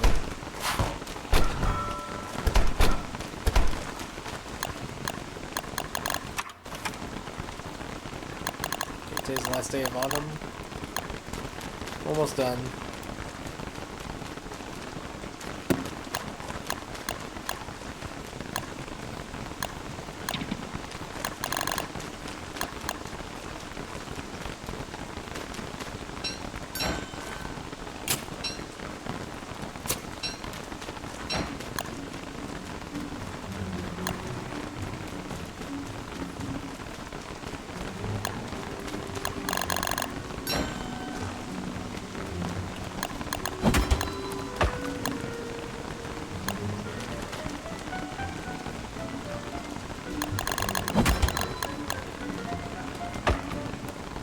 Oops.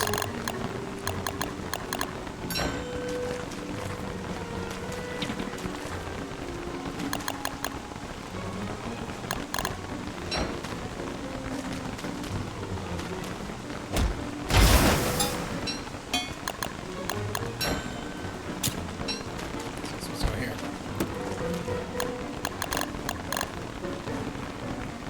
This really just cost you a gold to replace. It's not so bad.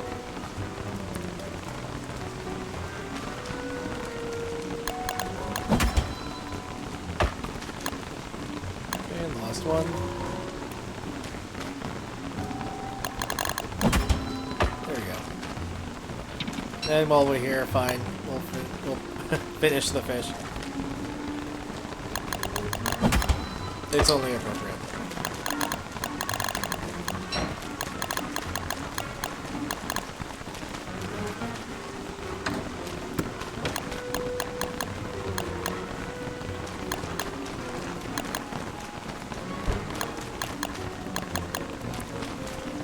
For all its single use remaining, we are going to use it. Let's do a last, then we can do that one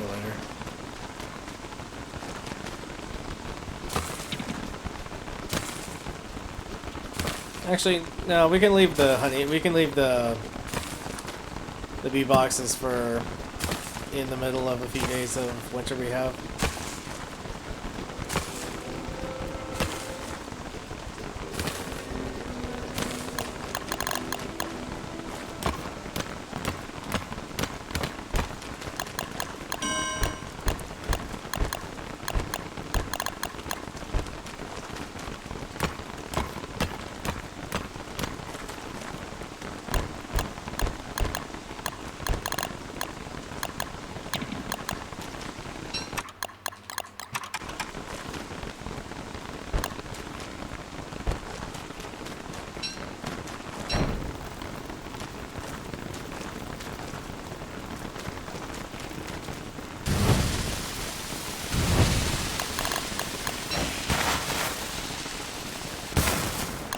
I'm really liking this. It finally works. Usually things don't work when you record stuff.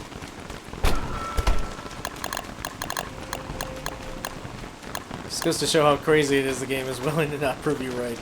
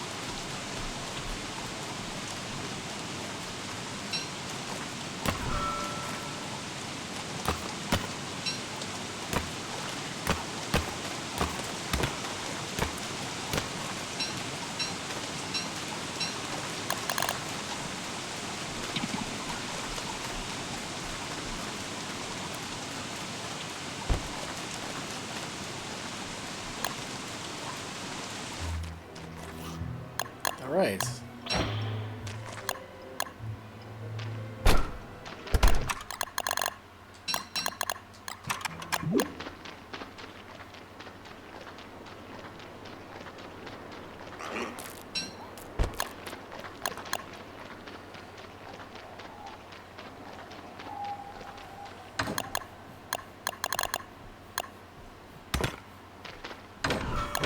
Very good, very good.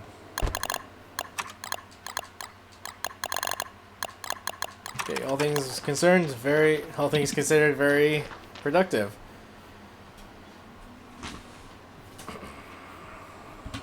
Autumn's done, we got more crops done, we got our berry farm up in place, we got our hound trap plus extended storage mapped out, got the farmer's market pretty much on its way, as well as the Tarblerd farm. But as you can hear, I'm rather tired. So, that being said, thank you all very much once again for hanging out with me, whether it was live or on the VODs. This always means a lot. The VODs will be saved on my channel on YouTube. Keep an eye out for more news on the Warley playthrough. We're going to take things step by step. If you want to join live for that, it's great. If not, you can always watch the raw and edited versions on YouTube. That being said, y'all take care. Later.